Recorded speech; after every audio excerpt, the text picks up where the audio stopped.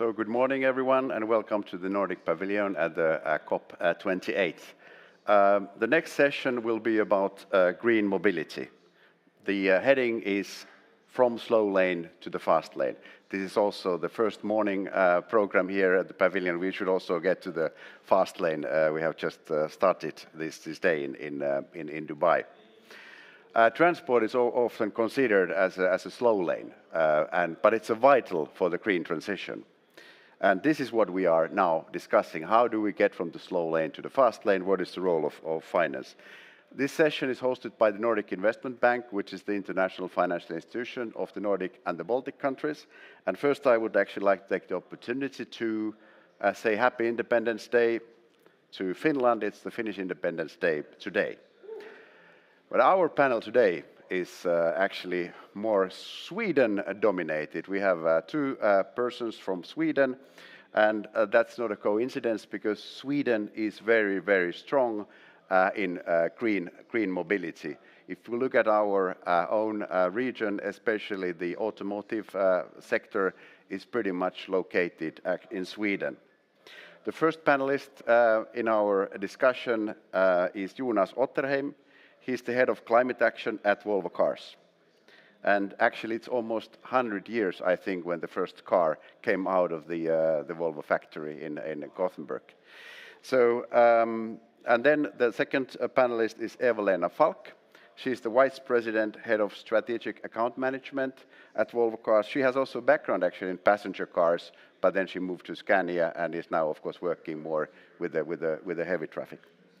Then we have Luca De Lorenzo, who is head of sustainability and mandate at the Nordic Investment Bank. NIB is very heavily involved in financing the whole value chain, not only in Sweden, but also in our region. And this is why we actually chose green mobility as a theme for our global campaign. Because NIB is part of the family of the multilateral development banks, which have run a campaign regarding climate. And before we actually start with the panel, we will show our episode, which is called Driving Decarbonization.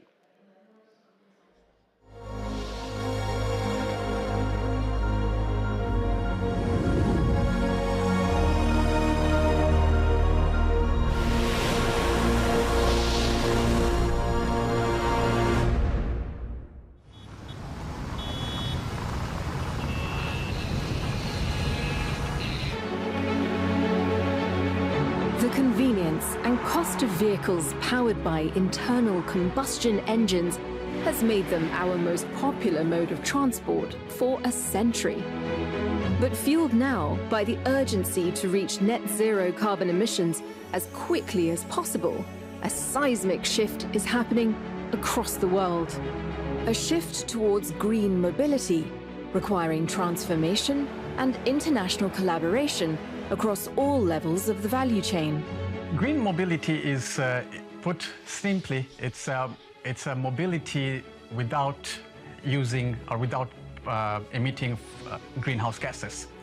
So we are looking at the transition where it's the electrified vehicles, but not only that, it's also, for example, using synthetic fuels. E-fuels will be needed to get there. For example, hydrogen is increasingly in demand and in need to support this vision.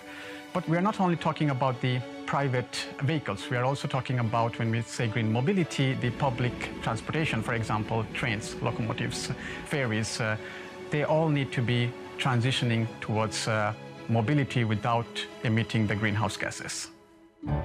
While 95% of the world's transport energy is still driven by fossil fuels, and the transport sector produces 1/4 of all energy-related emissions, new and emerging technologies are driving the transformation, from low to zero carbon vehicles to new power sources and digital infrastructure. And despite the clear intent to reduce carbon emissions, there is still a critical need to accelerate the speed of innovation across all levels of production, from the responsible mining and manufacturing of vehicles and batteries, right through to reuse and recycling. A transition which requires a scale of investment only possible through collaboration. For green mobility, we need many things to happen. So, for example, we need the renewable energy sources, we need the batteries for electric vehicles, we need charging stations, we need supportive regulatory laws, and we at Nordic Investment Bank, we don't necessarily only look at the green mobility from one lens. We take an entire value chain approach. We are financing projects for renewable energies in our member states. We are financing battery-related projects. So Nordic Investment Bank looks at this value chain approach, and we are financing projects that enables this transition comprehensively. The net zero transition in public mobility requires a rapid uptake of electric transportation. The Nordic Investment Bank providing significant investment to fast-track the speed and scale of change required, including more than $180 million in loans to Scania's research and development on new electric buses and trucks, $44 million to Northvolt for the ongoing construction of its large-scale lithium-ion battery manufacturing plant, more than $12 million to Helgeland Kraft for the rollout of electric vehicle charging infrastructure across northern Norway and an upgrade to a hydropower plant, and more than $420 million backing Denmark's state railway to transition its aging fleet into electric-powered locomotives. Innovation is central to achieve the green transition. As we stand here today, we have the right technologies, we have the expertise, we have even the companies willing to commit to this transition. But what we are clearly lacking is more of a private, public, and academia collaboration. So if we can bring or accelerate this partnership between these three key enablers, I would think that we would definitely move a lot faster with the transition, but also we'll see more of the innovative products and technologies to accelerate the transition. Governments play a key role, shaping policy, making strategic investments, and establishing regulatory frameworks that enable genuinely transformative initiatives. The solution lies in multiple stakeholders working together to reimagine a sustainable transport sector that also yields economic advantages. We are creating a whole new industry of batteries for electric vehicles. We are creating new jobs that comes with that. We are generating additional renewable energy into our grids. That again creates a lot of new jobs, that creates the socio-economic benefit to the member states.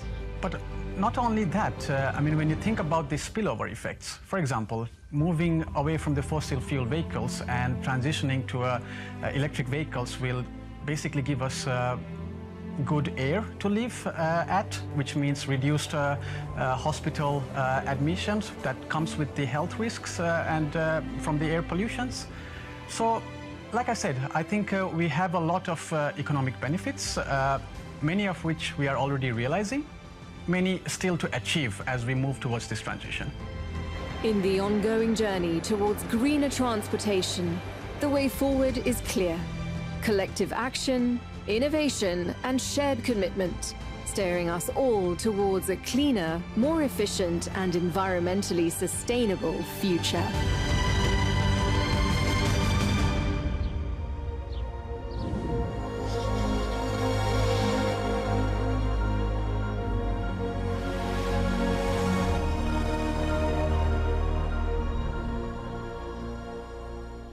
So this was the contribution of the Nordic Investment Bank in the Global Climate Bank campaign. But now we start our panel discussion. I think the first question could be quite general, that how do you think the human beings and goods are moving, let's say 2030? Maybe we start with Jonas. I think the first short answer is that we likely will move rather similar than we did today in terms of how we move. I think the main challenge we see from a car company perspective is that, of course, we need to electrify. and we will, by 2030, see a much bigger share of electrified or fully electric vehicles, well, hopefully globally, but at least in many markets that are currently running faster than others. Of course, this is a global challenge. Not all companies are transitioning as fast, but in some cases, well, the electrification is very much happening right now. So by 2030, I foresee that as a major change. Eva-Lena, a view from the heavy traffic. Yes, I think we see a similar pattern. We also believe that there will be a much higher share of zero-emission trucks on the roads in 2030. Not only electric, we also believe that biogas or biomethane will play an important role if we look at the global aspect. But perhaps the other aspect that we also need to add is that hopefully we will also see a much more, let's say, green heavy trucks running on the streets.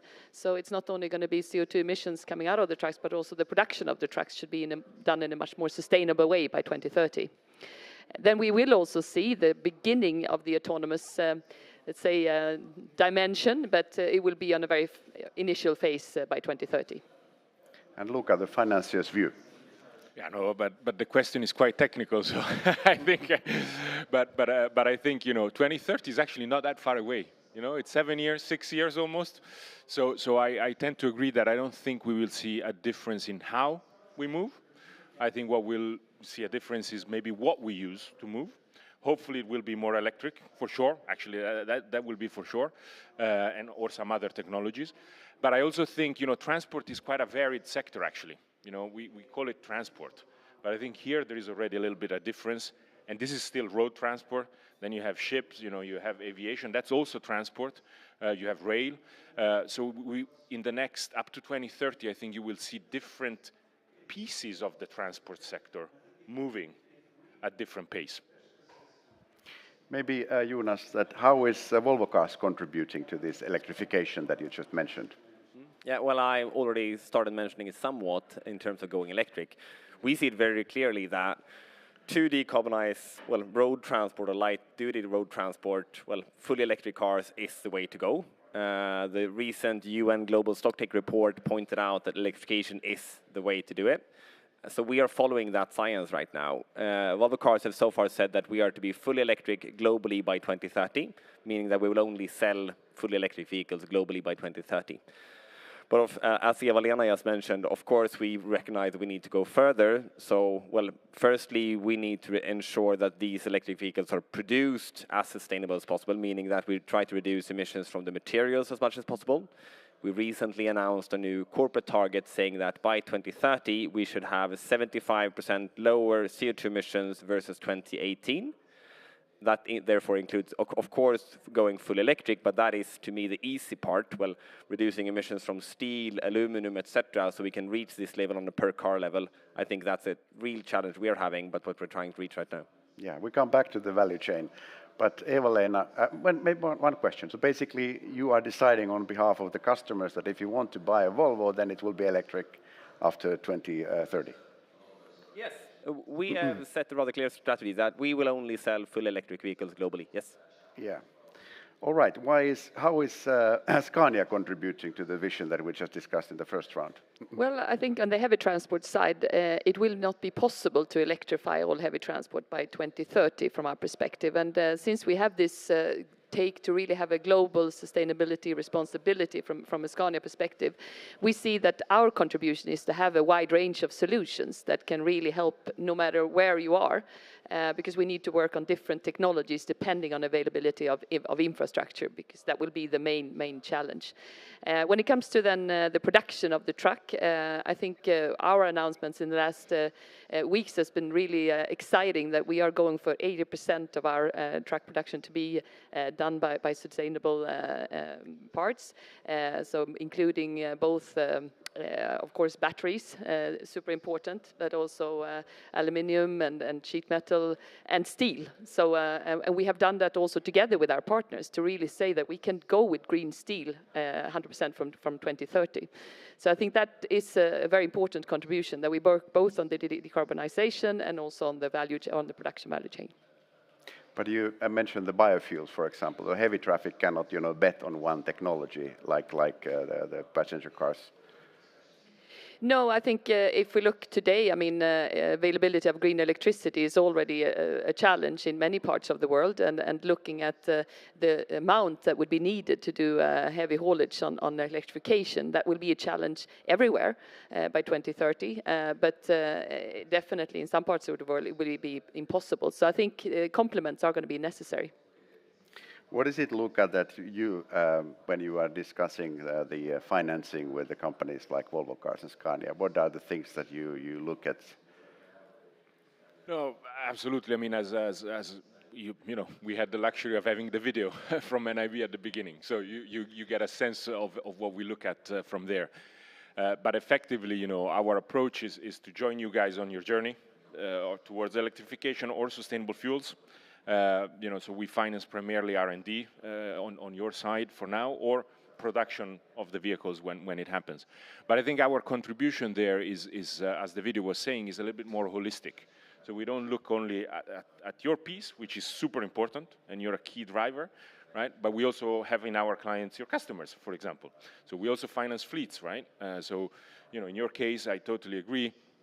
When you look at trucks, now which are used for logistics, you know, in smaller networks, you know, so city-based logistics, maybe there you can electrify. Longer haul, not yet. So you need a multiple kind of mix also in the fleets, and we look at these options basically. But ultimately, what we do is look for impact, right, throughout the whole value chain. Yeah. Can I comment? No, I was just saying, thinking that I fully agree. I mean, technology will actually not be the challenge. I mean, we will have technology available also for heavy haulage to be done for long transports as well.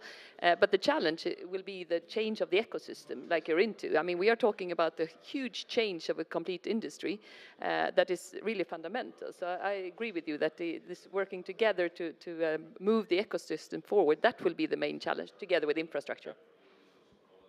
Yeah, I can fill in as well, because I think there's an interesting topic that we're touching upon here, because in the end of the day, we are, well, in different industries, we are, of course, in different markets around the world, and also the business models we try to support are, well, where customers, well, how they buy our products, of course, that's different. So therefore, we shouldn't perhaps not have the same strategy.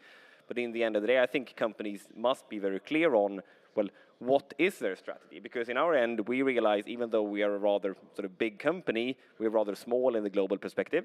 So therefore, we have taken a bet. We are going electric because we are too small to diverse and do everything at once. But this is a strategy we believe in, and therefore we are running for it. And I think that strategy might not be the right strategy for a truck producer to be like that precise, because I recognize that your industry is not where car industry is today.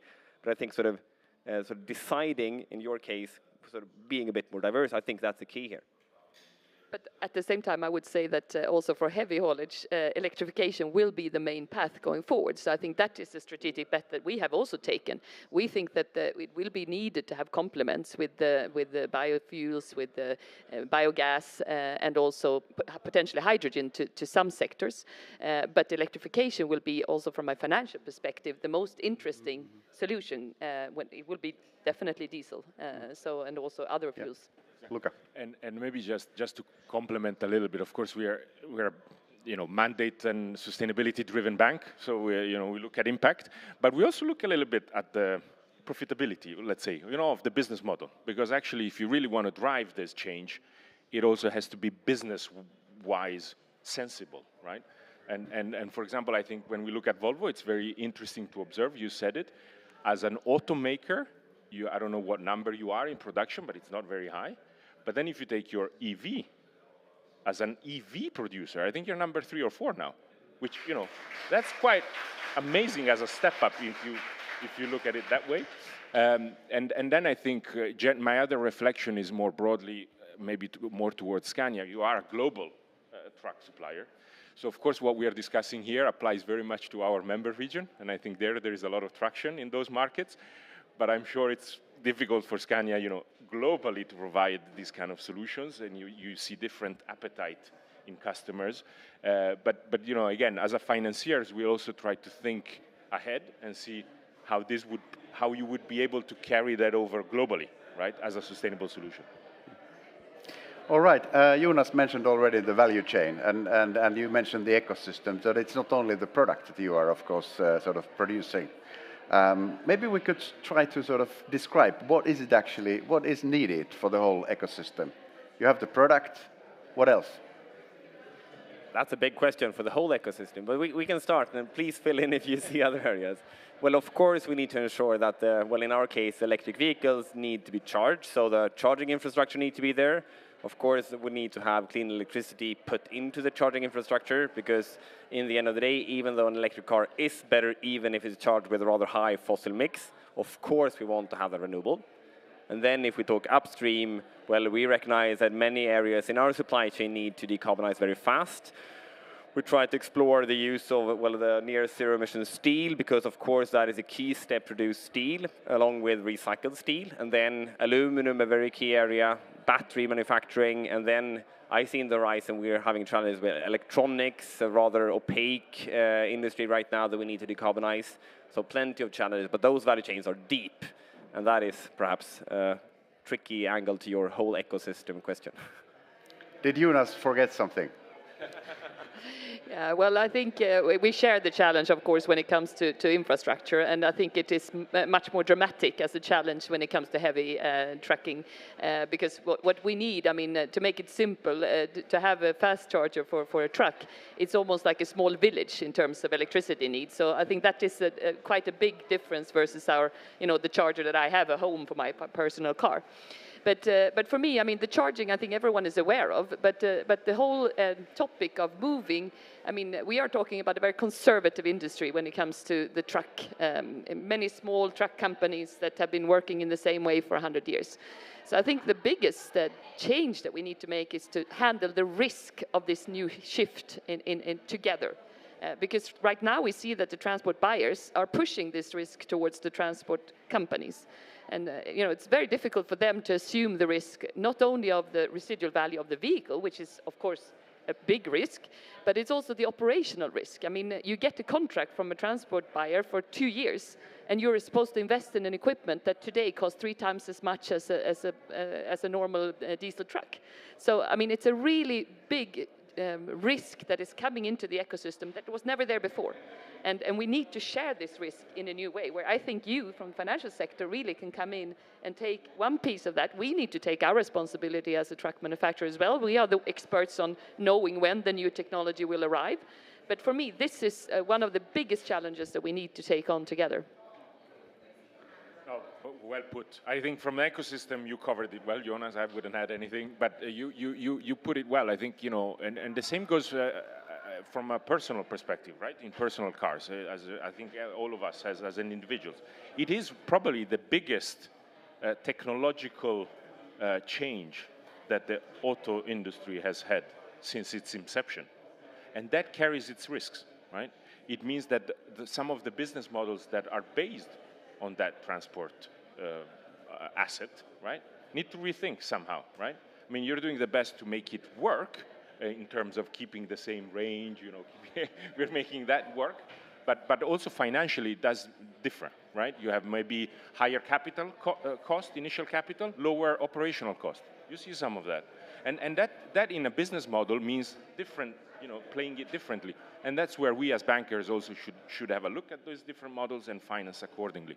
Absolutely. But, yeah. Can I fill in? Because I think both of you touched upon something that I think is interesting, that are also connected to where you started off with.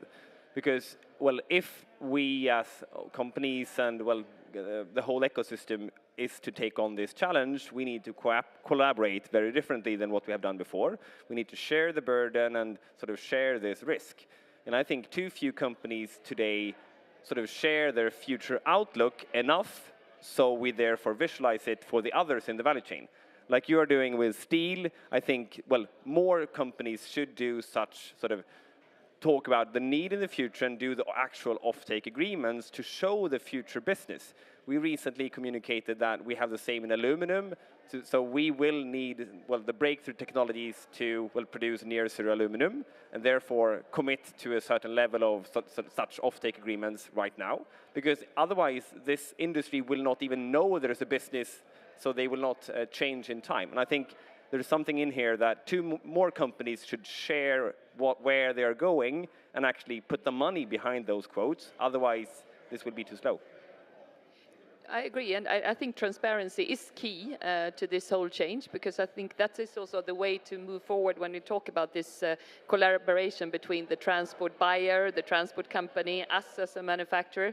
When we sit down together, we need to also in that dialogue share, and it's also new for us. I mean, transport buyers have never been talking to us before as a truck manufacturer. Now they come and they ask, so what is the technology going to be? Which is going to be the main technology going forward? Because they realize they need to learn about it.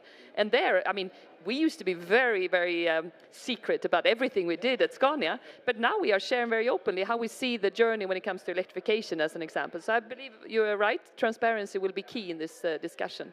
Another key, which just to add on one positive note to this, is that one, I believe, key to success will be utilization.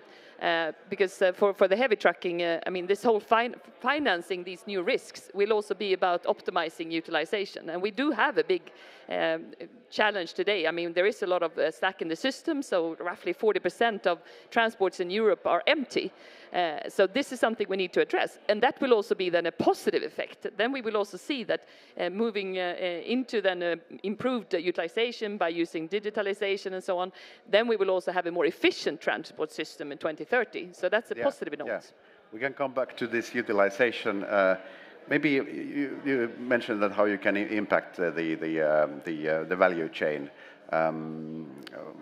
What are the biggest? Of course, steel is one thing that you want to discuss with the steel producers. You want to sort of buy sustainable steel. But what are the ways you can actually impact and influence your value chain? You mean from, I mean, we are, like you are saying, we are setting the demand now. I mean, we are saying clearly we need the partners that can step up and deliver a green solution to us. And that is our, let's say, that's where we are the customer, and that's where we are setting that demand towards our suppliers. And that's exactly what I'm hoping and seeing that some of the transport buyers that are also serious about sustainability are doing towards the transport companies. So for me, that is a key, is the demand setting by the customer, or the transport buyer, or the customer in this case. And then the financier is setting demand for the... Yeah, exactly. I mean, we set demands in terms of sustainability across all the value chain. So hopefully, you know, we help in that coordination or common direction at least. But I also had one, if I may, you're the moderator, but I also had a question for my... No, along this line, and do you ever think, or have you thought in your strategy discussions, you know, as players in this, where do you go in the value chain, right? So the ecosystem needs to shift. Now, the prime example, not to put, but, you know, like Tesla, right? Charging is a problem. They said, okay, you know what?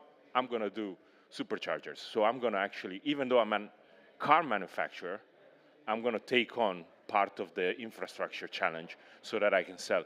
You know, have you had discussions of where to go in the value chain? Absolutely. I think that is a continuous strategic discussion in all companies. Well, if we just talk about charging, we so far have a view that we should not necessarily be the global charging infrastructure provider, but we do see in some countries where it's just lagging. So if we are to continue to sell full electric cars there, we need to help. So therefore, we are market by market evaluating them, and in some markets we have acted.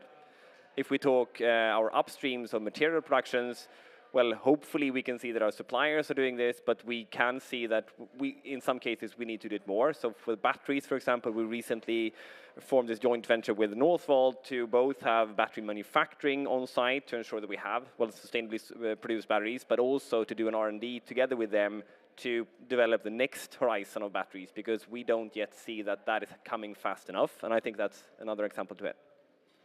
I think we have the same ambition level, and when it comes to infrastructure, we actually were the initiator to what is today Mylands, which is then the collaboration between, let's say, our worst competitors, Volvo Trucks and Mercedes, but where we are collaborating to put 1,700 chargers, fast chargers on the roads in 2030, which is going to be a good start. We still need another 9,000 to do long haulage transports around Europe. So I mean, it's a big gap gap still, but I think that's one good example of how we do it.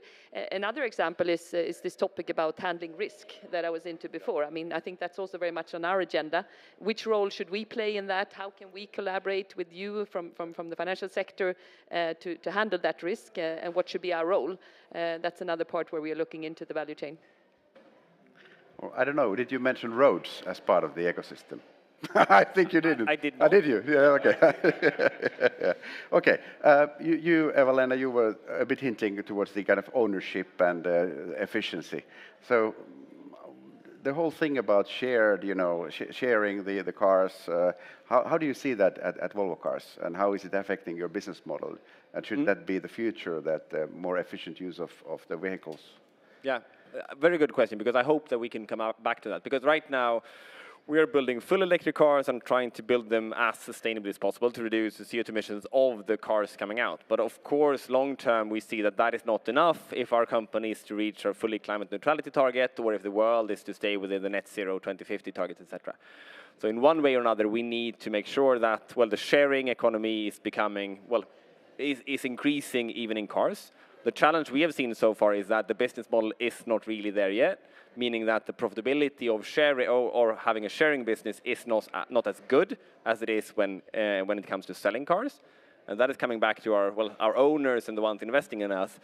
From their perspective, it's not as good business, which is of course a trade-off to sustainability, but we need to continue to explore such businesses to ensure we are ready. So our strategy right now is to prepare the cars so they can be shared or be part of, a sort of multimodal system, even though they are so far mainly, sold as individual mobility. But of course, we need to play a relevant part in the future mobility landscape as well, whatever that might be. What about heavy traffic? Yeah, I think this discussion is coming up already when we start talking about electrification with transport buyers and so on, that you see when you calculate the business case that it simply doesn't, today it doesn't work. There are very few cases that we can make work today with high subsidies in some countries. But in most cases, it is a challenge still. And then we often get the question, can we not share this equipment so that when we don't utilize it, or that we can use it for together with someone else? And again, I think we have an active role to play in the system to find these possibilities of collaborating, creating green lanes as an example, where we build both the infrastructure and we then share between different transport buyers so that we make the business case work by higher utilization. So I think it's an absolutely important topic. So Luca, NIB is of course relating to that, also financing many other forms of transport as well. Maybe you could also reflect the role of these passenger cars, heavy traffic in the whole sort of ecosystem of moving people and absolutely goods. And I'll come to that. I'll start maybe answering this utilization or sharing, right, which ultimately is about increasing utilization of the actual asset, which from a pure sustainability perspective makes a lot of sense. And actually, if you think about it, also economically, it should make sense, because you're utilizing more an asset. That usually is an efficient way of using the asset, and therefore also a better economic rationale of doing it. But somehow it's not that easy, right? I mean, the car has given us freedom. It's nice to own it because you can use it when you want, and sharing it, despite having digital solutions and so on, is not maybe the easiest thing to do. And I'm less familiar with the truck, but I think there is something around that as well, right? But from a financier, what is interesting is how you make that business profitable, as you said, so that it actually makes sense. But also, it implies possibly a change of ownership. And change of ownership, if you sum these are one single assets, trucks or cars, but if you sum all of them up, they're big numbers. They become big, amount of money. And so which balance sheet does it sit on? Who has the risk of the business? Suddenly becomes very intriguing from a financial point of view. I don't think it's difficult to solve. You can have fleet management, but it's different. At least it's different. So we would have to think about it. So that's around sharing and so on. But then, of course, you're right, Jukka. We also finance, as we saw in the video, rail transport, shipping. So there is something around. Now here in the panel we have road transport, but transport is wider. So you can also have a shift of mode, right? in the way we look at things, both for people or for good. That's something that we look at NIB also when we look at impact of moving things. Ultimately, the goal is to move people and goods. How, we don't really care, to be honest. But I'm curious, actually, maybe to hear from your perspective if you also follow this potential change of modes of transports. So will we, it doesn't have to be always a truck. Sorry to say. No, but I think I can comment on that in the sense that we are doing the same with our own supply chain. When it comes to our own transports, we are also looking into intermodal to find the most optimal sustainable solutions. So I think absolutely, but I don't think we should also be naive when it comes to other sustainable alternatives, because I mean infrastructure takes time to build, and one fast way to make it happen is that we have the technology available to do a lot of the transports already today with zero emission with the electric trucks. So I think that will be one main mode, but absolutely open to look at combination with others. Okay. Can I come back a bit more to the financial angle to this? Because I think you are playing an important role that we have not yet touched upon here. We see and feel rather big pressure when it comes to financial sector in terms of changing and becoming more sustainable. So, well, we are having ambitious climate targets, but companies like you also have that. We are reporting according to all these legal frameworks and having SBTi targets, etc. Companies like you usually have that as well. And due to that, well, we feel the pressure because you are asking, well, in your case, your suppliers or your investments to change as well, and are asking us the tough questions we usually ask our suppliers. And I think there's an interesting connection here because even though, well, we usually talk about our customers as, well, the consumers as our customer, but I think the financial sector here is also playing a very important role that should not be forgotten in terms of if you continue to push us, well, we will recognize that our owners, well, want us to do this, and that is usually helping companies change faster as well. All right. Now, actually, our time is almost out, so we with the final question. And that is basically, we talked about 2030, but now if you look a bit beyond that, a little bit more wilder visions that how are people and goods moving 2050. Jonas. I think we could likely talk about sort of fully electric, fully autonomous, shared. And I hope, at least when it comes to shared, that reality is coming closer. But we don't actually talk that much about 2050. We want to talk about today because we have enough challenges as it is. So we can sort of talk about those futures eventually. Yeah, I would share that. We are also very much action-oriented and here and now, and we find solutions here and now. But the one aspect that we have not talked about that I'm hoping will come into play already 2030, but definitely towards 2050, and that is the people sustainability, because this whole shift of the ecosystem will also lead to other opportunities. So some of the challenges that we have faced in our industry with the driver conditions, safety conditions inside and outside the truck, all of these things can also be handled, and hopefully we will see dramatic changes also in these areas going forward. So that's perhaps the dimension that I would then add on already 2030, but definitely towards 2050. All right, and Luca, last wild thoughts. Wild thought, okay, well, no, I think, I think to 2030, you're doing a fantastic job. We're going to change what we use to move around. I think, and I hope by 2050, we will also change the how, right? So it's going to be autonomous. It's going to, probably in cities, we might not even use them. We will use them only for longer trips. And so to 2030 or so on, it's the what, the asset. To 2050, it's going to be also the how. But I like your short-term action-oriented approach, really, very much. All right, thank you very much. And I think we made it. We started with the slow lane and we got to the fast lane and also in this debate. So thank you very much. Thank you very much.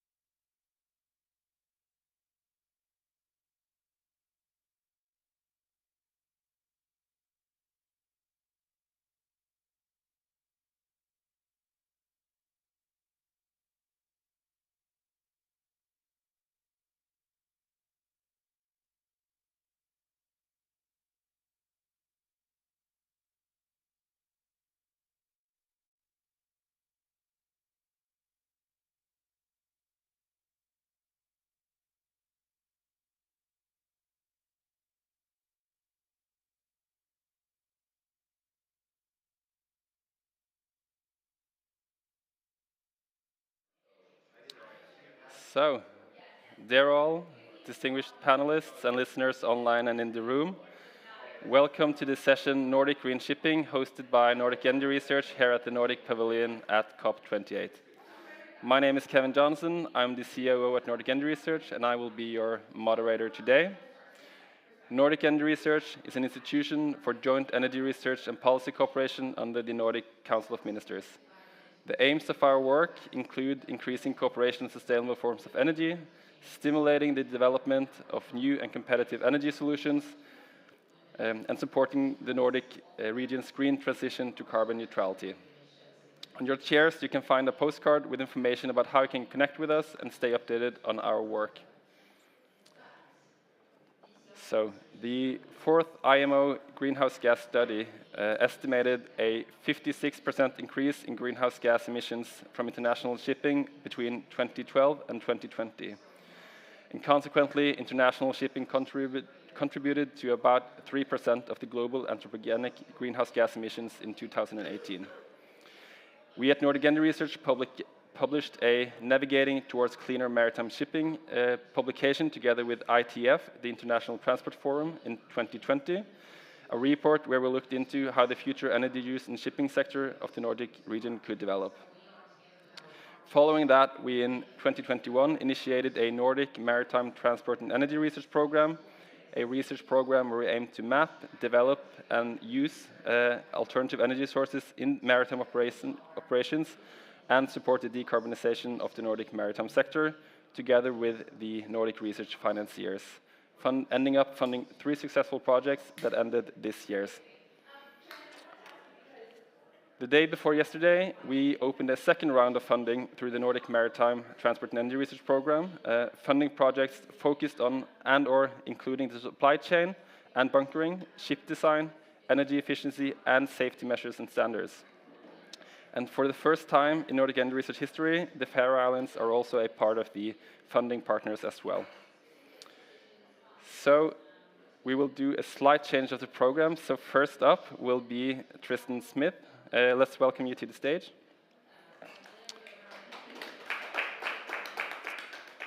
Tristan, you lead a research group of 5 research associates and 8 PhD students focused on studying the global shipping industry at the UCL Energy Institute. You have a background in engineering and naval architecture, and you have worked on ships and submarines before returning to the university.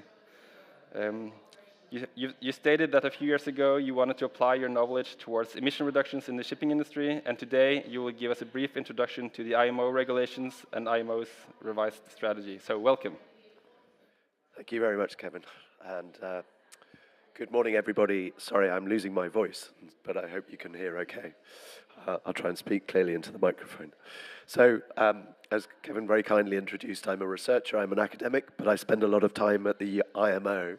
We advise a lot of countries, and I attend as a delegate of the Institute of Marine Engineers. A lot of our studies go in to inform the policies that they're making on greenhouse gas emissions. And in July this year, they adopted the revised strategy on greenhouse gas reductions that we were closely involved in. And I guess it's in interpreting that I wonder if I can contribute a bit to your event today. So I want to draw attention to 3 parts of that revised strategy. The first is the ambition statements. There is some language about reaching net zero around 2050. That bit is the least interesting from my perspective. The most important is the interim targets for 2030 and 2040. They describe in a sector, international shipping, that has previously not been held very much to account, an absolute reduction of 20 to 30% reduction of greenhouse gas emissions in 2030, and an absolute reduction of 70 to 80% greenhouse gas emissions in 2040. But because trade is growing, those absolute reductions are much more stringent for what the average ship needs to do. The average ship will need to do about a 60% greenhouse gas intensity reduction in 2030 on a 2008 baseline, and a 90% greenhouse gas intensity reduction on a 2008 baseline in 2040. It's now 23, so in 17 years, the average fleet, the average ship in the global fleet has to be 90% more or lower greenhouse gas intensity. You cannot do that just on energy efficiency, biofuel, blue fuels, carbon capture and storage. Those options are all off the table in 17 years' time, possibly sooner. So the only solutions that we are now leaving space for in the near future, in the time horizon of investments that are being made today, are hydrogen-derived, green hydrogen-derived solutions. So the ambition, the signal sent by that IMO revised strategy is incredibly strong to the technology pathway that the sector now has to adopt. So that's one element. The other element of it is that language in the IMO's strategy is unambiguously about well-to-wake greenhouse gas emissions. It's not just what comes out of the exhaust of the ship, it's what happens on land. And that's really important because that drives an investment case on land, not just on the technologies that are used on board. And then the third element, which is often overlooked, is to do with the obligation in the language to enable and contribute to a just and equitable transition. So there are many countries in the IMO process who are very concerned about how higher transport costs would have a negative impact on their economic development, on their growth. And the IMO's responsibility to acknowledge that, but also acknowledge the needs of countries that are existentially threatened by temperatures rising above 1.5 degrees, of which there are 55 odd countries within the Climate Vulnerable Forum, for example. Those countries are looking at all sectors that have pollution responsibilities and asking what they're going to do from a finance perspective. So those two elements create an interesting landscape for what the IMO does in 2025 when it converts that ambition statement into globally binding legislation that will drive business case. And one of them is obviously to drive the business case for some very rapid change in technology, but the other is to create opportunities for relationships, especially with lower income countries, to make sure that the technology transition is inclusive of those countries and to make sure that the way that this happens isn't just limited to the higher income countries like my country, the UK, like the Nordic region, where so much of the technology development is already happening. And it was very interesting to hear a panel, I don't know if anyone else was listening to the Lloyd's Register and Sustainable Shipping Initiative discussion on Africa's role, but the African delegates were very clear that their requirements were finance, technology, and standards, and that they wanted to be as involved in the high-value opportunities of this transition as everyone else. And that's a different landscape to the one we have at the moment, where finance of shipping, technology development is a very European-centric and a Scandinavian-centric area, and a lot of the manufacturing, the construction is in Asia. So we have two continents that are notably missing from the opportunities at the moment, which cannot continue. So that's one of the descriptions of what has happened at the IMO. I'd like to break this down into a couple of periods in terms of what this might mean next for the business community and where the opportunities that the commercial landscape can take are. So one of those periods is from now until 2027, 23 to 27, before any IMO policy enters into force. And that's a very difficult period because you're reliant on initiatives like the funding that you just announced, national governments to try and help. But we know that the scale of the finance assistance or the business case needed to develop long-run solutions, the hydrogen solutions I talked about, will be needed very, very soon. The business case for that is very difficult to do without an IMO policy or strong national policy. The only levers that we can point to are those that come from the customers of shipping. So initiatives like Zemba, which aggregate demand from first mover buyers of services of zero emissions shipping, for example. We then have the period 27 to 35, which is the early point when IMO regulation enters into force. And that's very difficult to anticipate now because there is no specific language that can enable business case. And then we have the period from 35 onwards where it's primarily driven by compliance with whatever the regime we have at the IMO. And I'd be really interested when we have a chance to discuss in comments after this how the corporates see those three periods and what they will need in each of those three periods in order to maximize the speed that we can move this transition. So that's what I wanted to do to set up the discussion, and I look forward to coming back at the end and seeing how it goes. Thank you. Thank you, Tristan. So next up is a distinguished panelist Her Excellency Miss Ingelin Strøm. Yes? She is the Minister of the Environment at the Faroe Islands, and in the 2019 parliamentary election, you were elected to the Faroese Parliament for the first time. If I'm correct, you're also the woman that received the most personal votes in the election, and you have studied the Faroese language and literature. So you're here today to give a brief introduction to some of the unique challenges that the Faroe Islands has in the green transition. Welcome. Thank you. Thank you for that. Ladies and gentlemen, thank you for the privilege of addressing you today as we delve into the important topic of green transition within maritime shipping and transport. In my capacity as the Minister of Energy, Environment and Climate in the Faroe Islands, I am deeply committed to steering our nation toward a sustainable and green future. Our target to reduce CO2 emissions by 45% compared to 2010 levels reflects the urgency of addressing our carbon footprint, especially considering that our current per capita emissions exceeding 20 tons per year. While this goal is ambitious for us, it's also a necessary one, and it propels us to be at the forefront of environmental stewardship. The Faroe Islands, despite being small, boast substantial renewable energy resources. On land, we have made commendable progress with half of our oil consumption already addressed. The ongoing electrification of heating, transportation, and industry, coupled with our commitment to 100% green electricity production, is a testament to our determination. The systematic installation of wind turbines and the embrace of electric cars have heralded a transformative area, marking 2021 as the year of peak oil. However, the maritime sector is responsible for half of our emissions, which poses a unique challenge.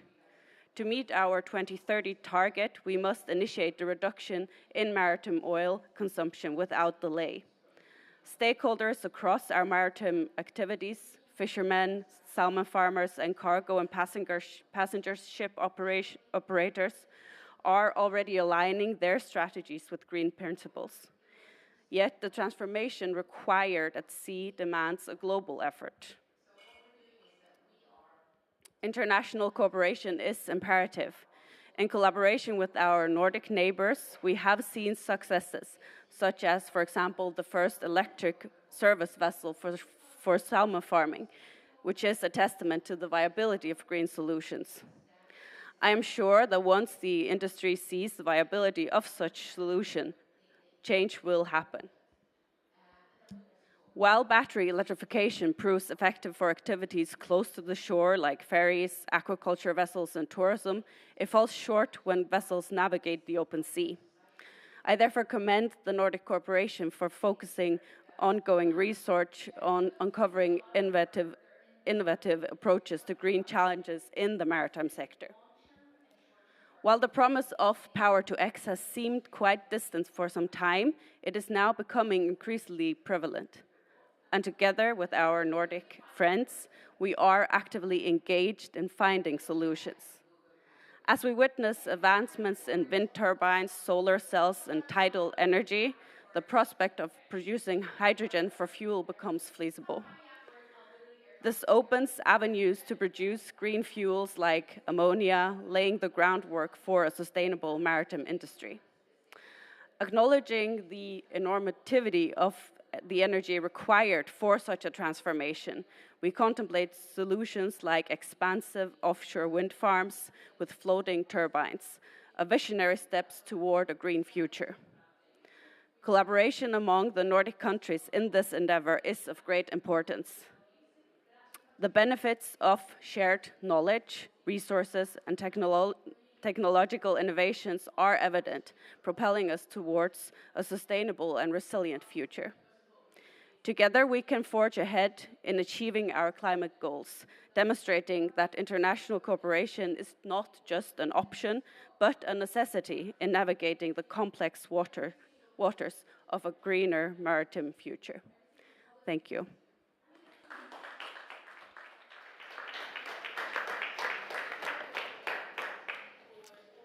So we will move on to our panel discussion. So we have one panelist stuck in traffic. So if you, Marianne, and you, Janne, could take the chairs, and then we'll see if Sundus will be able to join us as well. So first out will be Janne Junger.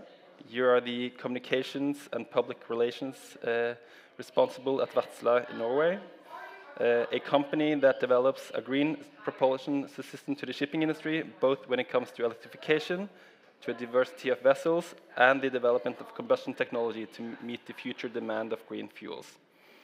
Wärtsilä is a Finnish company with a strong Nordic presence in Norway, Denmark, and Sweden, and the company have made strong commitments to develop green technology to meet the maritime and energy sector's need for new sustainable solutions. Janne has a broad experience in different fields as a journalist, historian, writer, and director of cultural institutions, but now you're a part of the shipping industry. And in your current role, you have been part of several groundbreaking EU and innovation projects. So, take the floor. Thank you so much, and thank you for the invitation. I hope this will, yes. I have a double role today because I'm talking from my position in Wärtsilä, but also I'm talking from my role as a communication manager for the SEEDS initiative. And we also have to thank the Nordic Council of Ministers because the SEEDS initiative was founded by Nordic Innovation in the start. So thank you for that. What I want to share with you is a journey we made that brought us so many unexpected ways. We ended up in Berlevågen in the Arctic, but a little introduction to SEEDS. We were in Wärtsilä, we were asking ourselves the questions, yes, we at Stord, where I'm situated, we do electrification of vessels, passenger vessels, ferries, all kind of offshore supply vessels. And we've done that for the past 10 years. And now we said, okay, what's the next step? We have to start investing in future fuels. What is the fuel? And how can we actually find it out? Should we go back to our laboratories at Wärtsilä and see what we could do? Or should we actually go out there, talk to the energy producers, the ship owners, and see what are other people's thinking and learn? So we put up this initiative in 2019 with big Nordic companies. At Aker Solutions were there, Equinor. We had the Danish ship owner, the FTS, the Norwegian ship owner, Grieg, and Wärtsilä. And we even have IKEA with us as the transporter, but they are so big that they cannot, their logo will not be shown in our work. But they were there and they said, okay, just do this. We want to cut our emission from the transportation with 70% before 2030. So deliver on that. That's your task. So what we first looked at in SEEDS was producing clean energy in the North Sea, green ammonia that we could store and produce and store and deliver out there. But what actually happened is that I said it took us so many strange places, and we ended up in Berlevågen in the north of Norway, which Marianne also will tell you more about. But the task here was given by the Minister of Climate in Norway, and they said, we are looking at Longyearbyen at Svalbard, because we're powering on coal up there. It's the place in the Nordics or in Europe with the biggest emission footprints. So how could we go from coal to zero? And they had a solution on LNG on their table, but they said, bring us forward. So we said, okay, how can we build a green corridor and make green ammonia from wind on Ragovidda in Berlevåg to be delivered to Longyearbyen, Svalbard, but also for other use to fuel ships along the Norwegian coast, and also the big hustle, the big Norwegian problem is to electrify the Northern Shelf. So how can we actually build these regional green corridors? So together with Norwegian partners, we build this coalition because in Berlevåg they had power, but they didn't have any grid. So how can you utilize all those remote places with power with no grid? And ammonia we saw as the answer. And so this is a kind of a regional ecosystem where you have an ammonia factory, you have the ship MS Green Ammonia that also is powering on MS Green Ammonia that comes and transport the ammonia up to Longyearbyen.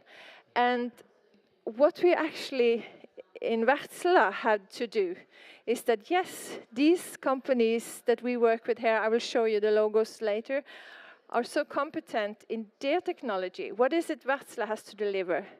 We have to deliver the combustion technology to burn the green ammonia. So that's what we have been working on the last 4 years. And actually 2 weeks ago, we launched the first commercial ammonia engine, the Wärtsilä 25.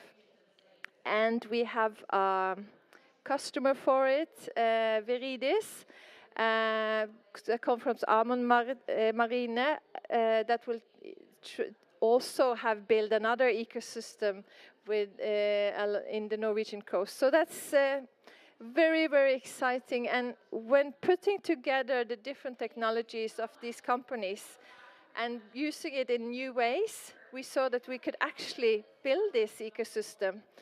And you can build different ecosystem along the coast and other corridors. But I have to also, yeah, have to also see that what we learned is that there's so many discussions you need to take with the local community, but I can come back to that. That's one of the taking the bottom-up perspective instead of big companies coming into the community and say, hey, we're going to put this up, but be there, have that conversation with them. So the travel of Wärtsilä, the journey we're on, is to take the core of our technology as the combustion engine, and we've been on the journey here to develop the technology for burning hydrogen and ammonia.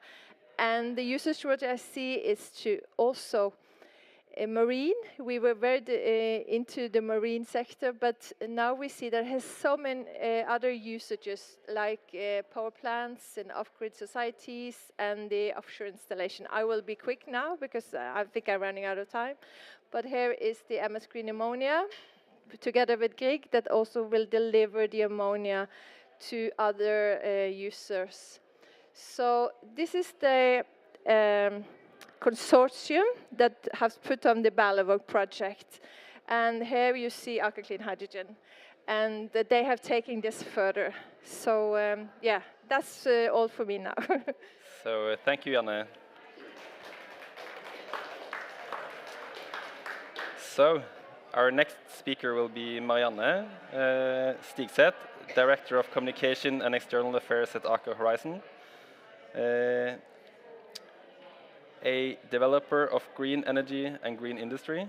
You have worked in the energy space in various roles for the last 15 years, spanning from oil and gas to clean hydrogen, renewable energy, and carbon capture and storage solutions. Prior to joining Aker Solutions, you have worked as a partner at Corporate Communications, assisting green energy technology companies with mergers and acquisitions, IPOs, and investor relations. And you started your career at the World Bank in Washington and has since held senior management positions at Bloomberg News, Extractive Industries, Transparency Initiative, and the EAT Foundation. So, welcome. Thank you. Is it on? Yeah, it is. Okay. So yes, I come from Aker Horizons, which is part of the Aker Group. And for those of you who don't know it, Aker is one of the biggest privately owned industrial companies in Norway. We have quite a long industrial heritage, 180 years. For 180 years, we've been breaking new grounds in the energy space, and we continue to do so today, now in renewable energy, carbon capture and storage, and hydrogen. And this is done through Aker Horizons, which is the energy transition vehicle of the Aker Group. Hydrogen portfolio, which comes from Aker Clean Hydrogen, encompasses several projects, but we have 4 projects under development in Norway today, both blue and green, through which we aim to contribute to the decarbonization of hard-to-abate sectors such as cement and steel and transportation, and most notably the maritime transportation. And I'd like to zoom in on 2 projects in particular that we're working on that are of relevance to today's discussion. The first one is our flagship project, Narvik Green Ammonia, which we're developing up in the north of Norway together with our partner Statkraft. And this is we're planning to build a 600 megawatt green ammonia plant with a production of 400,000 metric tons per annum already from 2028. And so that would be one of Europe's first large-scale green ammonia plants. The plant is located in the Norwegian power area of NO4, which might not mean a lot to some of you, but it's an area with an abundance of hydropower. We have central elements in place for the project. We have a 10-year PPA agreement with Statkraft. We were recently allocated 250 megawatts of grid capacity by Statnett, which secures us ample production capacity for the green ammonia. And so now the current status of the project is that we're working together with Statkraft to reach a concept select and a DG2 over the course of next year. And then the next step is aiming to reach a final investment decision in 2025 and start commercial operations in 2028. To date, the project has signed letters of intent with several major European energy, industrial, and chemical companies for over 3 times our planned production volume. And that's a key piece of the puzzle to get in place. And so now we're maturing, trying to mature these LOIs over to firm long-term offtake agreements. And then we'll also be looking for opportunities for off-takers, for collaboration with possible off-takers in Norway and here, especially the maritime industry. And then our second project, which is the one that Jane has already alluded to, is the one in Berlevåg, up in the Arctic. And so here, together with Varanger Kraft, Norwegian utility company, we're working on developing a green ammonia production facility to provide shipping industry and off-grid communities in the Arctic with clean energy. So the plan is to build a 200-plus megawatt green ammonia facility in the first phase, using, as Jan alluded to, the renewable power from Varanger Kraft's adjacent wind park at Raggovidda. We already have a 2.5 megawatt pilot hydrogen plant in place that's already in operation, being powered from the wind farm.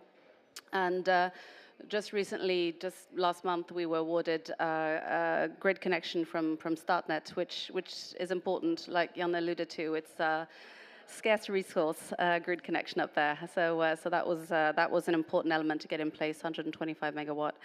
And so now the team is assessing how we can design a robust project with this foundation. And as been previously mentioned, we're collaborating with Grieg and Wärtsilä on who are developing this green ammonia-fueled tanker vessel that will ensure the transportation of ammonia from the production facilities in Berlevåg and to markets along the coast of Norway as well as Northern Europe.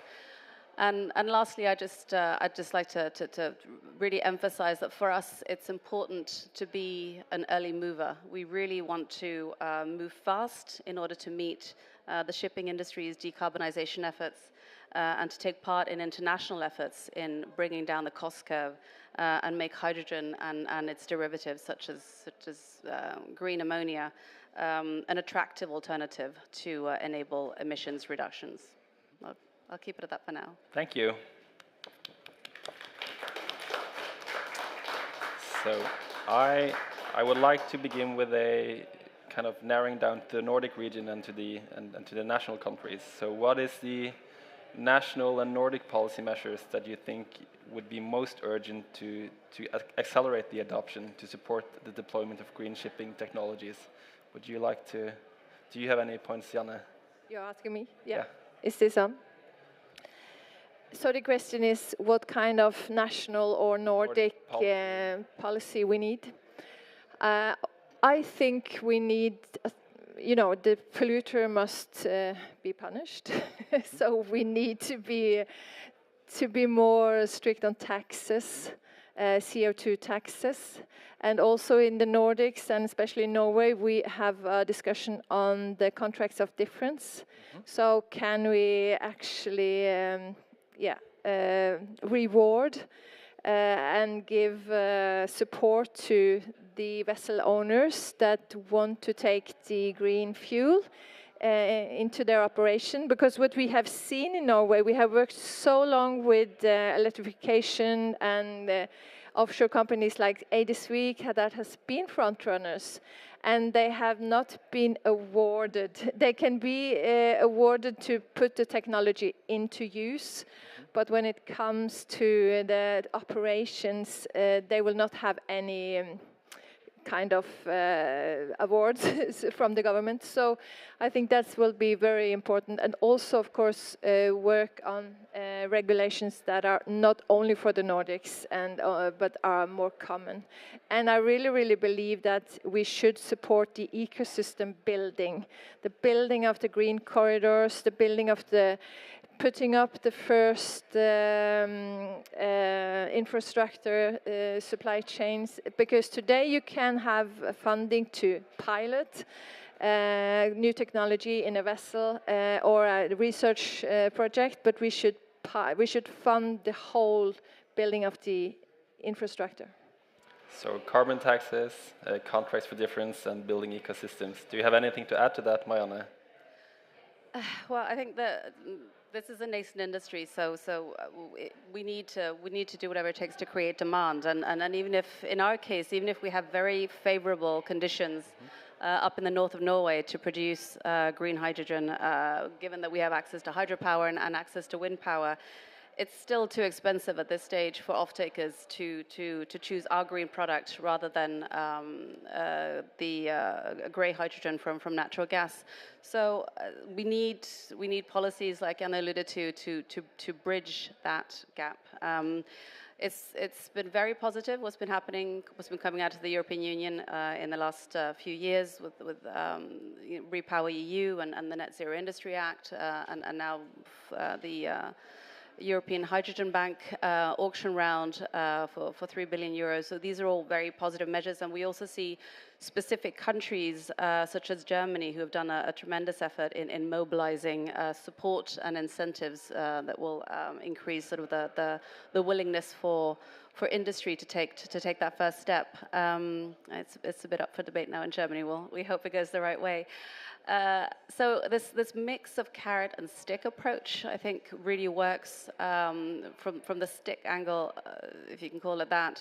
What we've seen with the adoption of the Renewable Energy Directive 3 earlier this year, which requires users of hydrogen to use 42% of hydrogen by 2030. That's an example of regulation that really stimulates demand and enables early movers to actually move, and that can get this market up and running.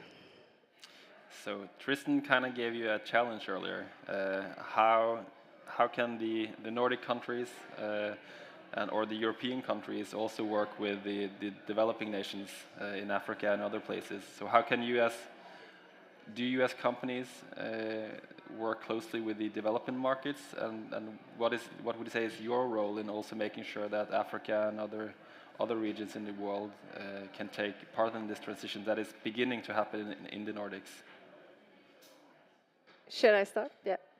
I think what we are doing in Berlevåg and building that value chain we can flip the map and we can do the same other places in the world, because if you build regional ecosystem like that, you can also utilize the energy you have at the place. And so I think that we can contribute in the Nordics with also what we have as a main asset, and that is trust. Because to do this, to build these chains, you have to have the trust in between the companies, like we have had.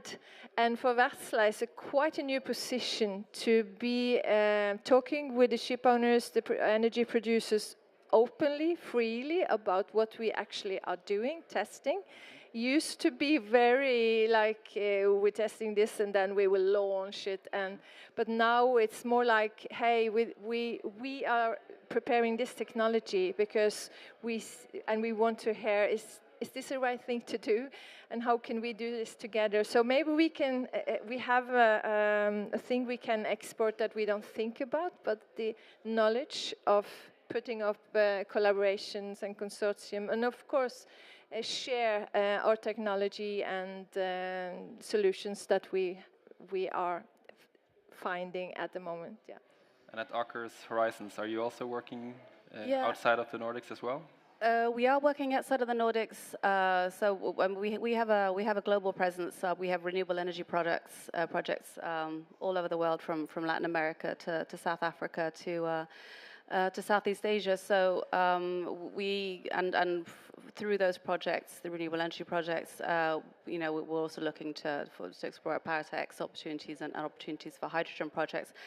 But I think what Janne said really resonated with me. I think this building of collaboration models that we could export elsewhere, because we see, again, that this is an immature market, and in order to get it up and running, we really need to bring cross-sectoral collaboration in the same way as we're doing up at Berlevåg, with bringing together the power producer with the ammonia producer, with the actual shipping companies that will both design the vessels that are going to bring this around and transport it.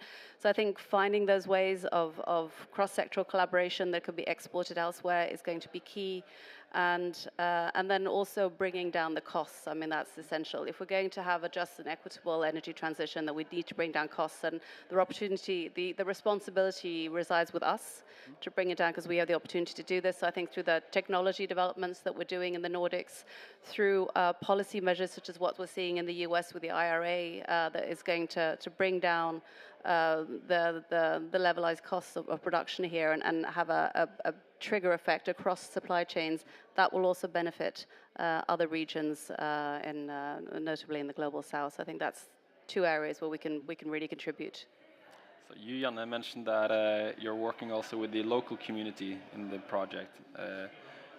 It's been an ongoing theme here at the Nordic Pavilion to secure that there's a just transition, and that you also need to include the whole society. So how do you as companies work to make sure that your projects are being accepted, that you listen to local resistance and so forth? How do you as companies work to mitigate that? Yeah, the Seeds journey has actually brought us to the local pub in Berlevåg and the pub in Longyearbyen, and we've been in the municipality meeting in Berlevåg, and that is places that Wärtsilä never used to go. We have been in the shipping sphere and the shipping meetings at North Shipping and all those kind of places, but to actually be part of the value chain work is then you have to work in a quite different way, because we learned this when we started to do electrification of the ferries in the Norwegian fjords, because we can deliver the technology. Yes, we can upgrade to a hybrid or a battery solution or something, but what about the fjords of Norway? They are going to charge there, and there's no power on shore. So we had to start talking with the local power companies. We had to start building this change already then. And then when we moved to future fuels, we saw that this knowledge we have to take further, actually, because we need to talk with the local energy companies, the other partners that come in, and also to secure that the vulnerable nature, the bird life, and if you talk about Ragovidda, you also have a Sami population with the reindeers that we need to be sure that all these are working together. So you have to be at what we called in the Nordic the folkemøte, or the public meetings, to just listen, and also to secure that you know what's happening in their mind and they know what you're thinking about. And in Sauda, they are putting up a green ammonia production plant. There's a little industrial community in Norway, and they have this green cafe.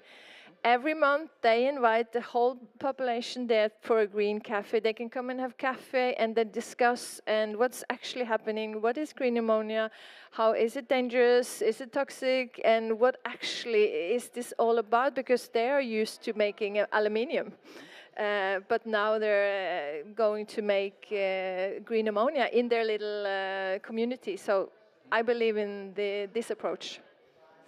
So I imagine that you at Aker Horizons also work closely with the local communities where you work as well, Marianne? Yes, absolutely. It's an important part of the project work that we do in order to be able to get going on some of these green industrial projects that we have planned up north. It's absolutely essential that we work closely with local communities. I mean, we need even though we have an abundance of hydropower, it's going to be a scarcity within the next couple of years. We need more renewable energy up and running, and the fastest and cheapest way to do that is wind on land. Which isn't always equally popular. So spending a lot of time with local communities, explaining the benefits and understanding what are the different interests so we can cohabitate in the best possible way, notably through reindeer activity, the reindeer drift and other activities. Getting the local acceptance from local politicians, having regular meetings, open town halls to explain and to take questions on any kind of questions they may have on security issues related to hydrogen production and ammonia is really important, and also to do our share to ensure that also the economic and financial benefits come to the local community, be it through green jobs as well as taxes. So this is an important component. So thank you to the panel. Give them an applause. And so lastly, I'm going to invite Tristan up again to give some comment here in the end. So Tristan, you gave them a kind of a challenge, and you can use, or you can sit there, and that's okay. And you tried to, do you feel that they responded? It feels a bit like an exam, doesn't it? Like, I gave you a challenge, and then, I know I'm an academic. Yeah, good job, well done. Sorry, is this on? Yeah. Is this on? Okay. Yeah, it's really difficult, isn't it? And it's really brilliant to hear what has been going on, and I was aware of your projects, but it was very useful to get the specifics. I think there's a bit that I would be really interested to see if you think it's possible to go beyond what you said. So exporting the mechanisms of collaboration and the structures that you've had to build in order to get those projects to go. I think that collaboration is quite culturally sensitive. So there's a way that you do it in the Nordic countries, which maybe isn't the same as the way that people in Africa or in Latin America will end up forming the equivalent, or are forming the equivalent structures. So I would guess that we need to look at the extent to which that's a direct export and the extent to which there's going to need to be a different model. But I wonder also if there's an opportunity for even more cross-fertilization or interoperation between companies that are in the Nordics. I mean, I know you're multinational and you're doing projects in all these other countries, but the level of trust that you needed in order to do your exercises, I think requires an openness in the international business community which isn't quite there yet. You know, we're seeing these initiatives happen in communities where everyone is already in a working relationship because they're neighbors and they understand the way that they do business with each other. But we need to, the speed that we now need to move requires us to break down something much more fundamental than that. And just to put an illustration on the speed that we need to move, the scale is at 600 megawatts. How many million tons of ammonia? 400,000. About 500,000. So about 500,000 tons of production of ammonia. The shipping industry alone, without the other off-takers, officially needs 30, striving for 60 million tons in 2030, scaling to 400 million tons in 2040. So we would not do this at that rate, as you know. We need to suddenly, explode is the wrong word, but ramp up so quickly from those first FIDs that you get in 2025, as you get your first FID by 26, by 27, those need to be going on an exponential curve, and the amount of collaboration and renewable energy and everything that's going to need is just going to need this a new level of international working, I think, beyond what we were just hearing. And I think that the reward will be there as well. So we've talked, can I go back to another comment that was made? You talked about the OPEX challenge, the fact that, you know, there is some evidence of the hydrogen bank and there'll be capital grants. But for the shipping industry to become an off-taker, it needs someone to underwrite the OPEX. Otherwise, the only ammonia that you produce will go into the chemicals industry and the others that have a national or a European regulatory framework. EU's Fit for 55 policy, sadly, does not make a business case for shipping to use a hydrogen-derived fuel in any volume until after 2040. So the EU regulatory framework does not drive this. You need the IMO, and the IMO is going to do it with equity at its core. So the chances of there being better subsidy for OPEX in developing countries than in the Nordic region is quite high for the shipping industry. And so finding the way in which, I don't want to make this into a mercenary, you know, go and set up a branch of your company in Africa because you'll get all the grants. But there is going to be an element of this where the European community, the Norwegian region, cannot subsidize the scale of OPEX that we need in order to make the shipping business case. And therefore, we need that IMO framework, and you need to look at how that IMO framework will actually be driving the subsidy regime, because that will be probably not in Norway. So thank you, the Nordic regions. So, thank you so much. I think we need to wrap up. So, thank you to Inge Lindström, Tristan Smith, Marianne Stigseth, Janne Junger, but also to the listeners in the room and online. For us at Nordic Energy Research, this was our last event here at COP, but we thank you all for participating, and we hope you will be back here in the Nordic Pavilion to see all the other events that are being held here. So, thank you, and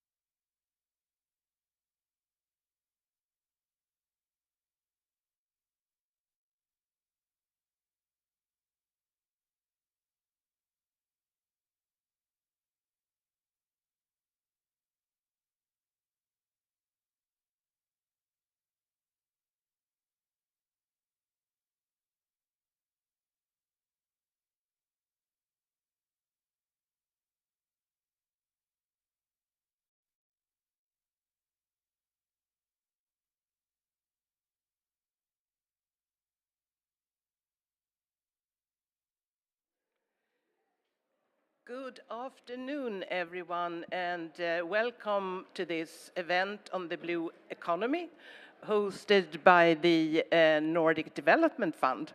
It's very nice to have you here.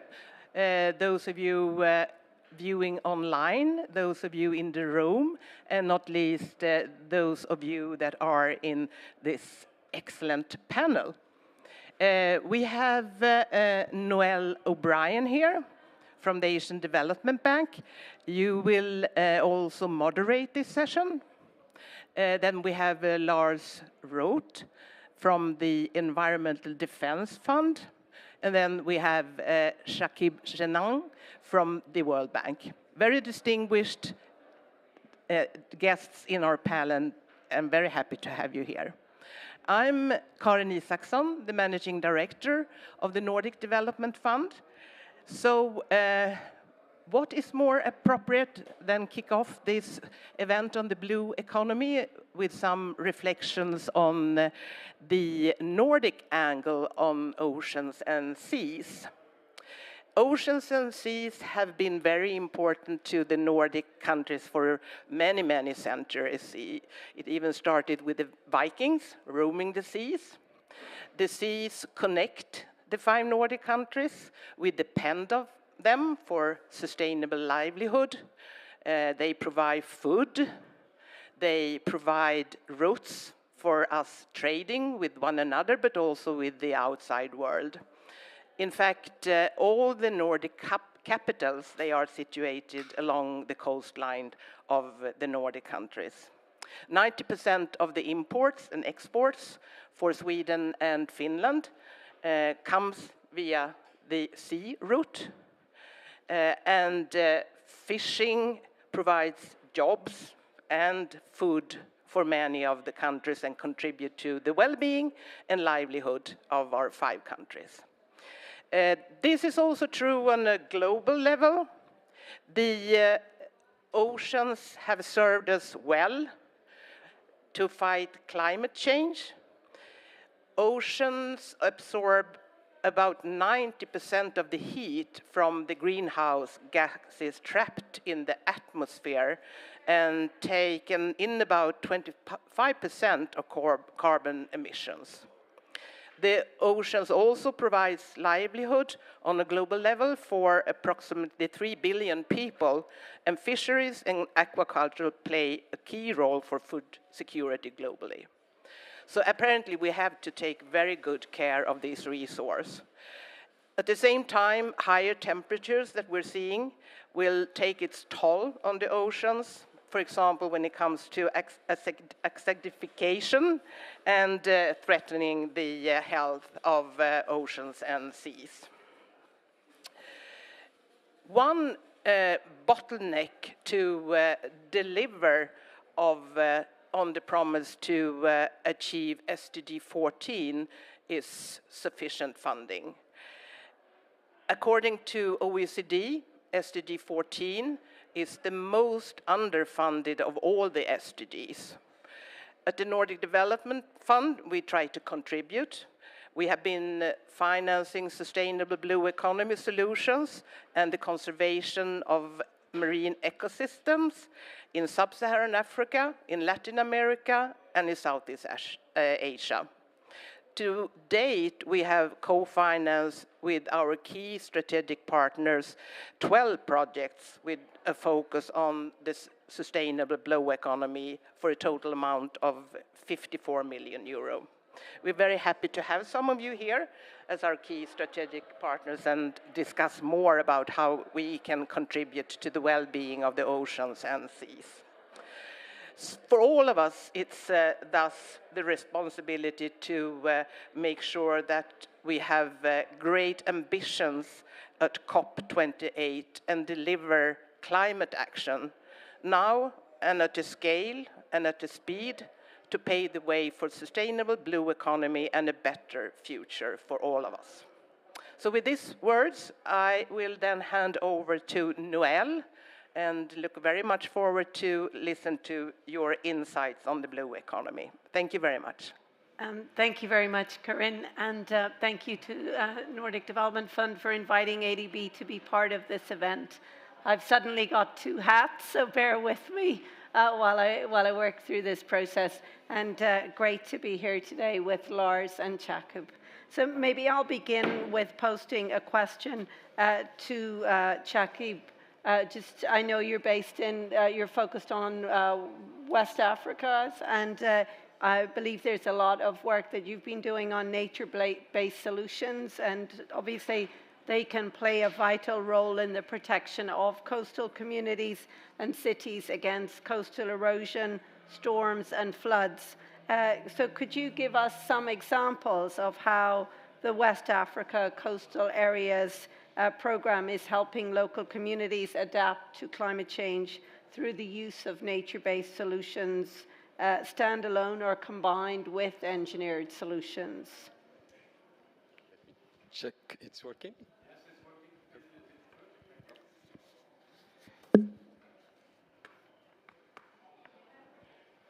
So thank you so much first for inviting me to this. Okay. Thank you so much for, first of all, for inviting me to this event, and let me also take this opportunity to thank NDF for the strong collaboration with the bank. So to set maybe first the stage on the blue economy and coming back to the work we are doing on West Africa, I would like to emphasize that it's a very important sector for the economy. In fact, the OECD estimates that by 2030, the economic value of oceans will amount to $3 trillion, with marine and coastal tourism accounting for the largest share of that, around 26%. Also, if we look at the number of people employed in the sector, FAO estimates that around 60 million people are employed worldwide in fishing and fishing farming. And most of this population are in developing countries. I think Karin has stated also that 3.3 billion people get 20% of their average intake of animal protein from the fisheries sector. Now, coming to your question on what the bank is doing in West Africa, also in partnership with the NDF, we have put in place what we call WACA, the West African Coastal Areas Program, which is directed to preserve the coastal areas. And here we implemented mostly nature-based solutions that are either standalone or also combined with engineering solutions. I will focus on two examples, the one for Togo and Benin. And in fact, it's a regional one, because we know that if we do something for example, in Benin, and we don't do the same thing in Togo, it will impact negatively the whole system. So this is in the case of Togo, we have put in place, and Benin also, a cross-national ministerial coordination to oversee the joint climate modeling and engineering scenarios, and then the solution that was selected consisted of groynes, beach replenishment, water breakers, coastal dunes, and 6 million cubic meter sand motor. And the sand motor distributes beaches such beach sands along shore with natural coastal currents. The benefits of these soft solutions is that the beach sediment is distributed naturally by waves action and allowing local fishermen to continue their practice of beach scene fishing and pulling up their boats and equipment for maintenance any part of the coast line. So in terms of some impact that we have achieved, it's around 27,000 households are now less exposed to coastal erosion and flooding. Over 27,000 hectares of natural habitat in the coastal zone have been restored, and around 4,600 full jobs have been created. Another example, just briefly, on Mauritania, which mostly consists on dune fixing, and here we it's not based on engineering solution. It's mostly nature-based solution, and this is consisted of planting thorny branches and vegetations as to hold the dune sands in place. So let me stop here and back to you. Okay, thank you very much, Chakib. I think it will be benefit to maybe, you obviously have some video links for these, do you, on your websites, just to understand exactly how these technologies work. But thank you. And Lars, the transboundary nature of ocean and global connectivity of marine ecosystems has already been mentioned by Chakib, but it requires the effective establishment of partnerships. So how does EDF work with different countries and actors to collaborate on the sustainable blue economy? And can you share some initiatives that have been led by EDF? Sure, happy to. And first of all, let me say how pleased I am to be here among friends and family, having been a long-time board member at the NDF a couple of years ago now. It's really great to be back here. Maybe I should start off just to say a few words about EDF, because not everybody may be familiar with us. EDF is an environmental NGO based in the US, but working out of 30-plus countries in the world. Having climate as our main goal, we are focused on the big emitters, and that's why our work so far has been focused on the US, on Europe, on Asia, on Latin America. But part of the role I am tasked with, being part of government partnership, is to bring our work to a truly global level. And so we are also looking into opportunities in Africa and elsewhere. That's just as a start. Why am I here? Well, fisheries and oceans has been one of our oldest work streams at NDF. We have been working on these issues for over 20 years with a particular focus on Latin America and Asia. We heard the numbers. I won't repeat them. But of course, what we can say based on the experience we have gained is that around the world we have seen that well-managed fisheries demonstrate every day that they can be a cornerstone of a coastal economy that sustains livelihood, it protects biodiversity, and it produces high quality and low carbon nutritious food for millions of people around the world. So there is an important health dimension. There's also an important climate dimension in it. And of course, the livelihood of 820 people depend on fisheries. At the same time, we all know, of course, that climate change is a threat to small-scale fisheries. And overfishing is, of course, also a threat that is growing. And it is important to address both issues because of the fact that so many people depend on fisheries, both for livelihood reasons, but also for their nutrition intake. So some examples of the work we do. As I said, traditionally we have been focused on the big emitting countries. So I would start with some of the work we do in Asia. Indonesia is one example.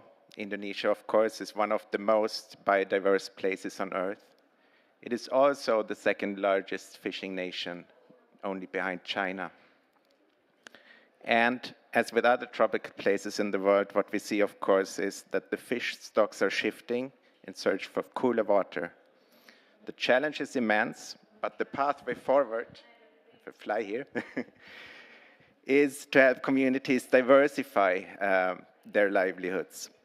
So one example comes from the region of Lampung, where a group of entrepreneurial women went together to partner with EDF to come up with innovative solutions. Lampung is the center of crab fishing, but almost all the crab meat is exported to other countries. So even though rich on nutrition, the local population does not benefit from it. But it does create mountains of waste of crab shells.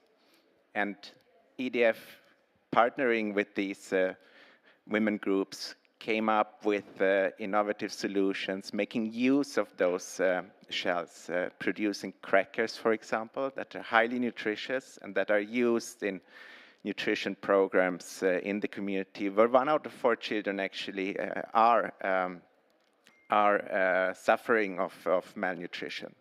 So this is one example. Moving a bit further, but still in the region, and that's the Philippines, where we also have been doing work for many, many years now. And the focus there is mainly on aquaculture. What we are trying to do is to demonstrate a sustainable model for regenerative aquaculture, which stores carbon while also providing food and livelihoods. We are testing the benefits of integrating farming of mussels and seaweed. Both, of course, are very resilient food sources. They are nutritious. And, of course, we also look at the possibility to use seaweed to make products that also form a livelihood source for the people living there. One last example, maybe, in Cuba, we have been working, even though we are a US organization, we have been working in Cuba through local partners for many, many years, supporting sustainable fishery management solutions to end overfishing, to protect the rich biodiversity of the Cuban coasts, and also to secure resilient livelihoods for the almost 50,000 fishers living there. We have partnered with local organizations in Cuba to conduct joint science, to build capacity on sustainable fisheries and marine conservation, and to grow an island-wide learning network that is facilitating dialogue among stakeholders and governments. Since we are only present in 30-plus countries, we are also looking into the opportunity to partner with others who have their boots on the ground, because we don't believe that, like other NGOs, we need to be everywhere. We want to adopt the principle of locally led that you hear about here and have been for the last couple of years on adaptation into all our activities. And so looking into other countries of the world where we are currently not having our own people, like Bangladesh and Ghana, we are looking into the possibility to partner with ActionAid, who does have people on the ground, because we do see that their agenda, which is very much focused, of course, also on adaptation, but also on environmental justice, very much aligns with the work we do. And you will hear more about that, hopefully, the next time around. Okay, thank you very much, Lars. And just talking a little bit from the Asian Development Bank side, we are obviously have the 14 Pacific countries that are part of our part of ADB, and also all of the context on coastal Southeast and South Asia. So it's been great to have the Nordic Development Fund and the trust fund that's been established. It's the Ocean Resilience and Coastal Adaptation Trust Fund, ORCA, and the work that is going forward with that. Just maybe just a little bit of context. So if you consider in the context that multilateral development banks have traditionally invested in standalone investment projects, and that they have a project cycle that it comes onto the project pipeline. So what we're trying to do with ADB in our Pacific SIDS, but also in other countries, is to do a lot more upstream work, which helps, some of it maybe in the context of the NDCs, others in the context of the national adaptation plans, and particularly in the SIDS context, dealing with sea level rise and coastal inundation, is how do we design investments that will really make a difference in long-term resilience? How do we ensure that when we invest in an adaptation action that has an outcome, that outcome is part of a pathway to longer-term resilience? So this is really part of the approach that we are taking right across ADB, but very much value the support that ORCA brings to that, because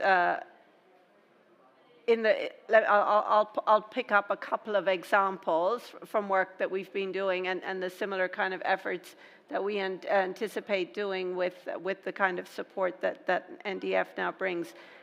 In the Tonga context, where you have a whole island, and the government takes a decision on a single bridge or a single road. Now, the traditional approach is that that bridge comes onto the ADB pipeline and it absorbs a very substantial amount of the SID's grant or loan, depending on the context of each country. But what we're trying to do now is to say, okay, let's look at the whole island context. How does it look when you have a sea level rise or storm surges from Category 4? And so what does an investment look like in that kind of context? Does that bridge, does that road, does it still relate to the future population? Does it relate to livelihoods that will be there? And do you get the kind of return on it? Or are there alternative investments that can make a difference, that potentially cost less and bring a lot longer investment? So I think, and ADB is shifting to take that kind of approach. I think if we don't do that for the foreseeable future, we have very much the risk that some of our investments almost become maladaptations because they don't look at that context, or they become stranded assets because land is elevated or development pulls back from the coast. So this is really an important part of the considerations. Yesterday, I joined the coalition of atoll nations.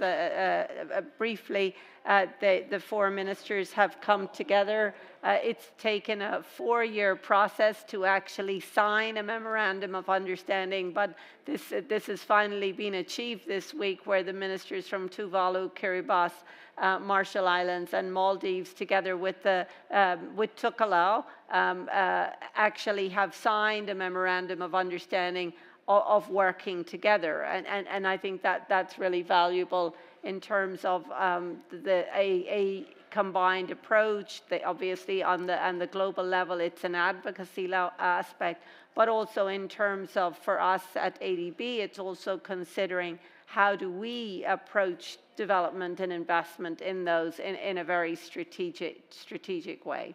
So I'll leave ADB at that, and I'll put back my other hat. And Shakib, if I can come back to you. And so let's look at the question of financing the sustainable blue economy and some of the opportunities and the challenges. So according to the state of the blended finance report recently published by Convergence, innovative financing solutions for the blue economy are becoming more mainstream.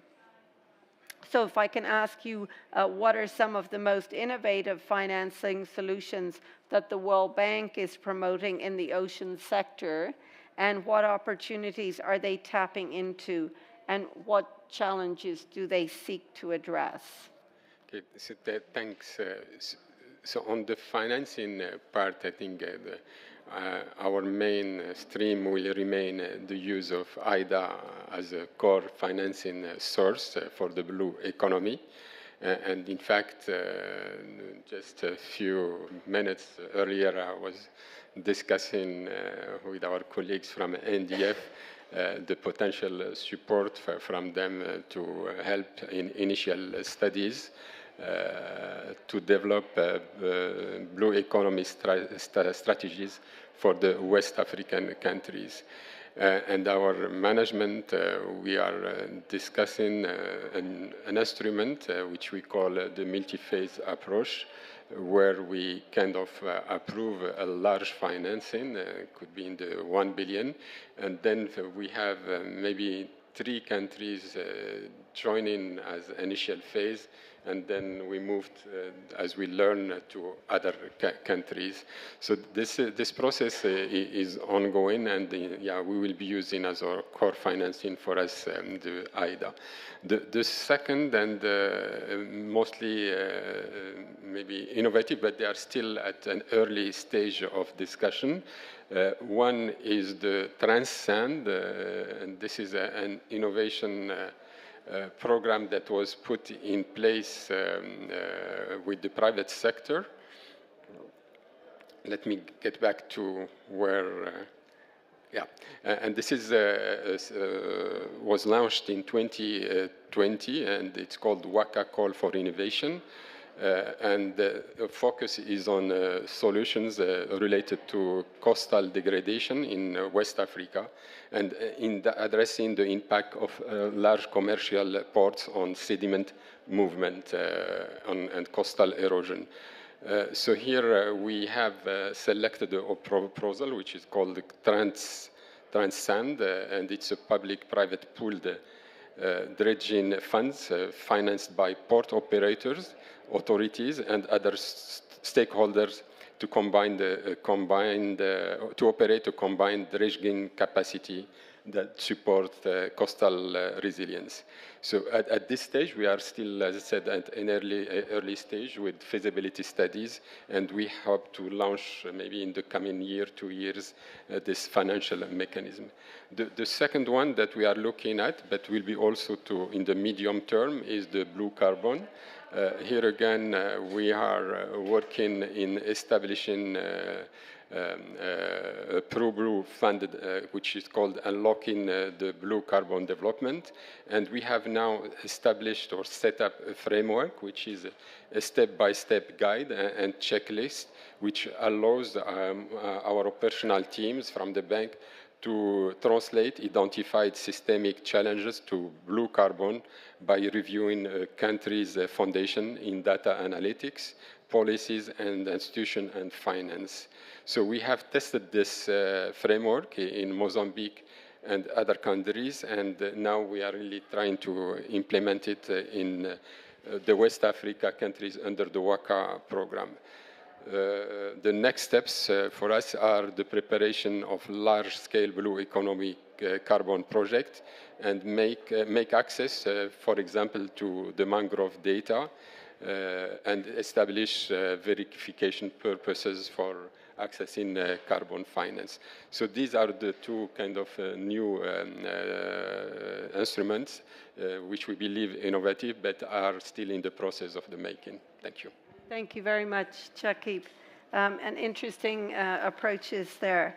And Lars, from the perspective of EDF, I think I got mixed. Did I swap questions around? So maybe I can ask you about the sustainable fisheries management. Is that okay? It can significantly help meet the increasing global demand for food. So what sustainable blue economy initiatives are EDF supporting to help address food security in low-income countries? Yeah, well, I already gave you some examples of projects that we are working on, right? But what I can talk about is other forms of partnerships that we are equally engaged in, and I will give you 3 examples. One is that EDF is hosting and staffing the Secretariat to the Aquatic Blue Food Coalition, which was formally launched at the UN Ocean Conference last year, I believe. And the coalition is a group of 30-plus governments, NGOs, academic institutions, and private sector actors that are dedicated to ensure that blue foods, including fish, shellfish, and marine plants, can reach their full potential in both tackling hunger, malnutrition, and poverty, and building more resilient, equitable, and climate-smart food systems.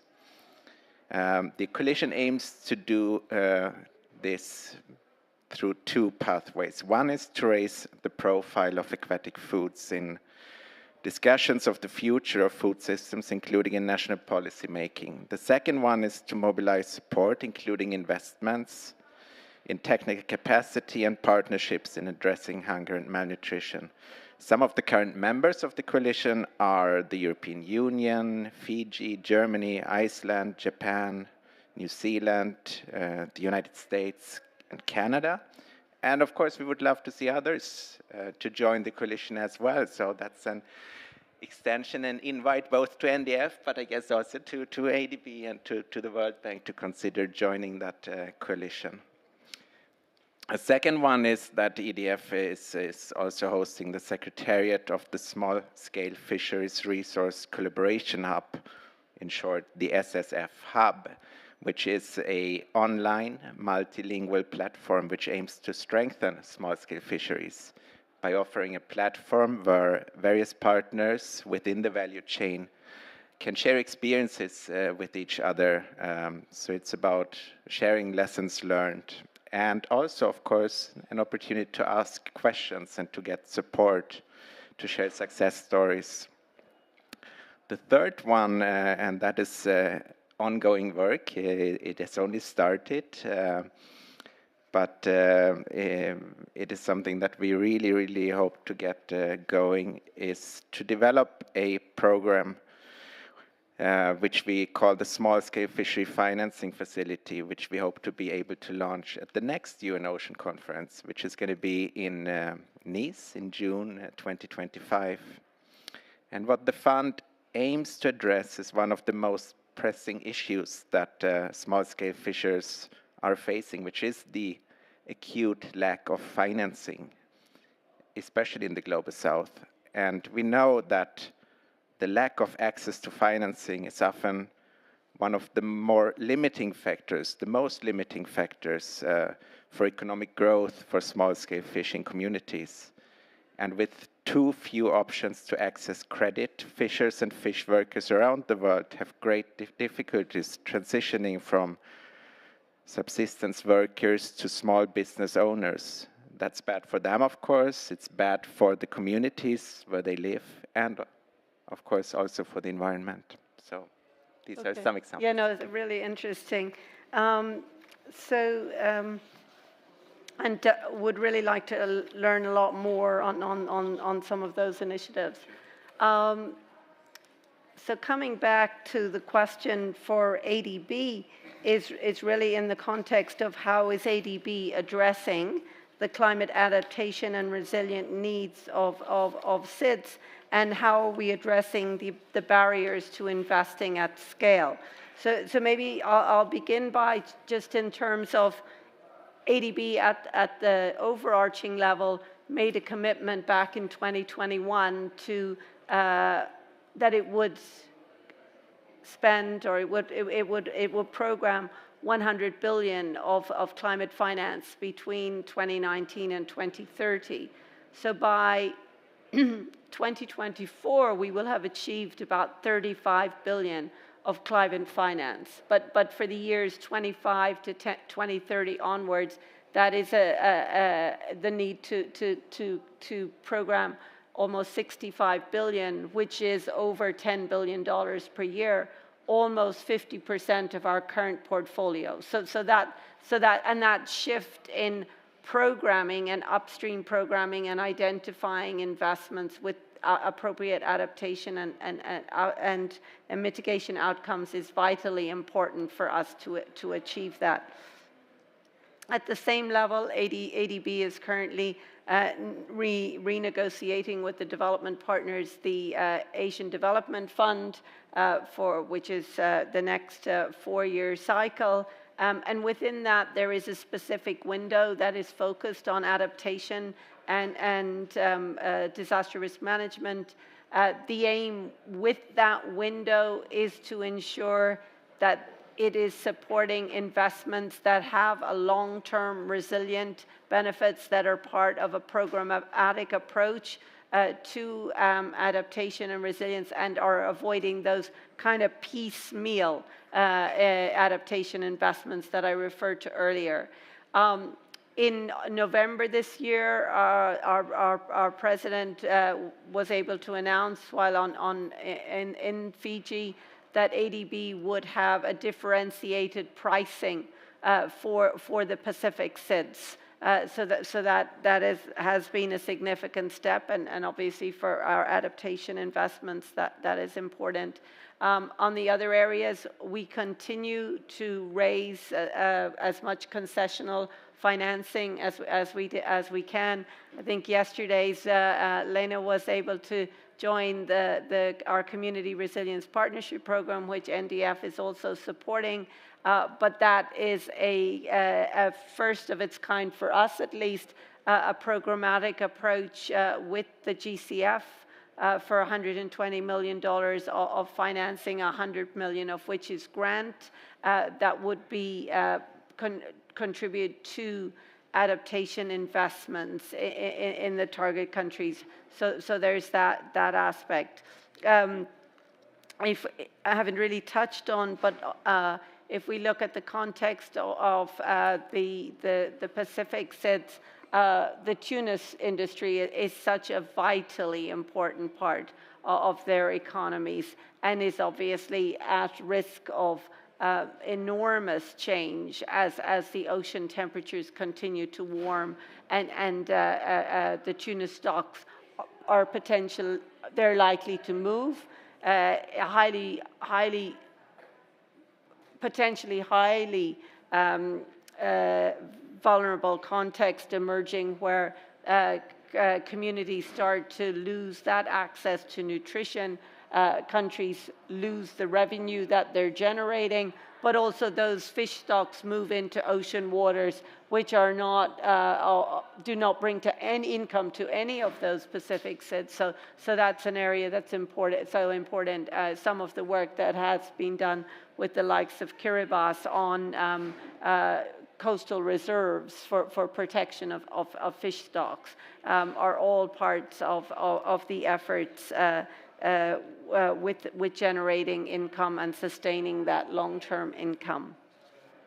So maybe I'll leave it at that and before I come round to the last set of questions, maybe I can ask members of the audience if you would like to raise any particular questions today.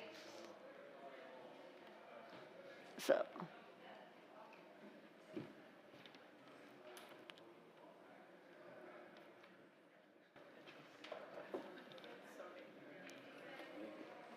Do we have a time check? Can I check the time? Okay. We know that the ADB has expanded its green bond framework to include blue bonds as well. Can you share the experience of the ADB in this in issuing the blue bond? Okay.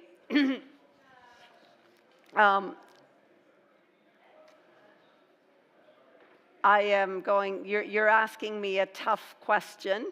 I am working on I'm the director of climate change.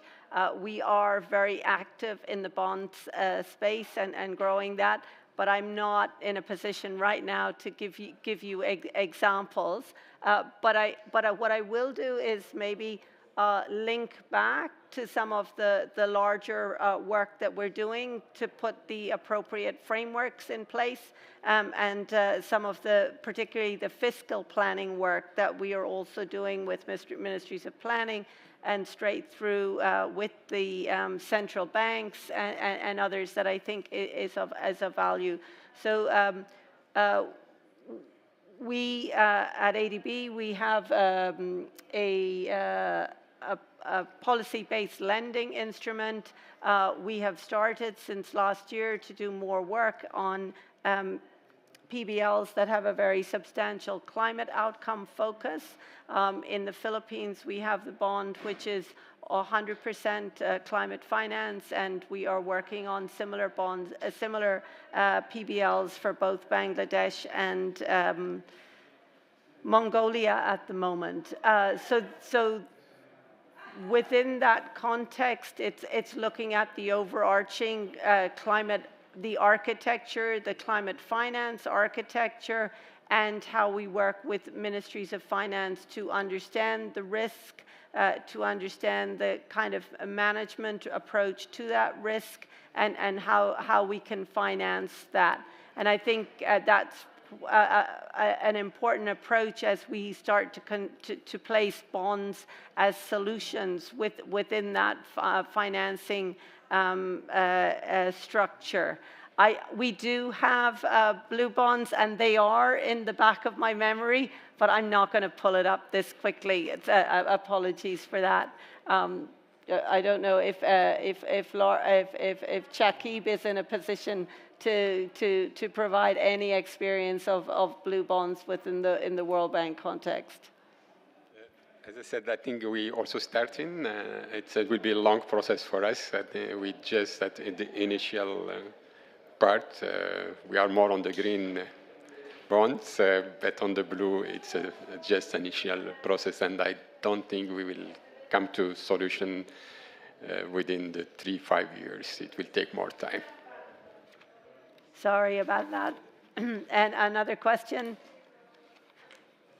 Thank you. I'm Michael from Uganda, East Africa.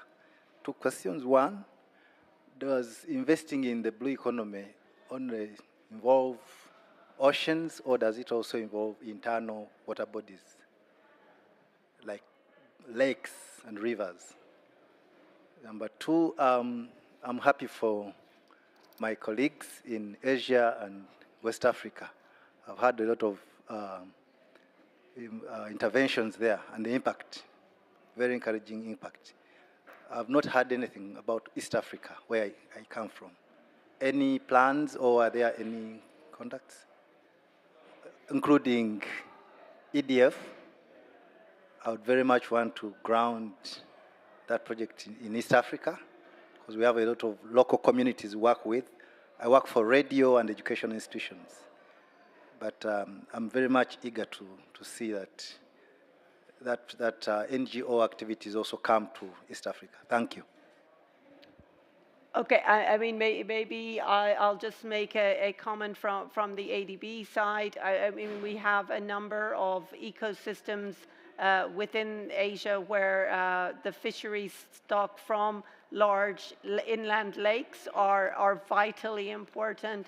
They're part of the food, nutrition, and we are involved in, traditionally involved in various kinds of initiatives in those, from protection of flooded forests that are similar almost to coastal mangrove systems. They're important breeding grounds for fish stocks, and all of the kinds of fish management engagement that goes along with that.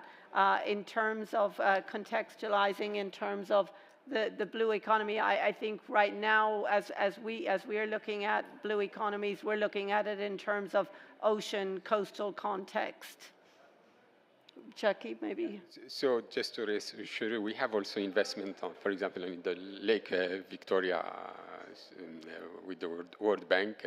So we just focused in my side because I'm covering West Africa, but clearly we have a number of investment on the lake, and also a lot of investment on aquaculture in Tanzania inland. So.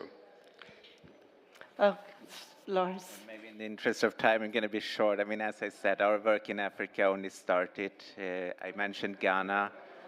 We have some work ongoing in Kenya. We are looking to bring the work we do to a truly global level. So we want to expand our work in Africa.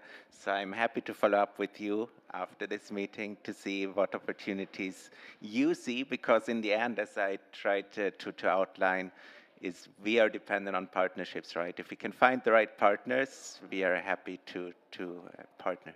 Okay, I think we're down to 30 seconds, so do you want to give one last roundup, say on an example or a feature in a program that has provided exceptional results? So just briefly on the bank side, I would like again to emphasize the WACA program. Yeah. And as I mentioned earlier, we want to go now to WACA Plus, and the WACA Plus will include the blue economy. It will be also a program, not just a project, where we would like to bring in a number of partners to co-invest with us to ensure both the protection of the coastal areas, but at the same time develop the economy and help the artisanal fishers to have a better livelihood. So let me stop here. Okay, thanks, Chakib. And I think, Lars, you're going to get the last word.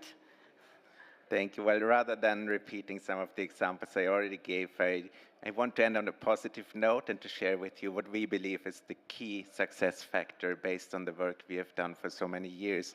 And it is really to put the solutions in the hands of fishers and fishing communities. Because the common thread in the examples that I presented is that EDF and our partners have helped position the people who rely on the ocean as its greatest stewards. And time and again, we have seen that communities who are equipped with the right tools, the resources, and also the supportive policies like catch shares, they will take action to protect the ocean. They will produce more sustainable food and livelihoods, and they will promote climate stability. And they do that, of course, because their well-being is tied to the health and productivity of the oceans. And in a world where billions of people rely on the sea, that's a very powerful tool.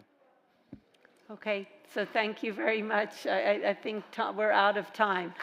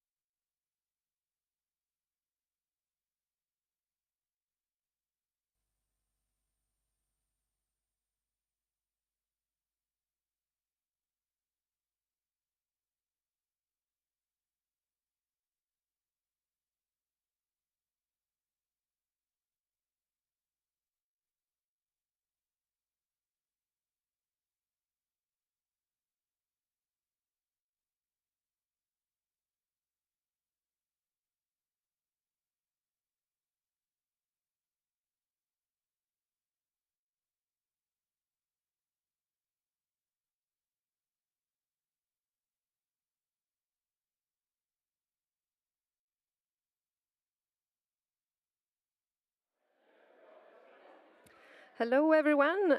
Welcome to this daily briefing in the Nordic Pavilion, and a warmly welcome also to those who follow us online. This is a live briefing from the Nordic Pavilion here at COP28 in Dubai, and we are so very lucky as to have Ida Hamilton with us. Ida, you're from the Swedish delegation here to the UNFCCC, and just to set the scene, because maybe we so like as we have someone actually following this that are not that acquainted with the climate negotiations. What's at stake at this COP? What are the main tracks, and what kind of results would we hope for? So the main issue for this COP is the global stocktake, and it's part of the review process of the Paris Agreement that was decided in Paris. And the point of this process is to take stock on how we are progressing towards the goals of the Paris Agreement, both relating to mitigation, relating to adaptation, and relating to finance. Okay, so now we're here on the sixth day. The Substan SBI, the subsidiary bodies of technical advice and implementation of the Paris Agreement, they are now soon to wrap up and leave over. Ministers are coming. What's the status? Where are we today? So I think we started on a very positive note. On the first day, we had the first decision. The Loss and Damage Fund was established. So we had a very big positive and ambitious start, and there was also an ambition to have a draft text for the decisions early on, and I think that was accomplished in many rooms. But since then, it has been quite slow progress, unfortunately. There has been a lot of difficult issues to try to overcome. So I believe there may be quite a lot left for the ministers to tackle next week. Oh, so the ministers, they are getting to work when they come now? Okay. Yes, I think so, yeah. Well, for us from the outside, I mean, the Loss and Damage Fund was probably the thing we've heard most of here. And although it was extremely positive that there was a decision the first day, hopefully it helped of the trust issue that there actually is some progress from the start, and very early on there came some rather substantial pledges, but of course not at all enough. So the finance issue, how do you work with that within this setting? Because there are many different kinds of finance, and for many sources and also for many objectives. Sure, yes, definitely. So the finance issue has several agenda items and several different perspectives, and of course it comes into almost all the other negotiation rooms as well. The biggest or the most political item at the moment, I think, is the new collective quantified goal on climate finance that is to be decided next year. But of course we have already started. We've had 2 years of technical dialogues on this, and there is hope that the decision at this COP will sort of take us, set us on a good path for next year when it has to be decided. You were also mentioning the global stocktake from the start as the big issue. But in many ways, as you also say, that it's a status. And of course, how will we use that after? If you'll have a good, robust decision on the global stocktake, how will you use that after this COP? Well, the hope is that the decision will guide the new round of NDCs that will be presented in 2025. And that that it will guide those and put us on a path towards 1.5. So I think that's the main hope, that it will include commitments from all countries to update their NDCs in a more ambitious way. And are there any specific issues where Sweden has a lot at stake, or that you are pushing extra? Yes, so our ambition is, or our message here is urgency and opportunity. So we want to have a positive message to convey that it's very, very urgent that we start make progress on mitigation, whilst there is always an opportunity in the climate transition as well, which can be we can show from our own example how our industry has begun to transition whilst our GDP has increased. Thank you.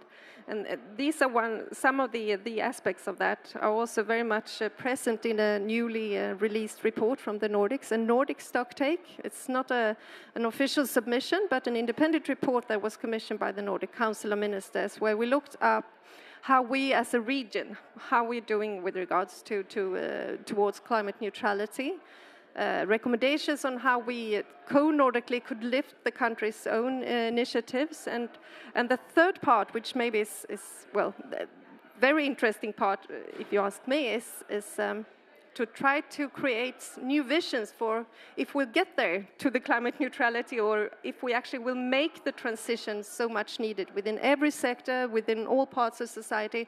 What will that give to us? What are the different co-benefits to create tangible targets, pictures of a society in climate neutrality? So that is something I would like to ask you. If we make it, what would that do? What kind of society would we see, you think? Yeah, well, I think that's a very important question, and it's very important to realize, I think, often the message that is conveyed also in these rooms is that the climate transition is something that will lessen our way of life, and we will have to make sacrifices. And I don't think that is necessarily the case. We will just have to change our way of living. So I think that's something that we need to focus on. And I think there are multiple scenarios out there and on how that will look like. Maybe one of them, as we see in this COP, that health, for example, the health issues have now, well, they've actually come up in the lights, and which will also get us closer to the cooperation between different policy areas in the climate negotiations. I know that you have a rather hectic schedule, so I will not hold on you too long, Ida, but first I would like to hear if anyone in the room has questions for Ida.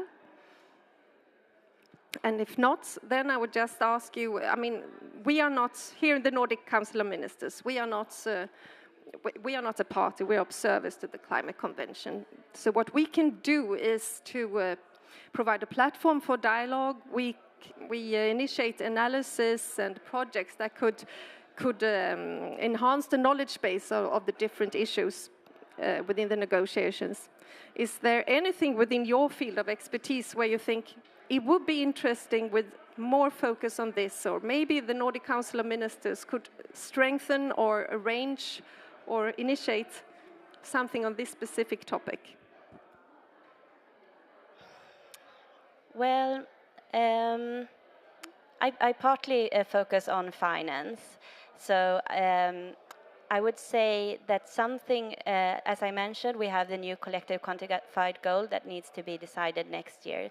And a part of that is or one of the goals of the Paris Agreement is stated in Article 21C, which is the alignment of all financial flows towards the other goals of the Paris Agreement, mitigation and adaptation. So low carbon, low emission development and resilient development.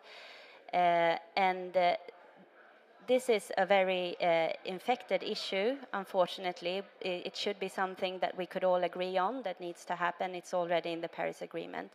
But how to implement this and what it implies for different countries is very difficult to understand and to discuss.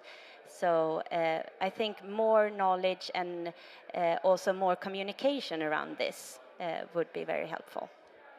Oh, okay, so Paris alignments and financing are the lead words. And actually, I think that even on the final day, it's the birthday of the Paris Agreement, I think. So do you think we'll be able to celebrate the birthday and go home on the 12th? Or do you have a flexible ticket home? Yeah, I think that might be hoping for too much, but let's hope that the global stock tape delivers something that is worthy of the birthday. Yeah. We are our fingers crossed for that, and thank you so much for coming, Ida. Please give her a warm applause. Thank you.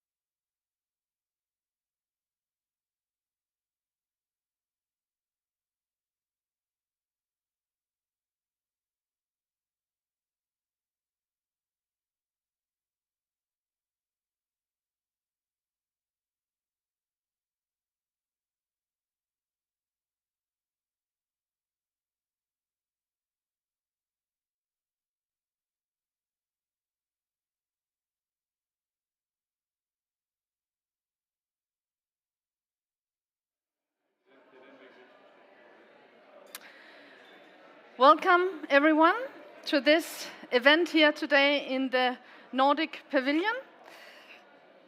Welcome to you, those of you who are in the room, and also those of you who are watching the online streaming. Welcome very much to this event today, where we'll focus on upscaling climate technologies in the agricultural sector, also with the Southern perspective. My name is Sarah Treyrup. I'm the head of the Technology, Transitions and Systems Innovation at UNEP Copenhagen Climate Center. It's a great pleasure being here with you today and with our distinguished speakers.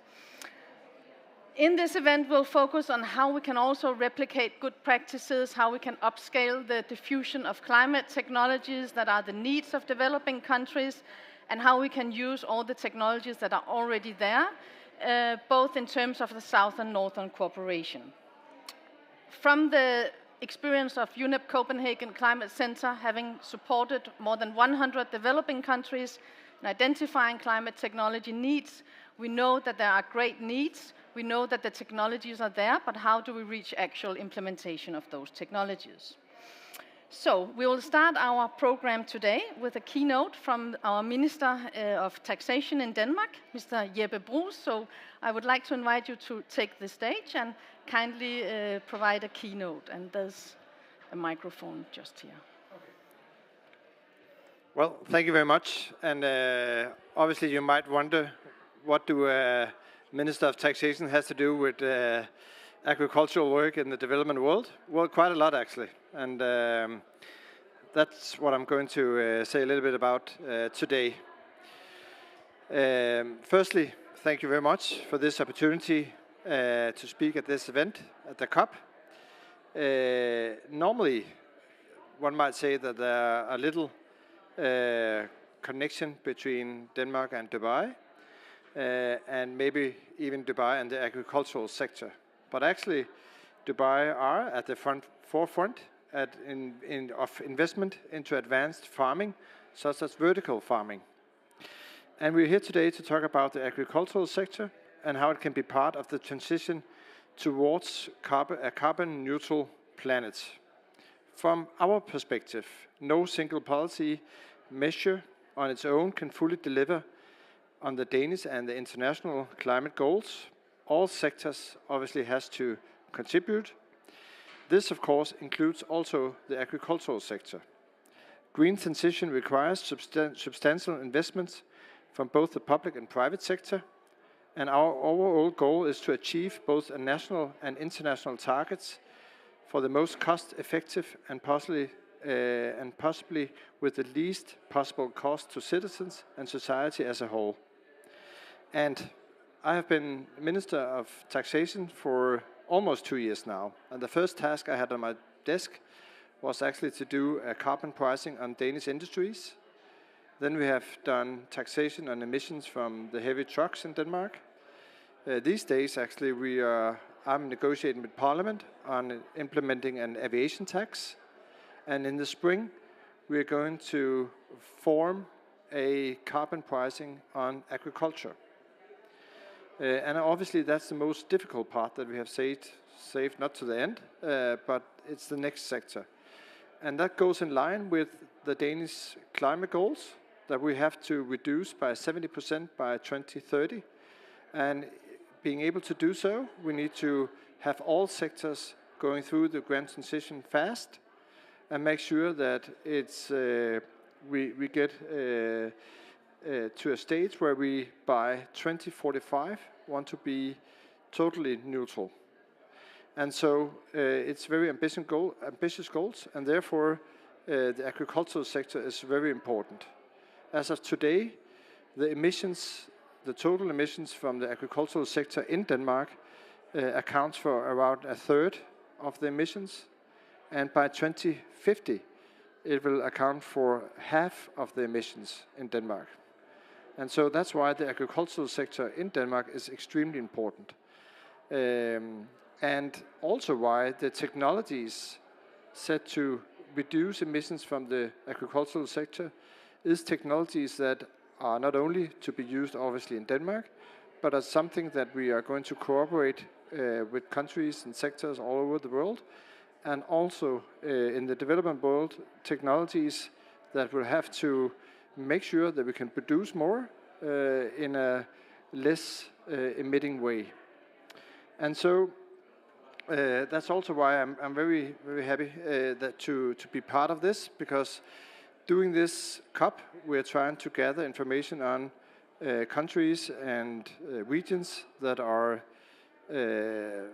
further ahead in using technologies and trying to form models where we both use the carrot, subsidies, technologies, etc., but maybe also a little bit of the stick, the carbon pricing tool, also implemented in the agricultural sector.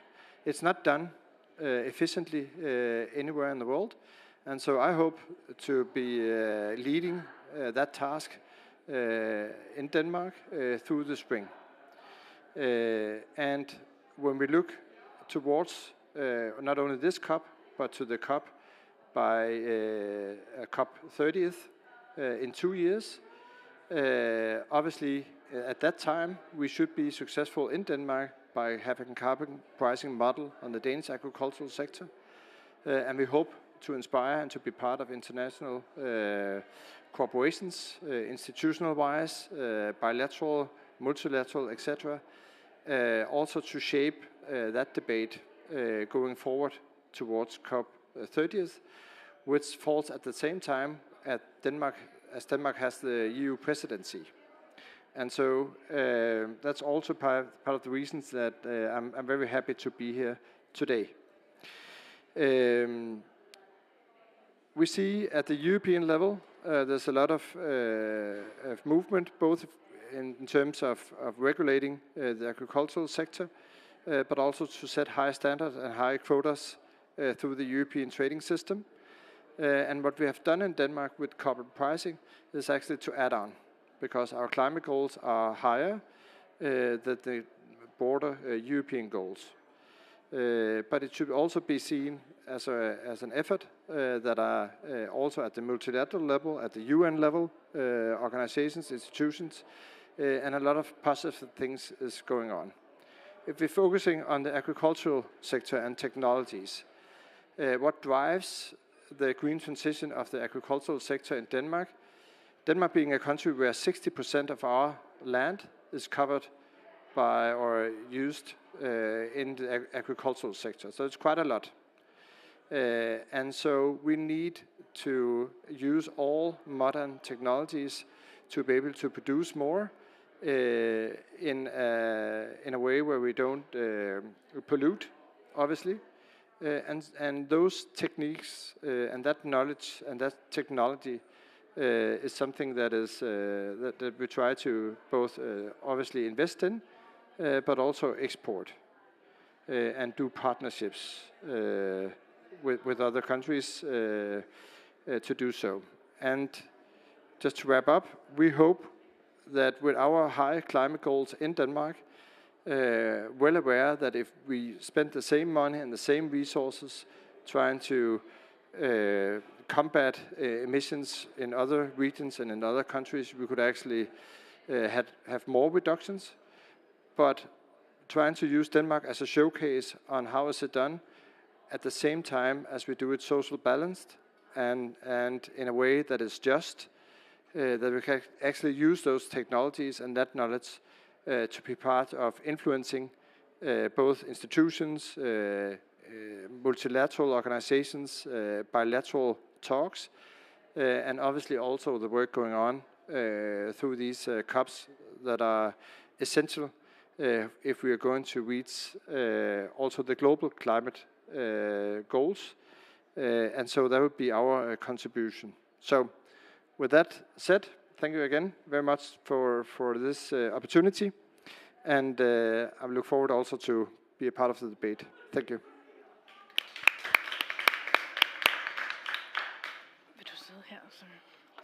Thank you so much for this, I think, from me, very inspiring speech, because what we know also from working with our partners in developing countries, we know that it is essential that governments are also championing this process and putting in place the right policies and regulatory frameworks.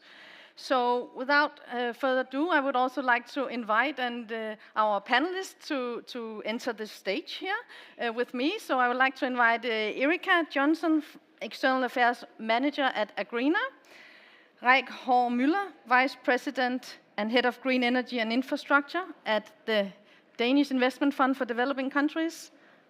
Please join us. I'm also very happy to have Christopher Kaba, who is a manager at the Environmental Protection Agency of Liberia, also the technology focal point.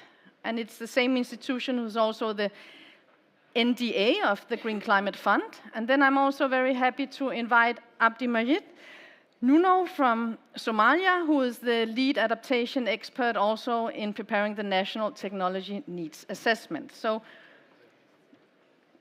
welcome very much, all of you. I'm extremely happy that you were all able to join me here.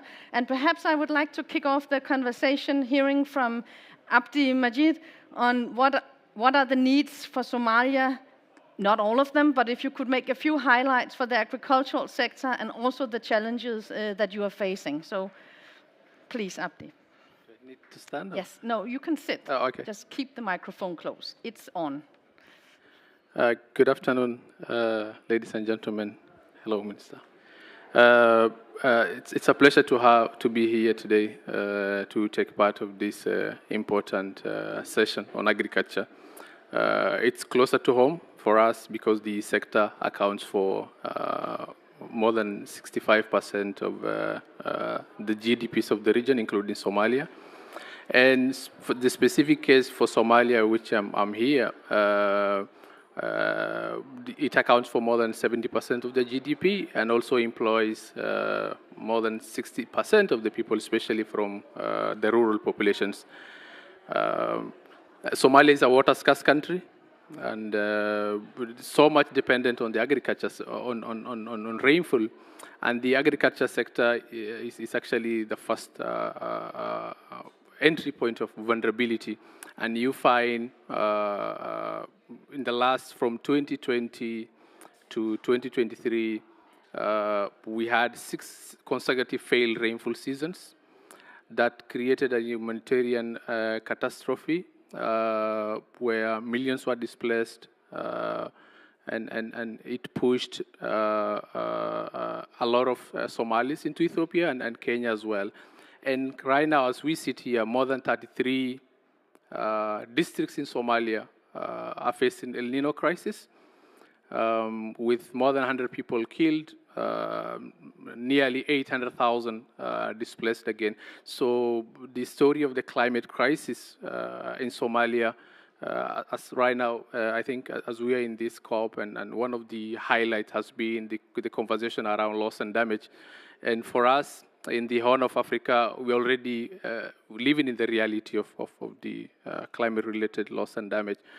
I think I'll have to agree with the sentiment that the only solution is for us to move to ensure that we adapt and also adopt technologies that contribute towards low carbon, climate resilient pathways, and the same for Somalia. Even though it's not responsible for, it's responsible for less than 0.03% of global emissions. It has submitted updated NDC to UNFCCC, which includes priority adaptation technologies for the agriculture sector, which one of it is investment in irrigation, because of the availability of 2 main rivers in the country, both River Shabelle and River Juba. And drip irrigation provides an opportunity to address constant dependence on food aid, and that's why that technology is recommended through the UNEP CCC supported work as one of the main technologies to be invested in. It's also the same technology that had been recommended for the agriculture sector under Somalia's priority NDC.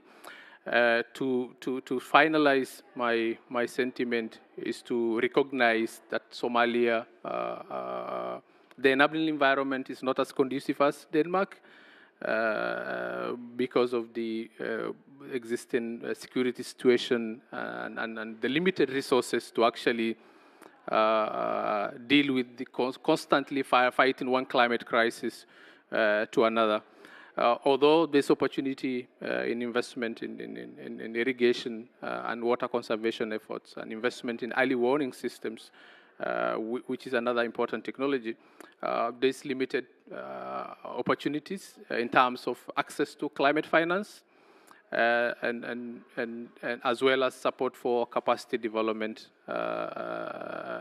especially at the lowest level. As I'm a person that deals with adaptation in the region, and we strongly advocate for locally led adaptation interventions instead of imposing solutions that are not practical. I think at policy level, there's been progress with Somalia developing NDCs as well as a national adaptation plan that's ongoing. The emphasis will be on collaboration and ensuring that the current efforts are continued, and the government of Somalia and us as a regional institution that deals with adaptation are happy to continue the partnership with UNFCCC and other like-minded institutions to ensure that already vulnerable and LDC countries not pushed on the brink because of the climate crisis. Thank you.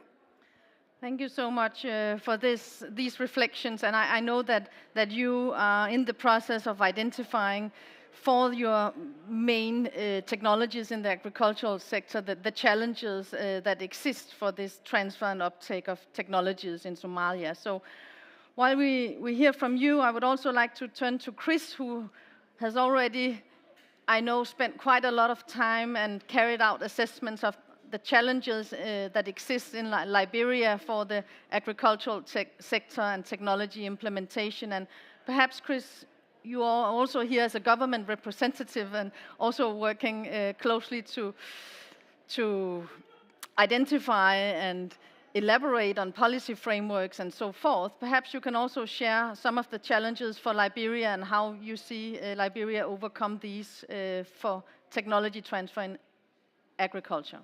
Thank you, Sarah. I will begin to say that one of the biggest challenges that we have in our country at this moment is financial, challenge that we have. But more so, I think we also have coordination is also one of the challenges that we have in our country. As you have rightly said, that Liberia already assessed and prioritized our technologies, and it went through a robust stakeholder consultation process, ranging from policymakers, indigenous people, the academic institutions. All of them were involved, and I can say that our country know exactly what they need at this moment, because the TNA speaks to that clearly, and the NDC also buttress that. The NAPS also buttress that clearly. We also have other instruments like, the agriculture policies and other policies that support adaptations, approaches in my country that clearly also articulate some of the views of various institutions and stakeholders. But I would say that my country, as you're aware, our agricultural infrastructure systems is completely damaged because of the war that we had in our country. For example, the irrigation systems that we have in our country is really a very big challenge at this moment. We need to have that working. And one of those things that that stakeholders, actually, if you talk to many farmers, they need is value additions on agriculture produce. Many of them are farming, but their produce have no value. We need to give them either some incentives to be able, to add values on the products so that they'll be able to sell these products to earn some cash for be able, to continue to do similar work in other regions. And one of the challenges that we have also is, and we think that, is essential that we pay attention to, is the constructions of storage facility for agriculture produce. This is really important. You speak to many farmers. I'll give you a little context of this. We have 2 seasons in my country. We have dry and rainy season. During the rainy season, we experience a really high potential rainfalls during rainy season. Sometimes we even experience flooding. But in the dry season, there is absolutely no rain at times.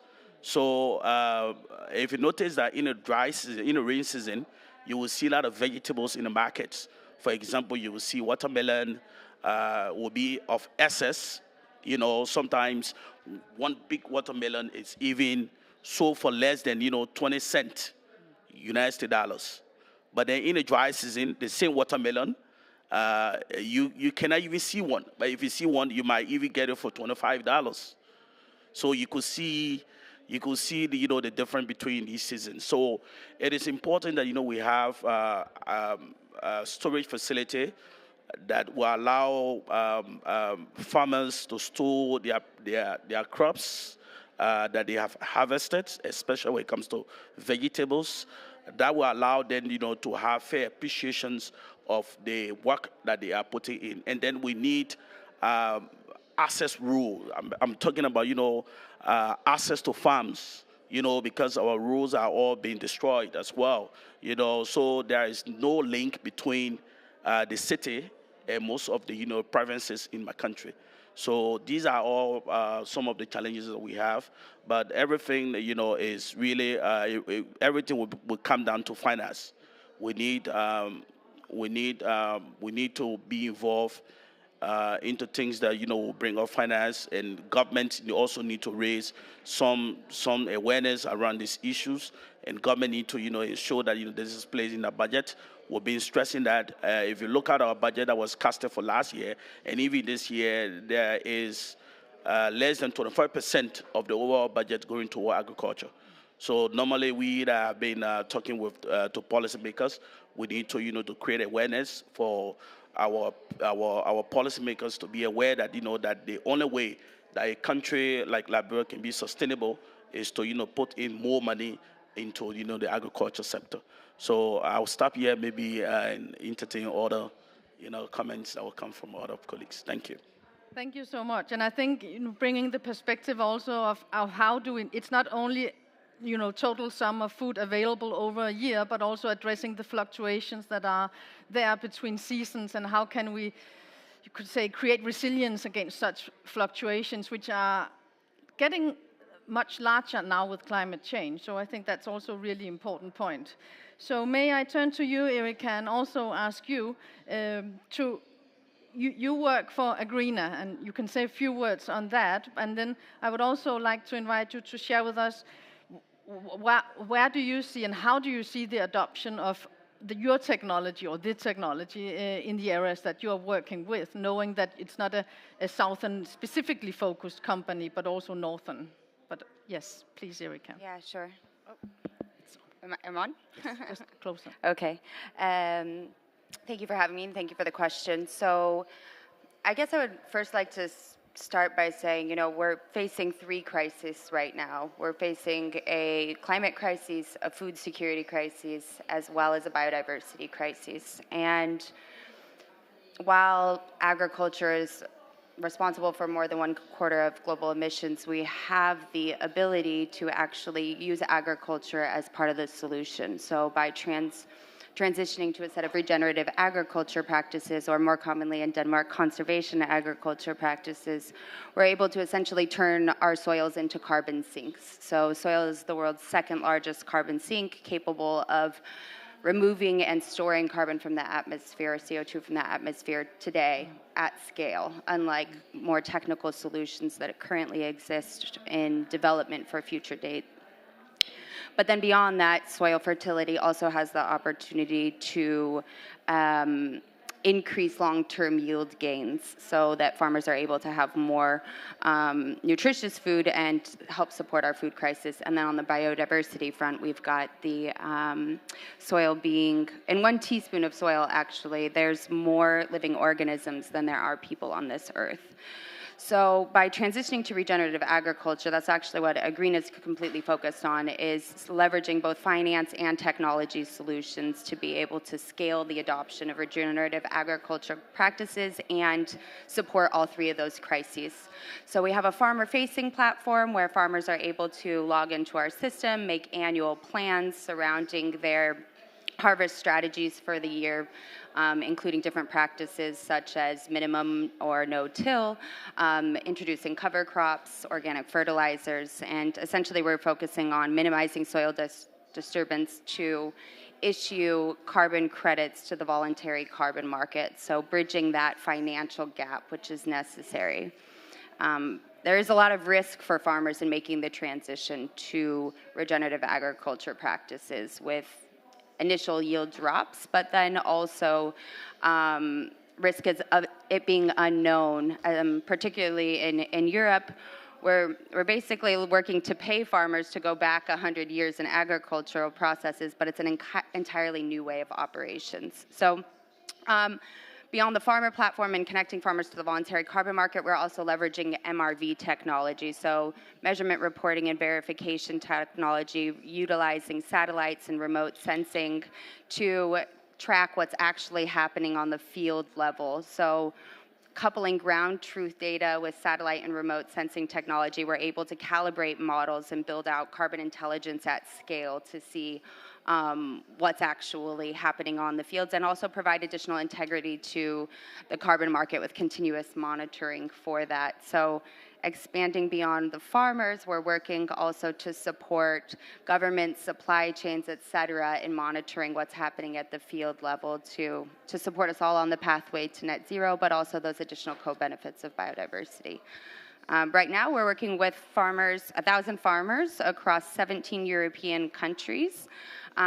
We've been able to deliver 600 tons of GHG removals. So we're tracking both GHG reductions and carbon CO2 removals. And so we've made a lot of progress, but as of right now, we're just focused in the European context, but have ambitious plans for global expansion. Thank you so much. And I think also touching upon this awareness of the technologies that exist, I think that's really important, and that's also what we know from our working with developing countries, supporting them in identifying technology needs. How can we create awareness of all the technologies that are already there and support countries in deciding on which technology is the best for their conditions, and as we call the enabling frameworks and the infrastructure that these technologies work within. And I think there's a large potential in technologies as what you are describing here, and I think that is also quite encouraging. So perhaps turning to Raik, if I may invite you to share from the investment fund perspective, what makes you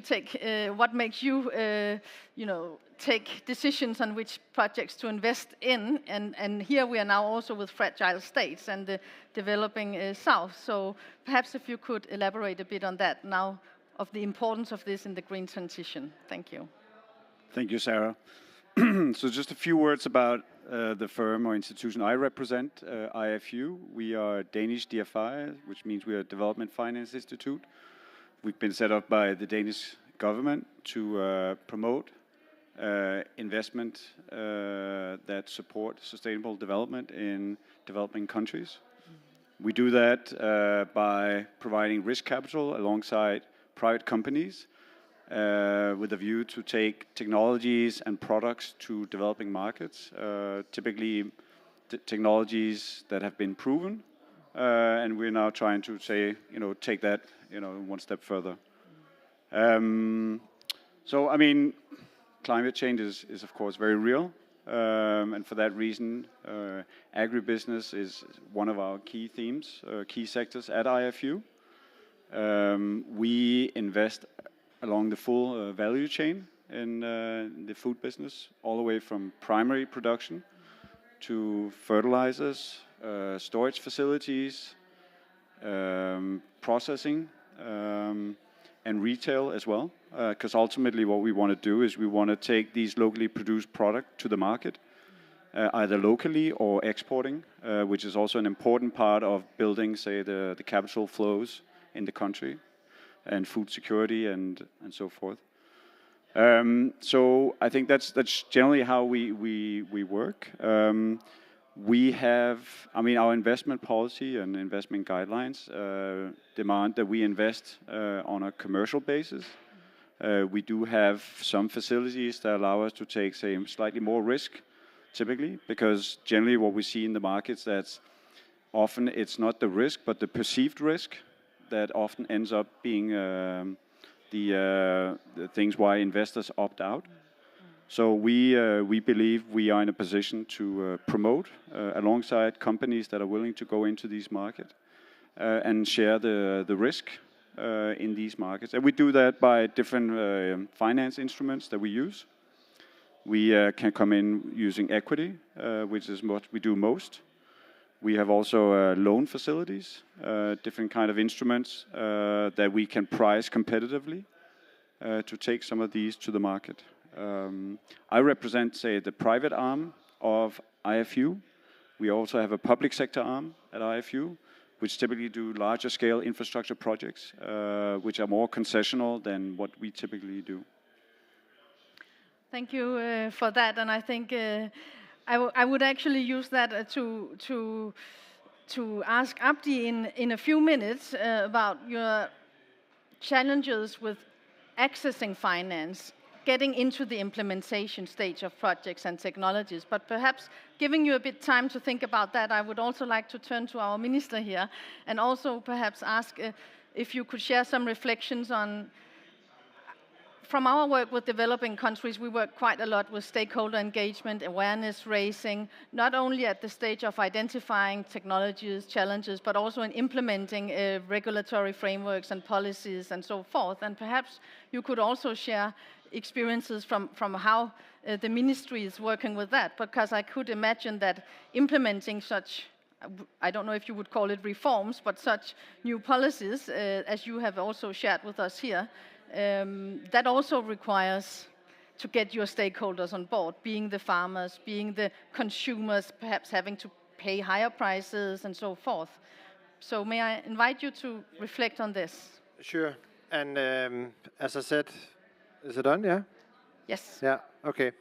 And as I said, you know, the Danish case, why is it relevant in a debate about agricultural support also to the development countries? It's relevant because it's not only a test case that obviously is on a very different context, but it's also a part of a global movement. Later today, I'm speaking at an initiative that the Canadians have done, the Global Carbon Pricing Challenge, which is actually a challenge that tries to engage countries all over the world to do carbon pricing, both in the industrial world, but also in the development.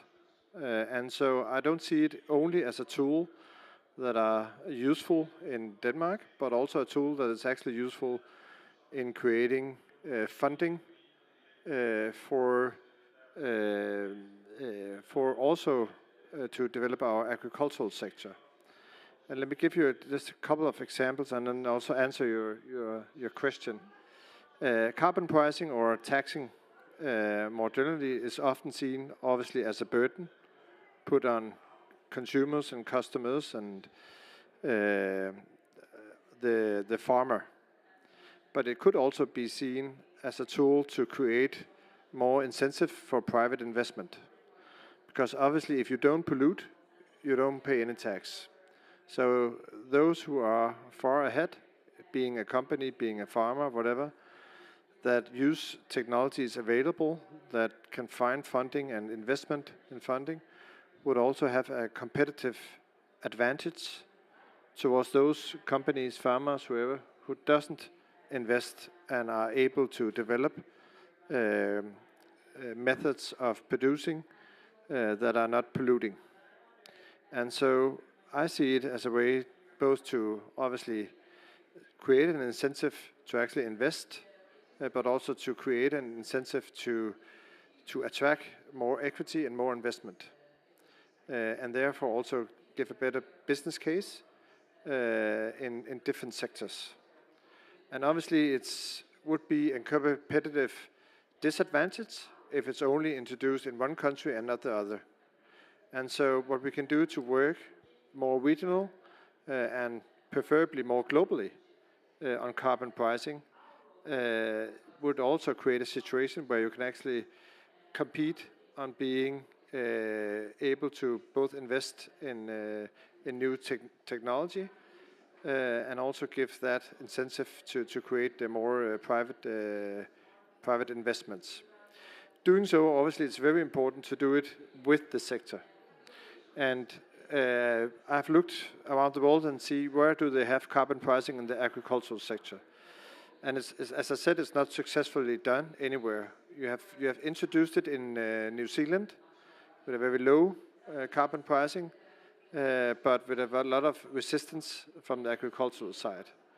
And you have done so in the Netherlands, because they have a nitrogen crisis in the Netherlands.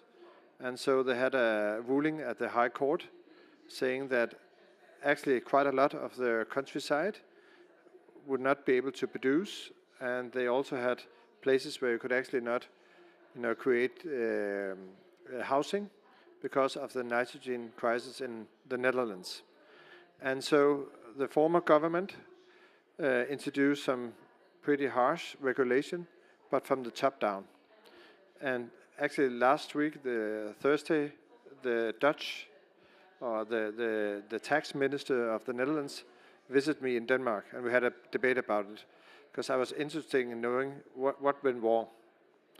And as he formulated it, they did it from the top down, not being able to actually bring a movement, and that it created a lot of resistance. And then they had an election recently in the Netherlands, and in a few days, we'll have a change of government. And then you don't move forward, then you go back. And so if you fail in introducing policies and frameworks that are not involving people, it's a big challenge. Let me give you just another example. In Denmark, we are very keen on doing offshore wind. And at the same time, we have a debate that to be able to reach our goals, we have to do onshore windmills. We have had ambitions for that for several years, but we have we didn't build any windmills the last couple of years, because the resistance is quite big from people, having to be a neighbor to a windmill or to a solar park or whatever. And so we were successful enough to create incentives also for the neighbor to see, what is in it for me. And that's kinds of models I think is extremely important, not only in Denmark, but all over the world, to create incentives, both to attract, obviously, investments, but also incentives for those people on the ground, the producer, the neighbor, the community, to see what's in it for me. And if we're successful in doing so in every policy, in every framework, then we can create a situation that is actually more positive. And let me just wrap up this long answer, but now I'm talking a lot about Denmark. Denmark is a special case, because back in 2019, we had an election in Denmark, and you would actually lose that election if you didn't have very high ambitions on the climate, and if you didn't run on a ticket saying, we're actually going to do carbon pricing. And that's obviously very unique, because in most countries you would lose that election if you introduce saying, if we win, we'll do carbon pricing. And so trying to figure out how do we then do it without, going back, as we saw in the Netherlands, and how do we introduce those models. I think it's extremely important both to cooperate at a governmental level with organizations, with private investors, but almost most importantly, also, handling the biodiversity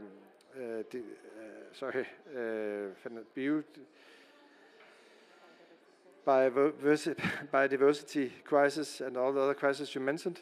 To be able to do that successfully, we also have to do it together with, organizations of climate, neighbors, farmers, industries, etc. And that's what we hope to do.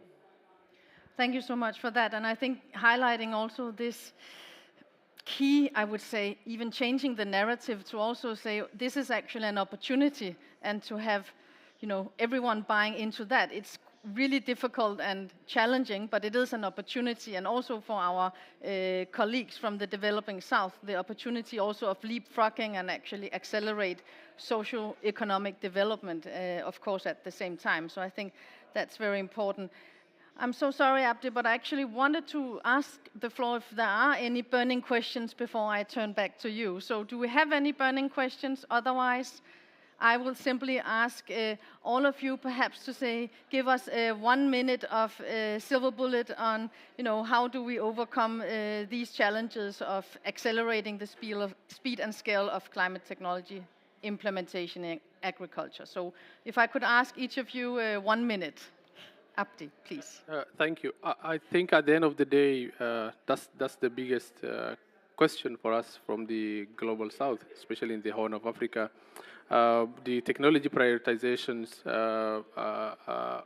almost they're 100% aligned with Somalia's adaptation NDC, and it's the same conversation that the member states are having right now as we are in the COP. The elephant in the room is we have very good, well-written policy documents, but implementation requires resources. And my colleague in the panel talked about accessing climate finance and the need, the question of risk transfer. It's actually a very difficult conversation for countries like Somalia, South Sudan. I work in a regional project on adaptation in the 8 IGAD countries. That includes Kenya, Somalia, Ethiopia, Sudan, South Sudan, and Somalia, and Eritrea. So you find there's a lot of climate finance support for like Kenya and Morocco because they are a peaceful country, and also they have enabling policy framework right from the local level up to the national level. But the case is different for Somalia, South Sudan, the current Sudan that's this conflict going on, where there's very limited climate finance support because of the question of risk transfer. Somalia has the longest coastline in the mainland Africa. It's 3,333 kilometers. But there's massive opportunity to invest, as the minister reiterated, onshore and offshore wind power. But no one is doing that because of the question of risk transfer.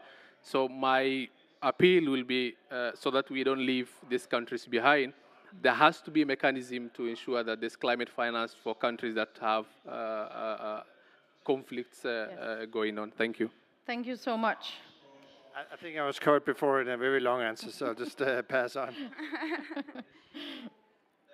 Yeah, I think that it really comes down to a couple of things. I don't think there's one solution, but I agree with the minister that we need cross-sectoral commitments and collaboration, getting our frameworks institutionally to, at the standards level, both from, GHG protocol, Science-Based Targets Initiative, and then also integrity initiatives such as the Voluntary Carbon Market, or VCMI, and the Integrity Council for the Voluntary Carbon Market, to be working and synchronizing together so that the standards are aligned to support, in addition to into the policy developments. But with all of that, I think that it really does come down to most of the emissions are happening at the farm level, and that the farmers are the ones that are nurturing the land and managing the farm. So we need to make sure that whether it's policy developments, the way that the finance is structured, that we're taking into account the farmer, not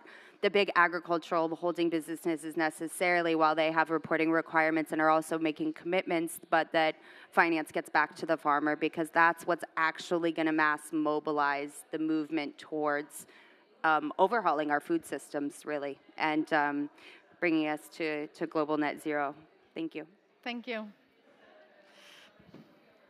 Well, I was going to say from my side as a financier, I think, there are a few things that we're looking for. And so my message would be to the government and to my colleague from Somalia here. As an investor, we are looking for governments to introduce transparent, stable policy mechanisms that basically make this investor friendly. That is an important starting point. I would say to the investor community who we invest alongside, I mean, we are looking for strong management. We have the capital to come in, but we are looking for strong management that we can partner with. So I'd say that that would be my suggestion to them. I think on the whole, I think there's a real opportunity. Africa could and should be a net food exporter. Has fantastic potential. I think we need to, and we will take that challenge up to promote the technologies that have been proven elsewhere, and see. And I realize, I mean, not all countries and jurisdictions are equally accessible. We have different facilities for that. So of course we'll try to play our part and make sure that we get the most value for the money that we invest. I think it's important to say that we're looking for sustainable development. I think we have seen past experience that coming in with grants or other science kind of instruments do not provide long-term sustainable development in these countries. So we're looking for investments that will survive and can stand on their own legs. So I'd say it's not easy, but we're up for the challenge. Thanks so much. Then I would like to invite Chris and give you the honor of saying a few closing remarks from your end. Thank you. Thank you. So in terms of implementations of the technologies regarding finance, but I would actually think that for developing countries like mine, we need to align all of our policies. Let them speak to each other. That will help along. And then we need capacity building, mainly for farmers. Capacity buildings as well for policymakers is really important in this context.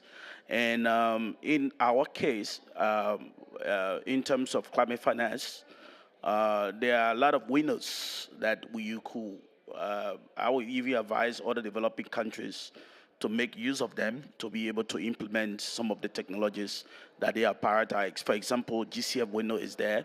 The Jeff window is also there. I learned that recently, for example, for Jeff, there is a fund called LDCF fund, Least Developed Country Fund. I think about some countries have up to 20 million, 10 millions or so, in that pool of the fund. You could use that for the deployment of technologies. You could also apply to GCF or take advantage of even CTC and technical assistance, for example, to be able to implement some of the technologies. But more so, I would say that if as developing countries we want to be serious, and if we are serious about addressing our challenge in the agriculture sector, we have to make sure that whatever plans that we have in terms of budgetary plans for the country must represent the agriculture sector. Meaning, if you rely on external support, you will not be able definitely to implement some of the technologies. You will not be able to address a challenge within the agriculture sector, for example. You must be able to focus and use domestic resources to be able to address some of these problems. Thank you so much for the opportunity. Thank you so much. And thank you to everyone, to the audience who are with us all the time. Happy to see a full room. Really appreciate it. And also to those of you who followed us online. And not least to you, our panelists here today. So I enjoyed the discussion. And thank you so much, everyone.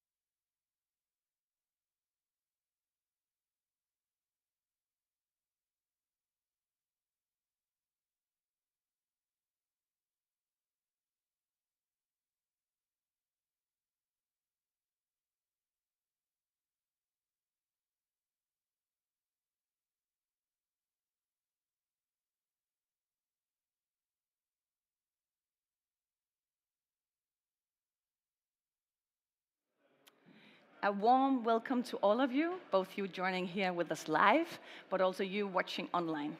I'm very pleased to be here. I've looked very much forward to this transition session, focusing on, is the construction sector becoming sustainable? Today, we have a very interesting panel with us, both here physically and online, and I will look forward to introduce them to you a bit from now. But first, my name is Helle Redder Momsen. I will tell you a bit about where I am and what we are today working on.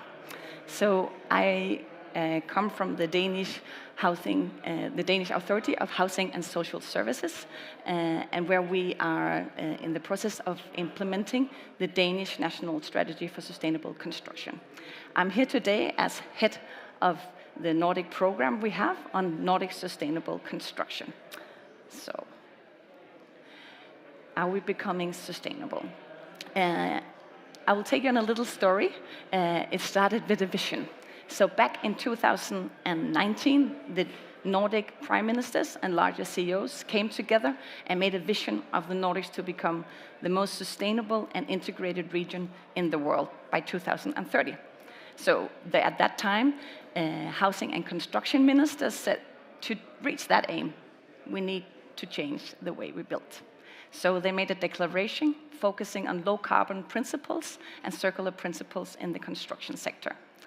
That was then followed by a declaration just a few months ago by the now current ministers for housing and construction that reconfirms the principles in the declaration from 2019, but further focus specifically on more intense methods for low carbon solutions, a way to try to see if we can have alignment and harmonization of the methods we use to calculate the climate impact from our buildings, but also a specific focus on the construction site, because we see that a lot of emissions can be reduced from that site, and also there's a lot of waste and pollution that can be minimized.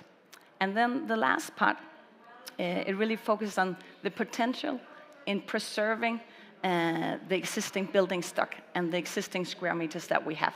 So these are some of our new guidelines of what to implement. But to reach some of these goals, we have a Nordic collaboration amongst all the Nordic countries that focus on 5 different areas. So there's one that focuses on legislation. What legislation can we implement to actually reach some of these aims? So this is run by the Ministry of Environment in Finland. We have another one run by Nordic Innovation that focuses on how can you have circular business models and how can you use that procurement muscle that the cities have. And then we have this one. It's run by a non-profit organization called Form Design, and they really try to enrich the debate. What is a sustainable construction material and what role does architects have to play? And then the fourth is run by the Ministry of Infrastructure in Iceland, and they focus specifically on the construction side and have made some really nice materials on that. And then the fourth is run by us in Denmark, and it's focused on education material for vocational trainers on how to build with reused materials. And of course, to communicate and share all the knowledge that we are creating together. So this is what the Nordic countries are doing together, and our overall aim is to minimize the environment and climate impact from construction. So it's a rather huge program. We put a lot of efforts into it. One of the things we do is to try to harmonize or align our legislation. So the Nordic countries have very ambitious, and Estonia, carbon neutrality goals. But to reach them, we need to do something also within our construction sector.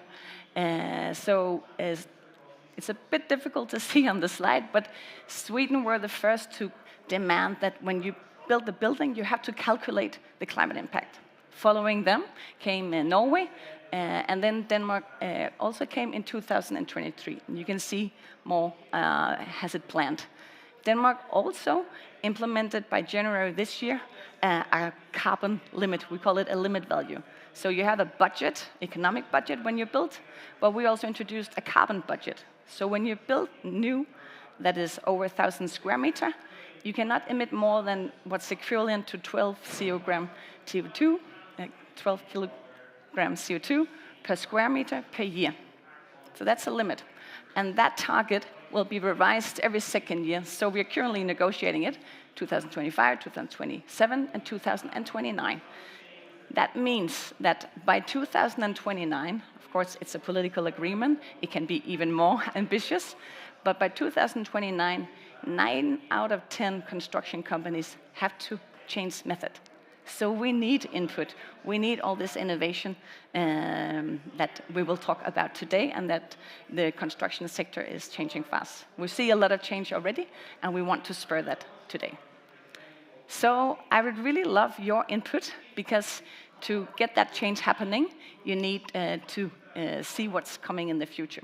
So I'd like you all to go to menti.com and use this code 27 31 71 24 and tag it in and say, what words do you imagine will characterize how we construct in 2040? I think the answer is very different from different places around the world, but I also think it's very interesting. So in the first part of this session, we will sum up and see your answers. But please, both you online, please do it, and you here physically, go into Menti, and we will actually see your input, and we will take it in and use it as part of our way forward. And with that, I'm very pleased to now invite on stage Simone Magelli, who is an executive CEO of the Carbon Neutral City Alliance. Welcome, Simone.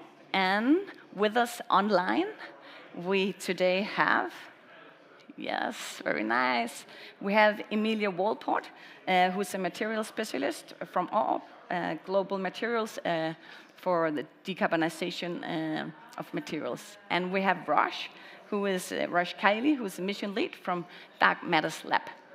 Welcome to you as well, and thank you for being here. Despite it being digital, it's very good to have you here. So, I will ask a similar question to, I'll just find a way to get this, and also have my time.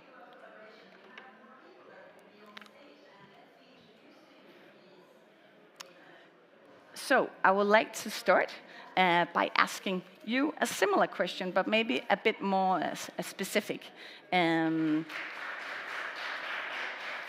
Sorry.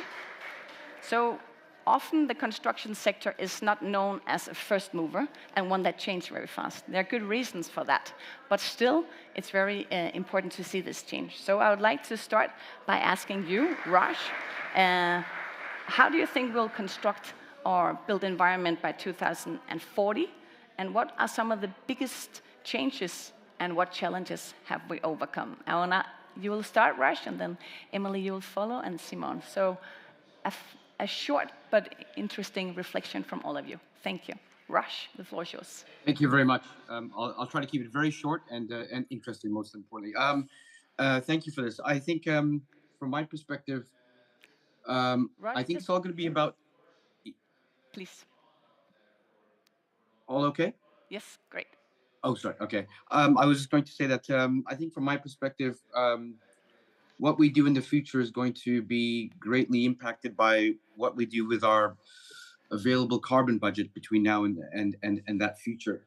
And I think, like with many things that we do in terms of how we look at future risks and how we actually allocate what we actually can do within those constraints. I think it's going to be about what is going to be our available carbon budget, what makes sense with that available carbon budget, and given that that's already under a lot of the constraints, I think it's going to be the main driver for how we build and whether we build new build or we do renovations and so on and so on.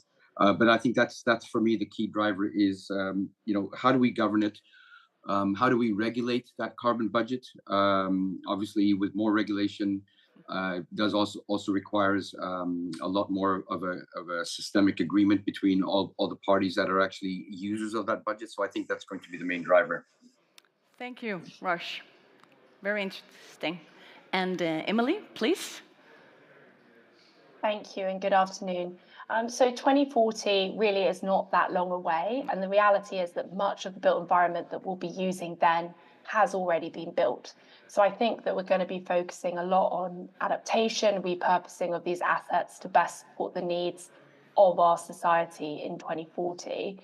That said, it's clear that we are going to continue to need to build more. And whilst I hope there will be a greater adoption of bio-based and other low-impact circular materials and solutions, there's also great need for rapid decarbonizations of our critical construction materials, which will continue to be in demand through the next decade.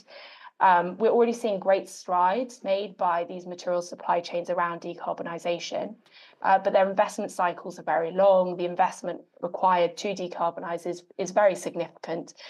So as consumers, designers, we really need to provide repeated clear signals to demand urgent transition to lower carbon solutions over the next decade, if not sooner, to ensure that those materials that we'll be using in 2040 have a much lower impact on our planet than they do right now.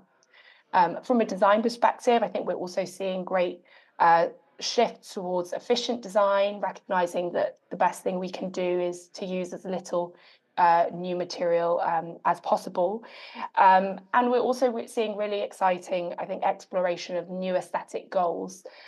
So driving towards an aesthetic that really celebrates sustainable materials and sustainable design, as opposed to one that seeks to kind of have an ideal of flawless perfection at all costs. Thank you very much. A lot of good input.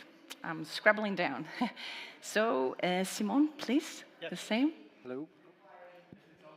Hello. Yep. Good afternoon. Thank you for having me. Simone Mangili from the Carbon Neutral Cities Alliance. We are a member-driven alliance of 22 global cities who have set themselves very ambitious climate targets, often more ambitious than national targets. We're talking about 2030, 2035, and so forth. And we provide the opportunity for those cities to innovate together, to collaborate, to share learnings, and so forth. And we're supporting them in embodied carbon work. And the vision that we're sort of promoting with our cities around the built environment in 2040 is one that, first of all, seeks to build for durability, build to last, right? The best thing that we can do to reduce emissions is to extend the life cycle of the buildings that we currently have and the ones that we'll be building. Secondly, as we've already said, decarbonizing traditional building materials is going to be absolutely key, but so is the integration of bio-based materials that not only have a low carbon footprint, but also have the ability to store carbon in the future. Thirdly, we envision in 2040 that buildings are built with deconstructibility in mind and the ability to reuse the materials within those buildings, to upcycle them for new spaces, for retrofits, and for other purposes. We strongly believe that land use planning will need to keep these targets in mind, so maximizing infrastructure so that the configuration of buildings and typologies of buildings is really sort of maximizing the embodied carbon within infrastructure as well. We aspire that nature-based solutions and green infrastructure will be integrated from the very beginning into the entire planning and design process to maximize the carbon sequestration potential, but also other ecosystem services such as shading and cooling and water management and so on. And lastly, but not least, we envision a built environment that's conceived of, and the processes and systems that sort of generate the built environment are from the very beginning thought of as opportunities to increase people's welfare, people's livelihoods, and to regenerate natural systems. Thank you very much. Very interesting. So that area focus as well. Yeah, use what we have in the best possible way. So thank you very much. Oh, yeah. Not tilting that one. I asked you in the beginning to enter your words, so I don't know if there were some overlaps, but and more has arisen, so we had a multimedia, and also for you online. So I would like to ask if we can see it. And I will actually take, I have someone taking that picture. Okay, yes, slower, reusable, planning, automated, diversity, built to last. Yeah, that was a good one. A lot of good ones. Thank you so much for the input. We'll bring it all with us. And we'll actually now go a bit deeper. Yes, so we have that. I don't know if we can still see. No, yeah. For those of you who joined a bit later, you're still welcome to enter your input if you want to. But now I would like to dig a bit deeper and hear about some of the things that have actually been implemented. Because, Simone, you work with some of the most ambitious carbon neutrality goal cities. And I would like to hear, what tools have you developed to actually utilize that procurement muscle? What do you see is happening in the cities? And maybe if you can also have a bit of a look into what do you see that the cities do to utilize the existing square meters as well as possible? Sure. Thank you again. At CNCA, we've been supporting a whole cohort of cities in Europe to explore what policy levers they have at their disposal to help reduce embodied carbon in the built environment. This is being a member-driven organization. Our cities came to us back in 2019, 2020, seeking support, guidance in exploring this realm further, the policy levers. And so we created a policy framework called Drastically Reducing Embodied Carbon in the Built Environment, which maps 59 policy levers at the disposal of cities across various macro areas, from land use and zoning to building regulations to public procurement to municipal buildings to circular economy and waste management processes and so on. That framework really sort of laid out quite clearly the areas that cities could try and focus energies on in the near future. But of course, we did it across global geographies because our cities are across the entire boat. So in the last few years, we've been trying to contextualize that, help cities understand what policy levers they actually have at their disposal in their jurisdictions based on the competencies that they have. And in each of those policy areas, really try and focus in on what are the most sort of accessible policy levers that cities have. So we've been working with a cohort of 12 cities in Europe to do that. We did technical assessments for each of those cities in partnership with a number of technical groups. And now cities have been going forward and piloting, implementing some of those policy levers, and it's really exciting to see. But one of the areas that we found that cities needed a great deal of support with was really getting a handle on bio-based materials. That was the area that I think our policy officers, our planners, climate leads, sustainability directors really needed more support with, not only for themselves and understanding sort of what are the materials in structure, in facade, lining, insulation, et cetera, that they could use, but also have a tool that they could use to work with and across administrations, because, as you know, climate officers are not necessarily in charge of permitting and procurement processes and waste management processes, so they needed a tool to understand better for themselves the breadth of materials that are available, but also something that they could work with across city departments and even out towards the public and upwards towards the decision makers. So we created, in 2022, we partnered with Arup to create a handbook for cities to do just that, to lay out the performance characteristics of bio-based materials, the procurement processes involved, and the potential uses and so forth, while also mapping the policy frameworks within the European context and some of the challenges and opportunities available and some of the best use cases around. So it's been, that is about to be published. It'll be available through our website, and it'll be a tool that'll be accessible for all to use. Some of the best cases that we've been seeing have been really exciting. The Stockholm Coal Wharf redevelopment, which takes a very contaminated site and does in situ remediation, so really lowering the carbon emissions from the decontamination process, but then does a great deal of circular rebuilding involved. The Stockholm Gas Works, which has been converted into an indoor climbing and recreational facility, reusing a lot of the industrial design elements from the original gasworks building, a new theater that's being converted from the actual gas silo. We've been seeing things in Amsterdam with the conversion of existing buildings, using circular materials from the lining of canals, from other buildings that have been deconstructed. We've been looking at Nantes. We had a great site visit earlier this year. Nantes Métropole in France has been working to deconstruct old manufacturing sites, store the material, redesign the building, and then re-employ some of the same materials in the redevelopment process. So we've really seen quite a great deal of innovation out there on the bio-based material. Helsinki's building, whole entire new wood city. Stockholm is building entire new wood city. We know Copenhagen and others are also leading the way. So it's been really exciting. Sounds like you have a lot of good examples and even a tool to get it into the administration and part of that procurement muscle. Very interesting. Is it possible to see some of those or read about those cases somewhere? Absolutely. So part of the work that we do is trying to amplify our theory of change. Our cohort of cities are charting the course towards carbon neutrality, but the entire objective is to then amplify those learnings. And so we've been making communication materials that help share the lessons, YouTube videos that with the people who have been working on those projects. They're available online. I can provide the links to 2 projects in Amsterdam, the Stockholm Coal Wharf and Gaswork project, the Helsinki Wood City, and so forth. So there's quite a bit of material out there. There's also some fact sheets, some Q&A docs, and the new tool, the new handbook that we've developed with Arab. Very nice. So we will keep an eye when some is already there, and when the handbook is there, we'll keep an eye on that as well. Thank you very much.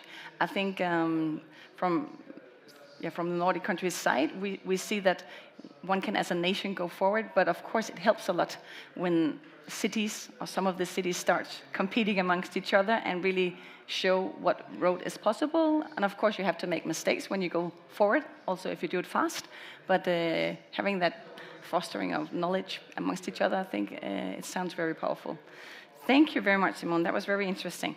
So now I'd like to go over to you, Emily. I know that as part of our program, we also look into some of those opportunities for material development.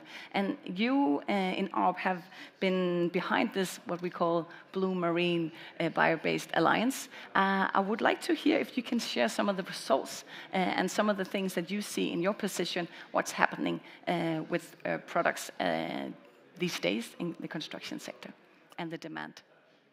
Yeah, thank you. Perhaps I'll start just by giving a little bit of context to how this Building Alliance came about. So, as we've already heard, with our great focus of the industry towards decarbonisation, we're really looking for new materials with a lower impact to replace and augment some of our traditional construction approaches.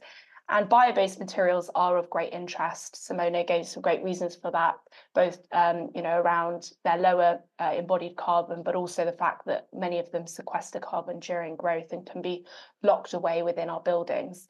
Until recently, much of the focus of our kind of looks towards bio-based materials has been towards land-sourced biomaterials from resources like timber, hemp, straw.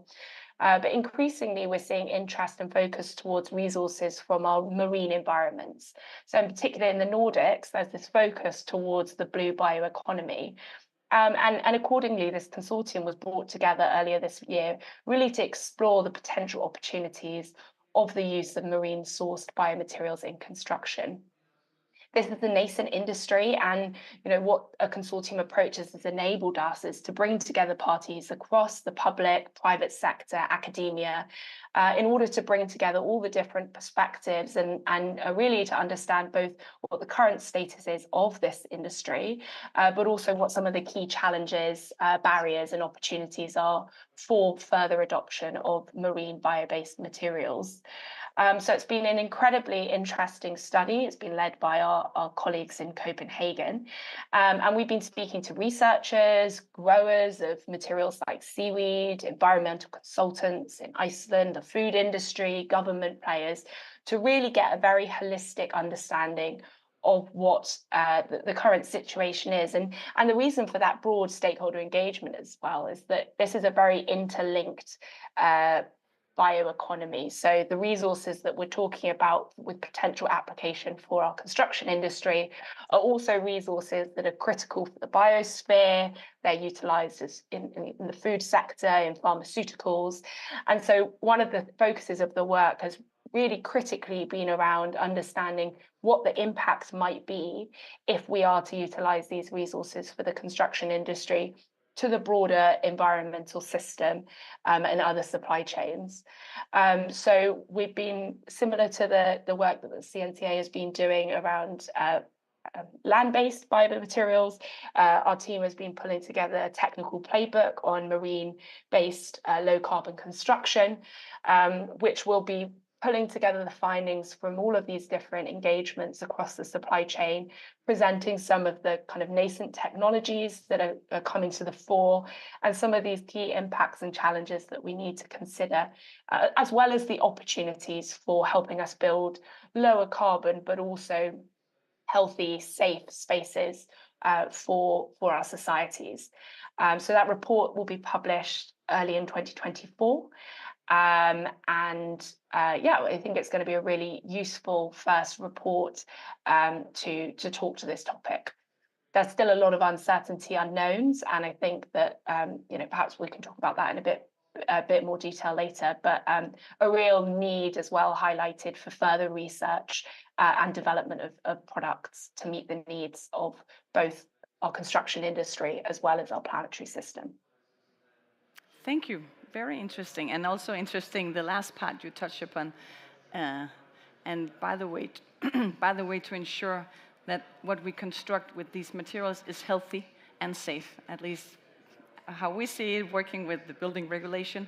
These dilemmas, you can say, in construction are super important and actually quite difficult when we work with new products, new methods, or even old products that we are not so aware of and that we would love to stand very long in our built environment. So I agree that there is a lot that we still need to research, but I think it's also very important to get out there, at least when we have the carbon budgets and the limits we need to meet. Thank you very much, Emily. That was very interesting. And now over to you, Raj. So I know at Dark Matters Lab you have a different test because you also want to see what are the barriers there when you work very much across sectors. And I know that you also know a lot about the financing.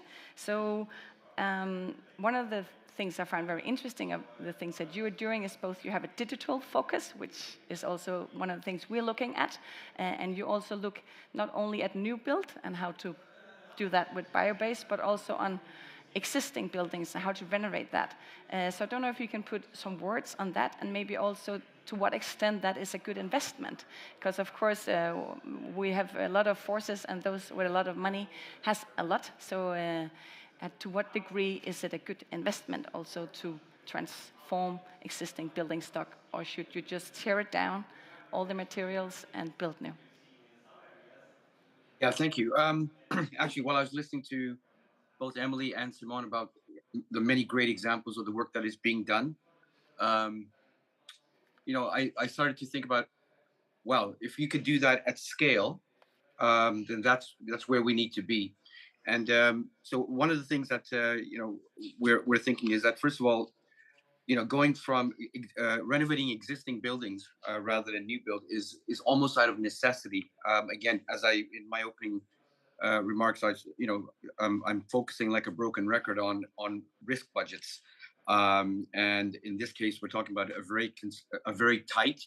I don't think there's a lot of buffer left in a carbon budget. I don't think there's a lot left in a global carbon budget, or even when you come down to various communities or regions. So if you know that you've got those kinds of constraints, then I think it's out of necessity that we need sort of a much more focus on renovating existing buildings to support long-term sort of carbon sequestration in building, especially around, say, for example, timber, which we all know is a resource that is under huge constraints right now. I'm concerned about the fact that you need to look after these particular types of resources over multiple years. And in this case, for example, how do you look after timber for over 200 years? So I think there's a lot of these, maybe, people like myself that are, in the capital markets and finance, we think about these things about how do you actually finance, whole scale retrofit, for example. And when I think about that, and I think about the examples again that, Simone and Emily were giving, I focus sort of on that, is that, these require huge outlays of cash. And although all of these projects, and, we're engaged in various projects across many, many European cities, we're working with, for example, a large local authority in London regarding how would you actually do retrofit, where you've got a commingled portfolio of private housing, you've got non-private housing and assets, and that these require very multiple forms of capital and different sources of capital. So I think it's almost out of necessity that we really need to take a look at what can we do in terms of renovating existing buildings, doing light to medium to whole retrofit across that. But just as importantly, I think it's about how do we actually manage the very constrained resources, whether it's from the fact that they're going to become even more scarce, or price volatility and price swings. There are geopolitical factors to take into account, and for that matter, I think is I think the real reason why we should focus on staying with doing what we can in terms of the renovating existing buildings. Thank you very much, Rush. So we need to focus on the existing building because of scarcity, of carbon budget, and I guess many other kind of resources, or pollution, or what do we have? So I would actually like now to say thank you for all your very different and very good input. I think you supplemented each other very good. We have one more Mentimedia. So I don't know if I can get it on the screens. Yes. So I would like all of you here, both physically and also you online, to answer this question. And then I will also ask our panelists to give their input to it. But we don't have all the resources in the world. There are a lot of different things that we could do a lot more better. We can hear that a lot of it is already being looked into. It's getting into the procurement muscles. The finance sector is looking into it. There are materials that are available. But what other areas should we focus our resources in the coming years to make sure that construction will go in a more sustainable direction? So if you go into Mentimedia, we have put some different options, and please put in your selections. What do you think is most important? We can't do it all, but what do you think that maybe every country, and we in the Nordics will look at your answers, should focus our input on? And while everyone is filling in your input, I will also ask our panel, what we have heard a lot of good cases. So do you think some of these, a new way of building, use the existing building stock better, actually get finance to the existing stock? Do you think it's possible to scale it? And do you also think that we have the skills needed? Because of course we can build or retrofit with new things, but what happens if we don't do it the right way? Is there anything we can do to minimize the fault and errors that is already spending way too much resources at the moment? And also this one, what transitions are you seeing that we are not yet addressing? So now they've been talking, I would like to maybe hear a comment from your side, Simon. Yep. So first off, I couldn't agree more with Raj. We're really starting to focus our efforts moving forward in the next phases of our project on renovation retrofits. We're deeply aware that in the European context, the future of the building are the building stocks that we already have. And so retrofitting for long-term use, for adaptable, flexible spaces, and continued sort of reinvention of usage of the built environment, I think will be key. In terms of scaling, I'm very optimistic. I think we're seeing it happen already. Earlier today, the buildings breakthrough was announced. The cement breakthrough was announced for low-carbon cement and abated cement. And at the same time, the Forest Climate Leadership Partnership, focusing on how to really create sustainable, durable, equitable value chains for bio-based materials into the future. So we're seeing cities already go this way. You mentioned the national standard of 12 kilograms in the Danish context. We know that Helsinki has set their own standard, and other cities have been working on this for quite some time and are in the process of really scaling up. And as I said earlier, sort of our theory of change is that as these levers and opportunities are consolidated, they get amplified and shared out and taken up more broadly. In terms of what's happening on the screen, to a very great extent, I think all of this is absolutely key in the transition. We need all of the levers that we can. If I could, I would say circular economy in the end, I think, is the paradigm within which we sort of have to envision the built environment moving forward. The ability to use our materials in the most effective, durable, reusable way possible, storing carbon, and really planning for the adaptability of spaces in the built environment. I think that's key. So.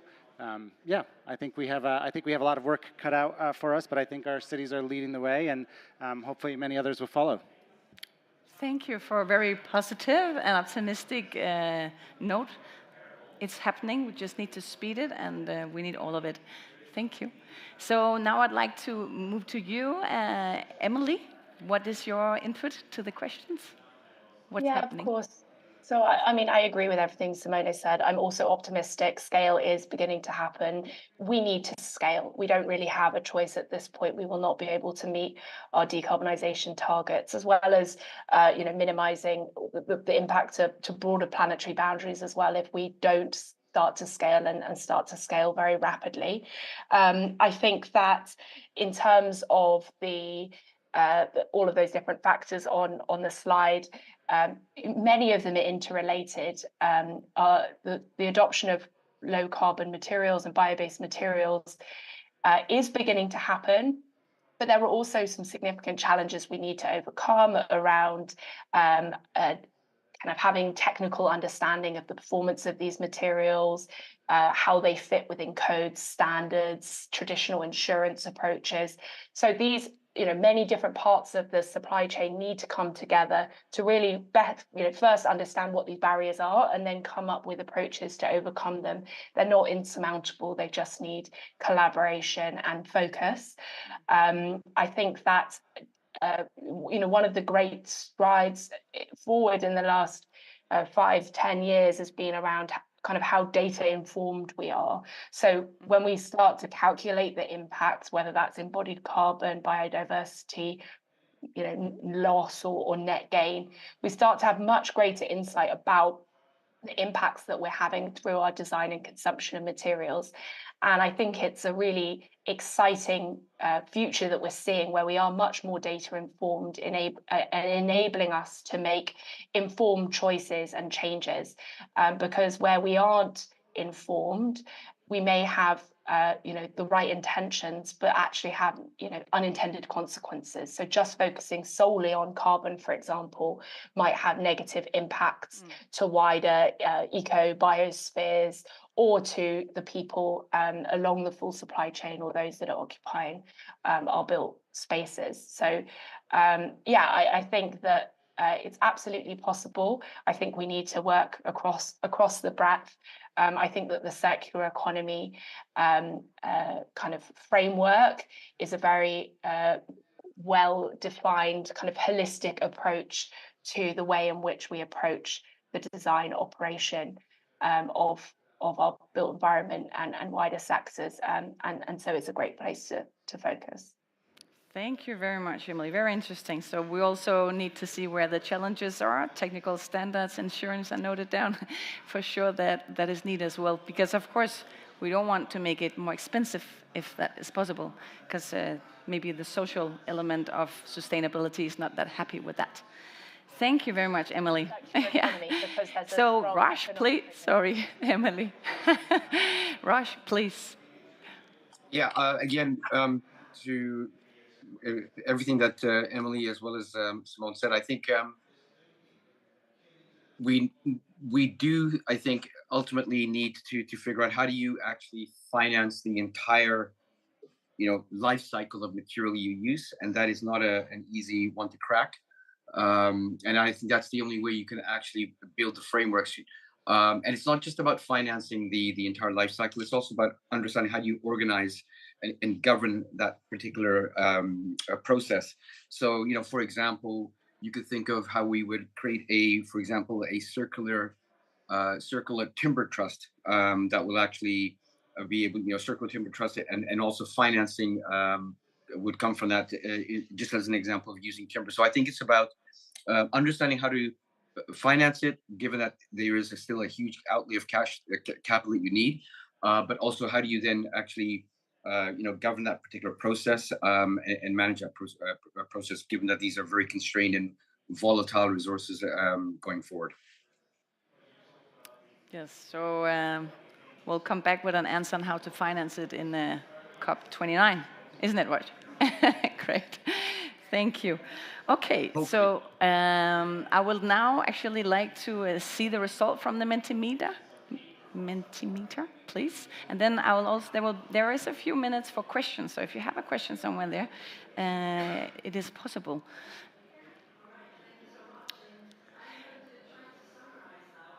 I think also the climate resilient is quite interesting because we can build with a lot of materials now, but if it's not climate resilient, and is that then more construction materials or not? It's definitely not an easy road, but there's a lot of knowledge out there, and I really like both what you say, that it's scaled, it's happening, it's out there, and what Emily said, that we have a lot of the solutions, and we just need to also get more cases to actually see it implemented, and then the finance there. But we need all of it, as Emily said. It's not an either or. They are very interconnected. Of course, it's difficult to take it all in one go. So thank you very much. And then maybe to the slides.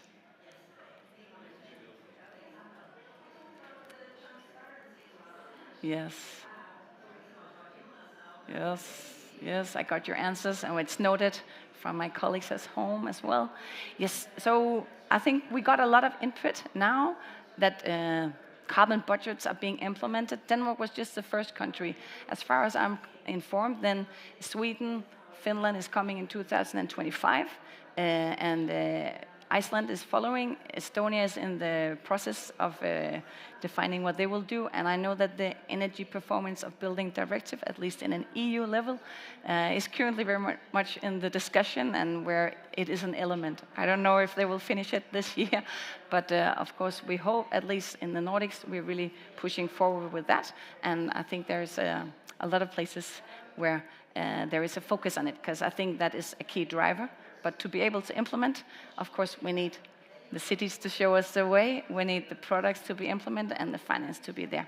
So I don't know if there's anyone who have a question they would like to ask, or consideration, or reflection.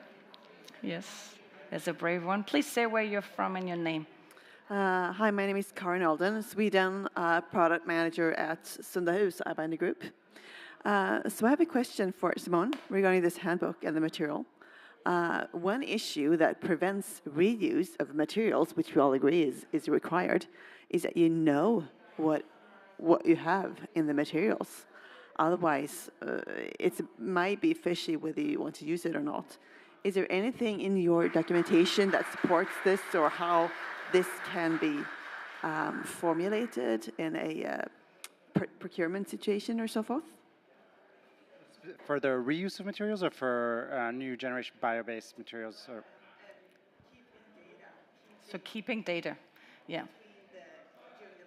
During the life cycle. Yeah, that's a great question. I think this is one of the areas that our cities are struggling with as well. So understanding when they do deconstruct and when materials are being stored, how can those materials be certified after their first use, their properties that they maintain, and who will ensure their use in certain applications. So that is a challenge, and it's some that our cities are focusing on, is how to essentially create a material hub that does just that, that's able to both store materials, but also certify their characteristics and performance and quality moving forward. But it's a great question. For the reuse of materials, this is a big sort of area that energy needs to be focused on moving forward.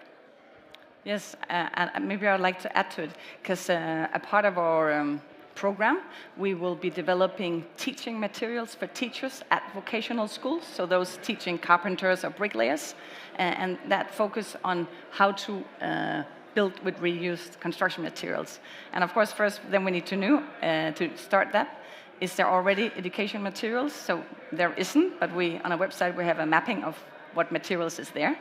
And we also map the current regulation in the Nordic countries that focus on this. And part of that is the European Construction Product Regulation that regulates how a product can be placed on the market. And part of the revision that's currently ongoing is that you will have to have some kind of standard for the reused materials. And I think, I know that we are working on that.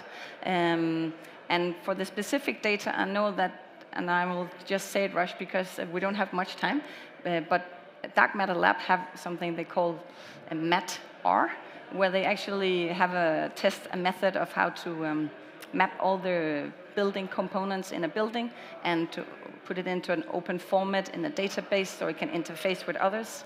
There are projects in Denmark, Circle Bank, that does the same. There's a lot of that happening.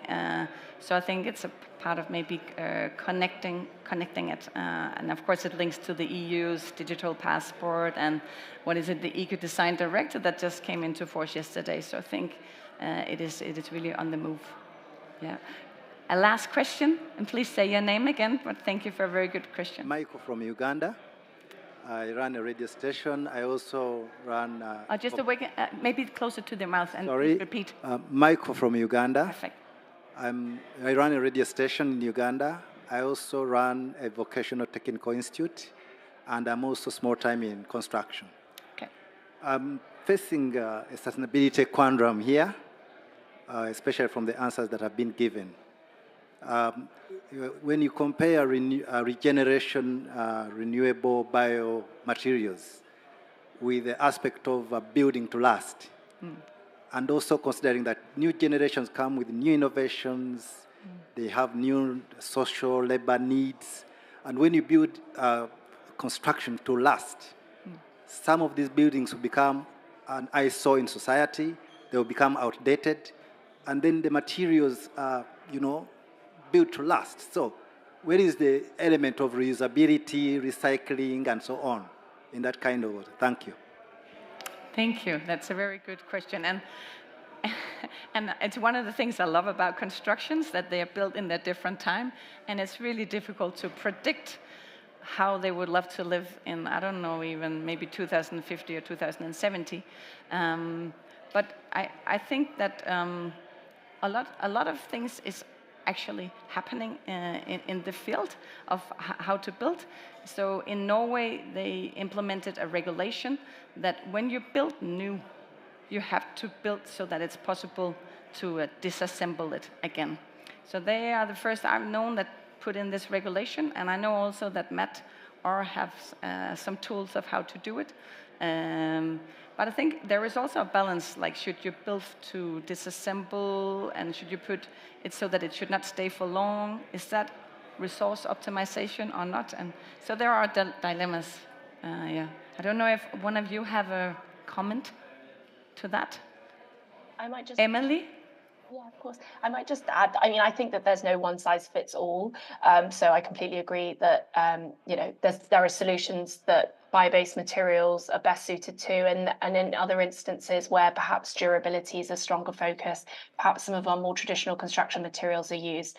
I think it's really important that we understand what the required life is for a component, and if it's not going to be used for very long, we want to either use a material that is appropriately kind of selected for that kind of shorter life, or it needs to be designed such that that material or component can be recovered and reused, and there's a network and a kind of a framework for how that material can be recirculated within the environment.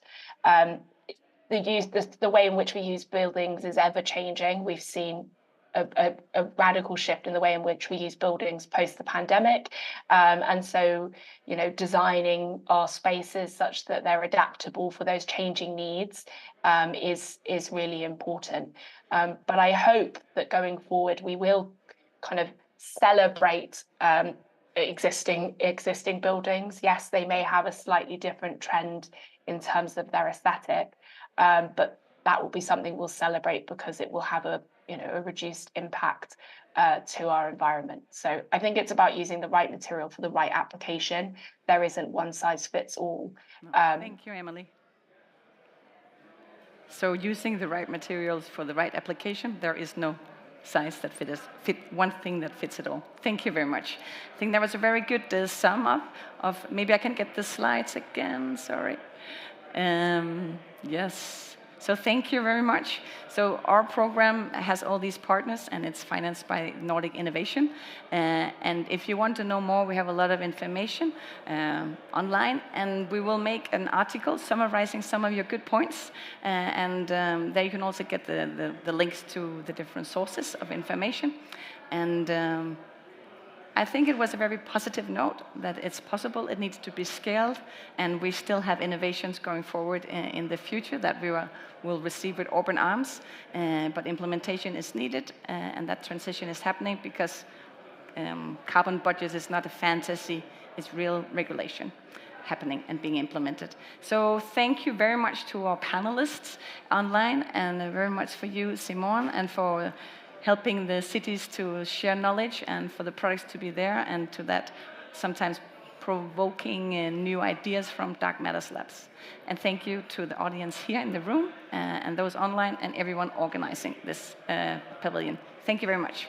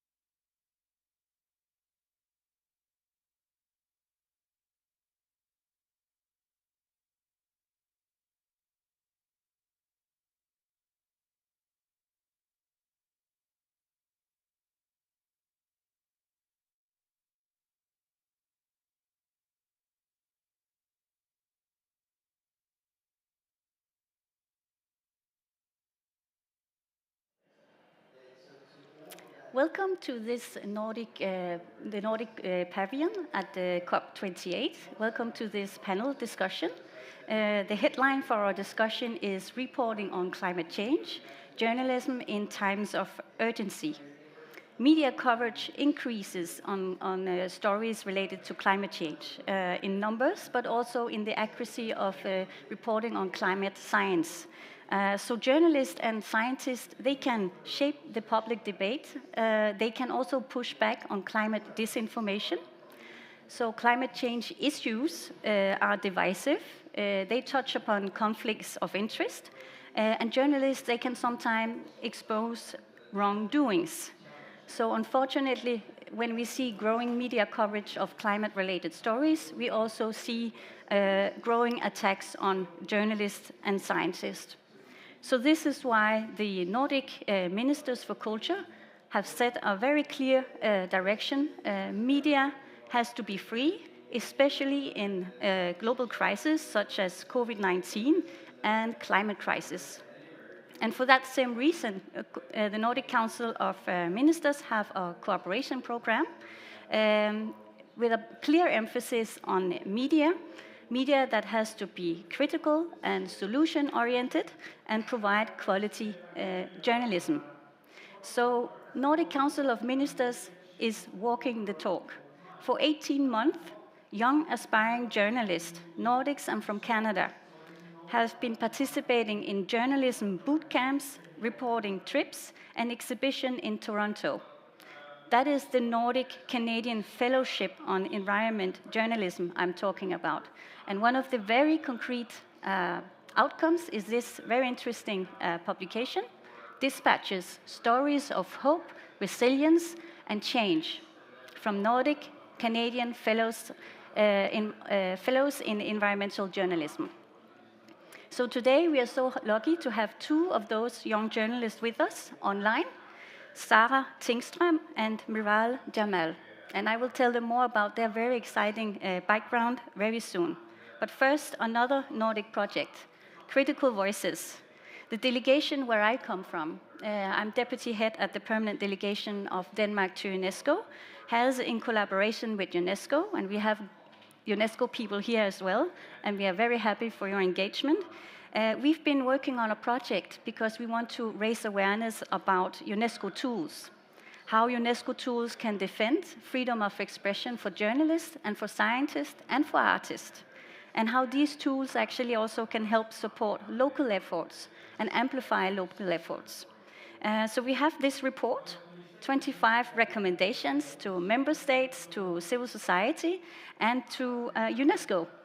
And some of the key takeaways, or one of the key takeaways, is that we need to strengthen the collaboration between journalists and scientists, especially in times of crisis. We've seen that in the COVID-19 context, and we see it in the climate crisis context. So when we go forward, we want to find smart ways to break down the silos. And for that, we are so happy to announce to you all that Denmark has very recently been elected to the UNESCO Man on the Biosphere Council. We are represented by Mads Randbøl, who is sitting right there. And for the next 4 years, he will be representing all the Nordic countries in this council. And that's where we will try to pursue this agenda. So thank you so much, colleagues from the Nordic Council of Ministers, because this day and this event is an opportunity for us to explore the roles of journalists and also the collaboration with scientists. And we have great speakers ahead. And the first one is Assistant Director General from UNESCO, Gabriela Ramos. She's sending us a video message, and it will come very soon. Climate change is one of the biggest challenges humanities have ever faced. And this year's event around the globe has sent a stronger alarm signal. We are here in COP28. We are listening to the positive news about the financing of some of the funds that have been created, above all to support developing countries. But still, we are discussing whether we need to phase out or not fossil fuels. And I think this is a real problem. Even though countries are advancing in renewables, are advancing on climate finance, are advancing in reducing emissions in some parts of the world, Our collective response remains hesitant, inconsistent, and thus ineffective. And a significant part of the problem relates to trust in science, or more precisely, lack thereof. The fact is that scientific evidence and advice shows, and we have seen it with the UNFCCC report over and over again, how much the different impact that climate change is having is putting us in a real situation of complex decisions that we need to make. We have the scientific base, we have the scientific evidence. The question is, does it receive really the place it deserves in policy making or in the public perception? And I'm not sure that that is the case. We see, for example, the disproportionate influence of contrarians in public debates. We still are debating whether the science is there or not. And when science is not trusted for one reason or the other, the challenges that our planet can confront would really be much bigger. And from UNESCO, that we have the science in our name, the question is how we can consolidate and enhance trust in science so we take the decisions that we need to take. And an aspect that merits greater attention is the safety of scientists.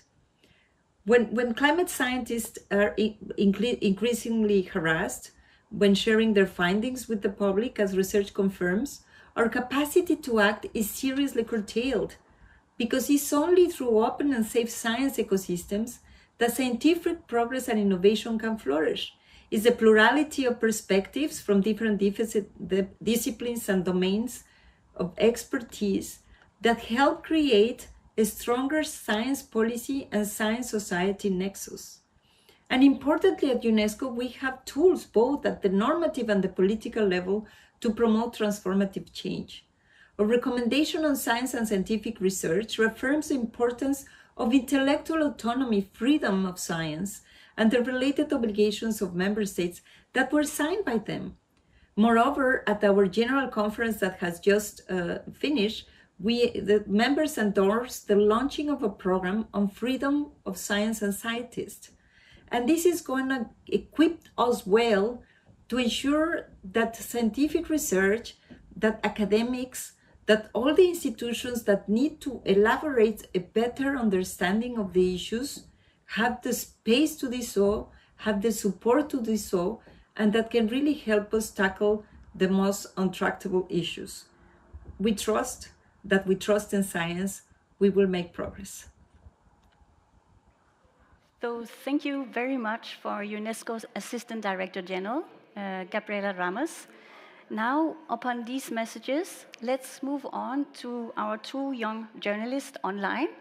Sarah Tingström, Project Manager of the World Wildlife Fund, a Bachelor in the Environment Journalism, and Miral Jamal, journalist in Nunavut, featuring stories from Inuit communities, both of them fellows to the Nordic Canadian Fellowship Program on Environmental Journalism. Welcome here, and we look very much forward to hear your motivation for participating and your key takeaways. Over to you. Yeah, thank you so much for having us today. We're looking forward for this conversation. I applied to the Nordic Canadian Fellowship in Environmental Journalism while I was studying environmental journalism in 2021. I got so interested, like when I first noticed it, that this existed, because I hadn't seen anything like it before. So I was really applying and had an open mind and what I could be able to explore during this journey. And also that it was a program that was during a little bit more than 1.5 years. And we have also continued a little bit during this year as well. So it was a really wonderful experience to have been able to do boot camps where we got more informed about the challenges and the possibilities we have with reporting on big issues such as the climate crisis. but also that we also was able to connect cross borders and with each other. So it was really wonderful experience. And me and my project partner, we were focusing on how urban farmers and tackling the issues on climate crisis and what it can mean for food insecurity and security for sure. And we visited urban farmers in Malmö in south of Sweden, also in Toronto in Canada, and it was really a unique chance to also find what the similarities and differences between our countries and the challenges that we are facing, but also what we can learn from each other. So it was a really amazing experience, I would say. Thank you very much, Sarah, for sharing these insights. Meral, over to you. Yeah, thank you for having me. And also, it's so nice to see you again, Sarah. Like Sarah said, I applied for the Nordic Canadian Fellowship because I hadn't seen an opportunity like it out there for young journalists like myself. I was a recent graduate of Carleton University School of Journalism at the time, and I found that opportunities for young journalists to report on the climate crisis in particular were few and far in between, and also to have a year to produce a piece of climate journalism or to report on climate journalism, which was very interesting. And just, you don't always have the time when you are a daily news journalist to pursue some of these stories, to tell deeper stories, to tell more intentional stories. And like Sarah, I had a partner who I knew I would be going through the fellowship with. Her name is Dielza. She's from Denmark, and it was the opportunity to connect with young journalists across the border, who are facing similar challenges, who want to tell similar stories, and who want to do journalism differently, who want to tell stories of resilience and hope and climate action and solutions to the climate crisis. So that's really why I applied, and it has been a fruitful experience reporting together, but also having opportunities to connect with each other, to share our backgrounds, to share our concerns and our expertise, or the things that we're learning with each other. Thank you so much, Meral. Very interesting also to hear your insights. And we will get back to you. But now over to UNESCO expert on freedom of expression and safety of journalists, Christian Borges. You're a senior program specialist based in UNESCO headquarters in Paris. You have degrees in international law and human rights, and you've worked as foreign policy advisor and university lecturer and journalist. So you are really the expert from UNESCO here. Over to you to hear your comments and reflections. Thank you very much, Marlene, and thank you to the speakers previously. And there is really hope for journalism and environmental journalism with these capable people that dedicate themselves to this issue. You may know that UNESCO is the UN agency specialized for science and for education and for culture, but it's also the specialized UN agency for information, access to information, freedom of expression, and safety of journalists. And that's the section of the House where I come from. It's promoting freedom of expression, combating disinformation, and protecting journalists around the world. And we are actually dedicating next year to this topic. So our big event, which is World Press Freedom Day, in 3rd of May, will be dedicated to the nexus between the environment and press freedom. And there is an event in Santiago, Chile, a big global event on 3rd of May, and events on the 2nd and 4th as well, and over between 100 and 200 events around the world dedicated to this issue. So we encourage everyone to engage with that, for press freedom organizations, but also climate organizations, environmental organizations, to organize events around that. And the issue is very pertinent. New York Times said just a few days ago that disinformation was one of the biggest challenges on the climate agenda. The UN Secretary General, he said this summer in a document that misinformation and disinformation were really hampering progress on countering climate change. And this is something that we really need to tackle. Environmental journalism is also very risky, very difficult. RSF, they made a report in 2021 where they showed that in the 10 years before that, 21 journalists had been killed while reporting on environmental issues. So it's after war reporting, environmental journalism is the riskiest profession. And they are also disproportionately attacked online.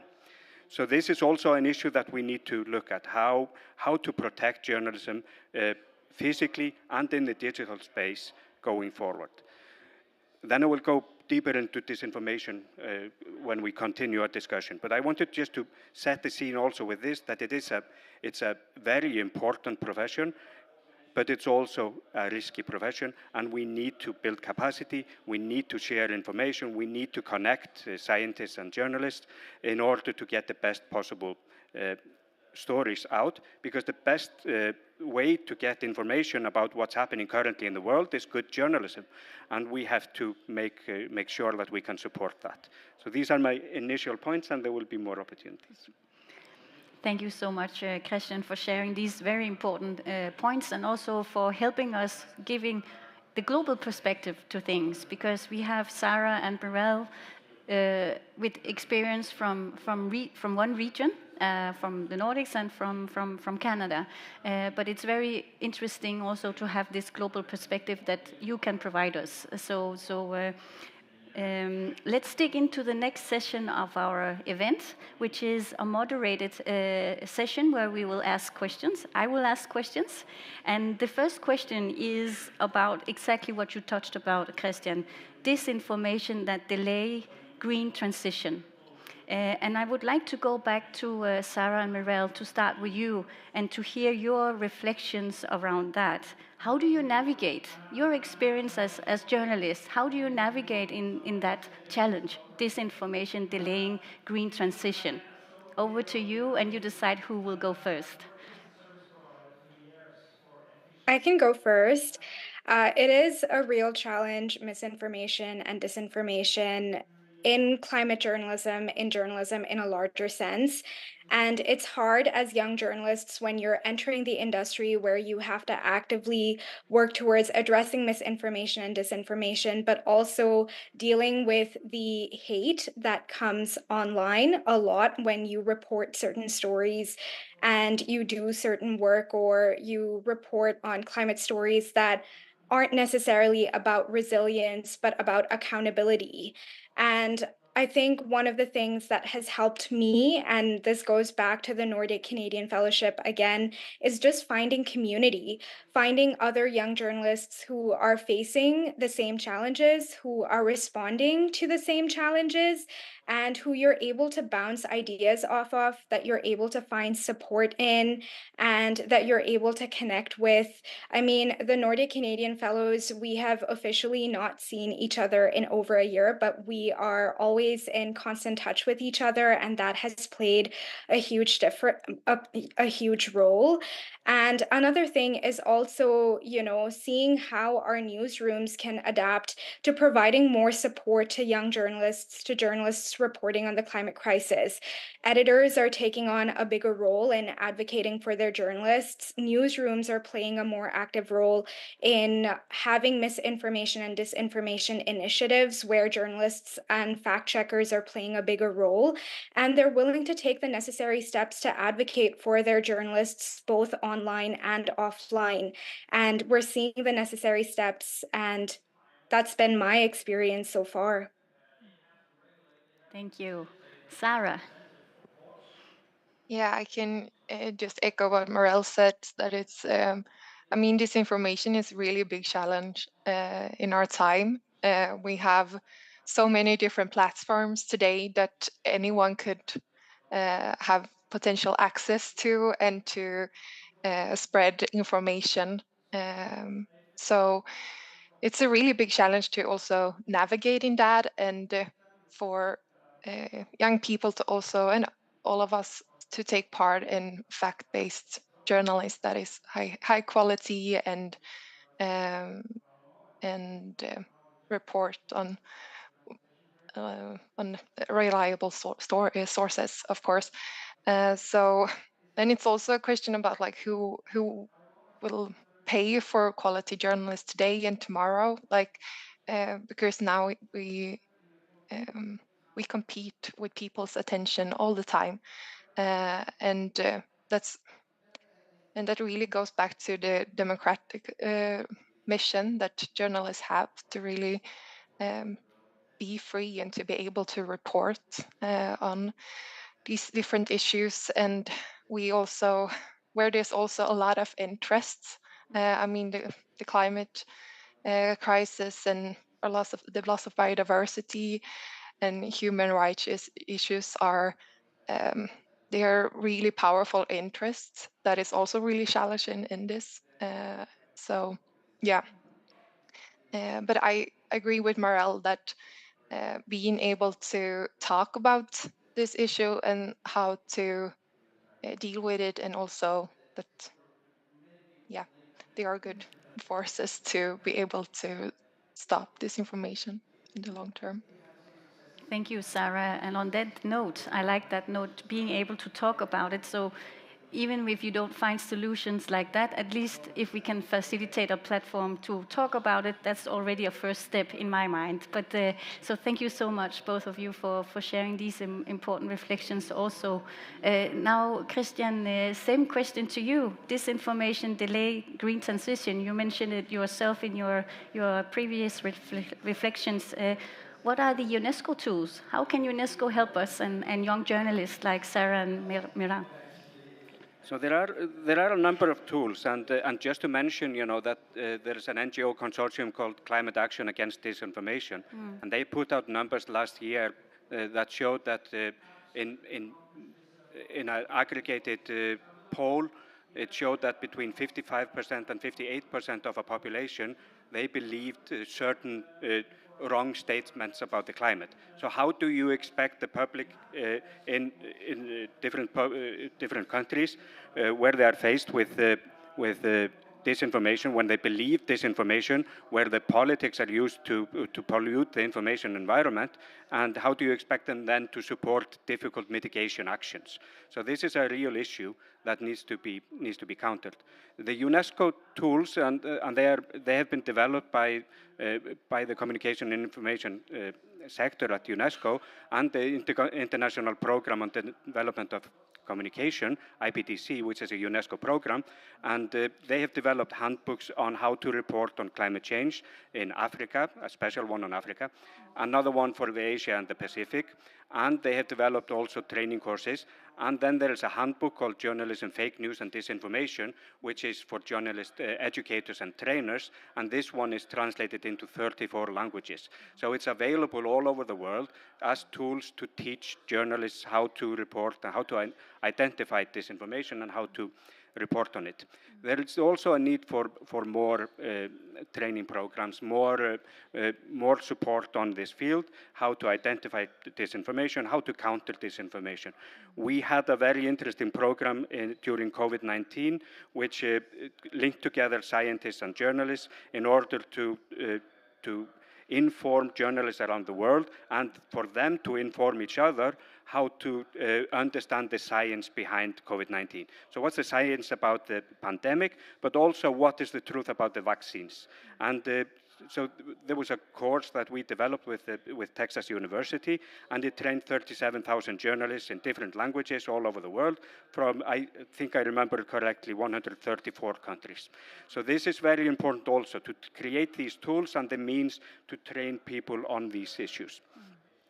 I also wanted to touch on the digital space because it's very important what's happening online. We have research showing that women journalists are harassed and attacked online. So 73% of women journalists, they testify of being harassed online.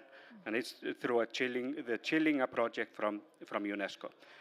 But it also shows that this was based on a data that was brought from the digital platforms.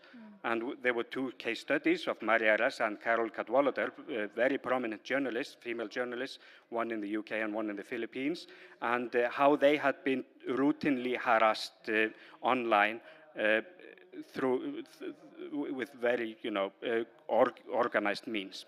And this was data that was possible to draw from the companies and because of certain issues. But what we are proposing is that because UNESCO has been advocating for the transparency of the digital platforms. So much information doesn't flow only from media, but also online. So how do we make the transparency question real for the digital platforms? And we do it from our angles, which is safety of journalists, women journalists and other journalists, environmental journalists, and then on media viability. So certain data that the platforms hold on the viability of the media, because without media we cannot do journalism and people won't get information.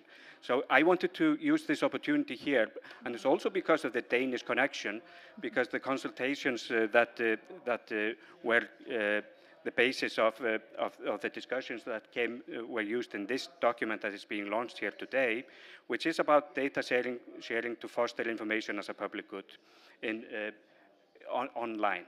So how do we gather data from digital platforms on to protect journalists online and to ensure media viability? And I encourage you to study this, because this is a very pertinent issue when we talk about environmental journalism and these very big issues that are real today.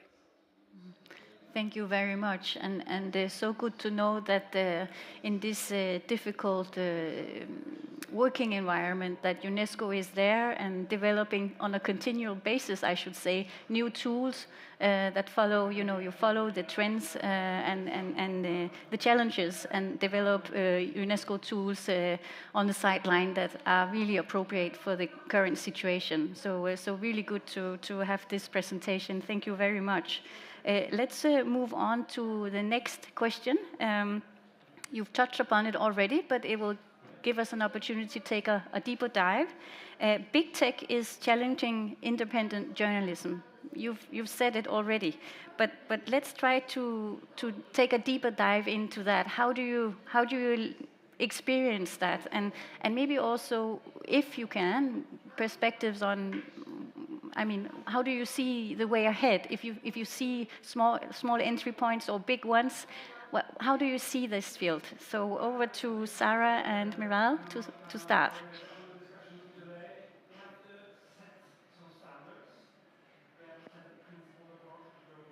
Yeah, I can continue and give some first reflections on that. I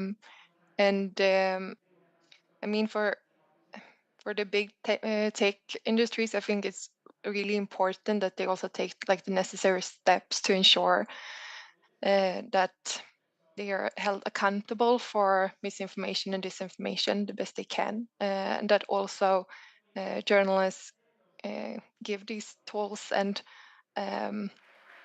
are able to provide quality journalism, and that could maybe have a different form, so people are able to also take part in good journalism online, on social media channels, and in a format that they can take in, so to say.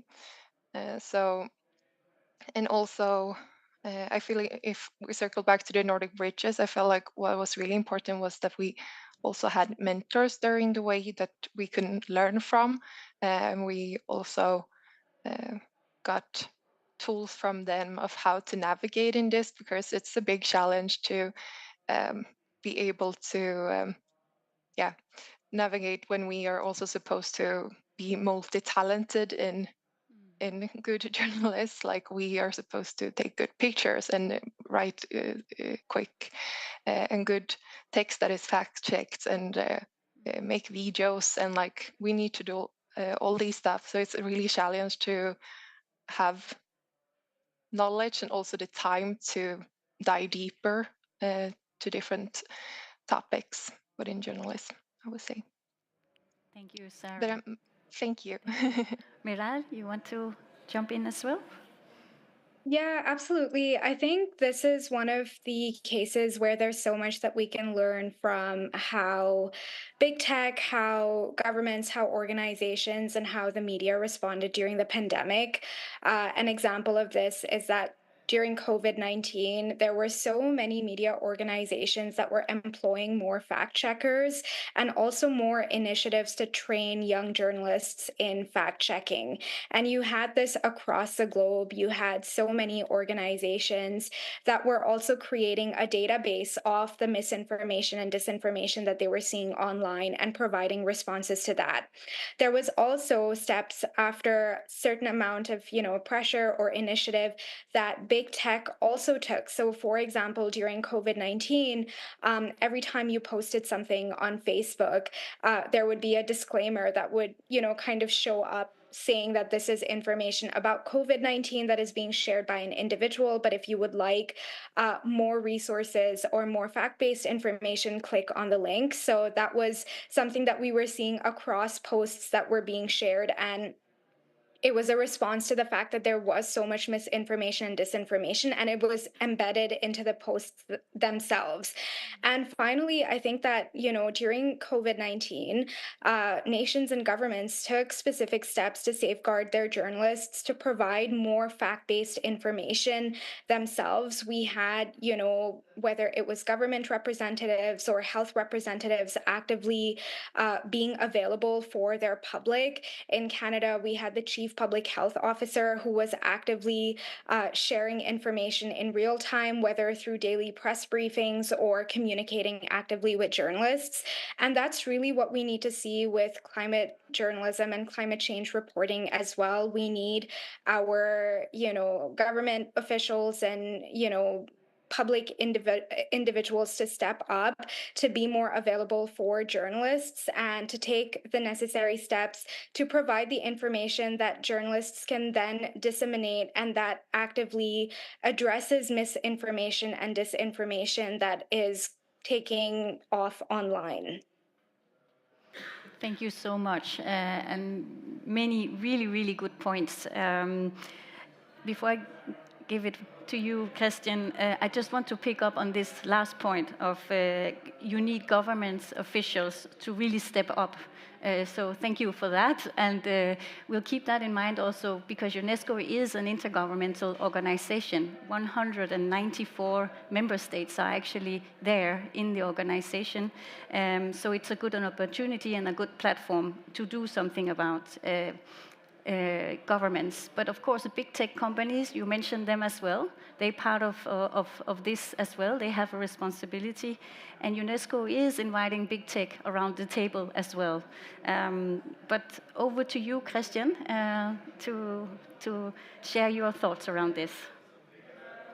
Thank you very much. And exactly, I also appreciated the point that Meral made on fact checkers, because they are now an important piece to the puzzle. The best fact checking is done by good journalists working for good media, but there are also very good fact checking organizations around the world that can be really helpful and very helpful on identifying issues related to environmental journalism and mis and disinformation in the climate space. So I think that's a very important thing. Regarding big tech, during the consultations for this document, and actually in both Copenhagen and in New York, they were around the table discussing these issues. Mm. And our advocacy has been to increase the transparency, but we also developed and published just last month guidelines for digital platforms on the governance, so guidance on the governance of digital platforms. Mm. And this we did through extensive consultations. So there were consultations in many different parts of the world, and there were in total over 10,000 comments on 3 different drafts, a big conference of 4,000 people engaging that came into this document that has just been published last month, and gives guidance on how to regulate digital platforms in general, with the focus on freedom of expression. So that's our entry point. It is that it needs to be protecting freedom of expression, and then how to counter disinformation and hate speech in that space. So I invite all of you to learn more about this. This is the process that UNESCO embarked on, and this is also feeding into the work at the UN level for the different documents and the Summit for the Future next year. Thank you very much, Christian, also for mentioning that UNESCO can help us in this balancing act between protecting the right of freedom of expression while combating climate disinformation. We've been around this topic already, collaboration between journalists and scientists, which is really critical. But let's take a deep dive. What is your take on this, based on your experience as young journalist? How did you go about the collaboration between journalists and scientists? And how do you see that that is critical? You decide who will go first. I can take that. I mean, I work in Nunavut, which is in the Canadian Arctic, and it is, like the rest of the Arctic, experiencing climate change faster than the rest of the world. And it's very interesting because when you are based here, you can tell a climate story without telling every other story. So, for example, you can tell a climate change story without talking about changing sea ice. You can tell a climate change story without talking about changes to wildlife. You can talk about climate change without talking about changing livelihoods and how it's impacting Inuit on the ground, whether it's hunters, elders, young people. It's really like a climate change story is the story of the Arctic, is the story of Nunavut. And this is where collaboration becomes so important, because it's impossible for one journalist to tell each of these stories and to tell them deeply and to tell them intentionally.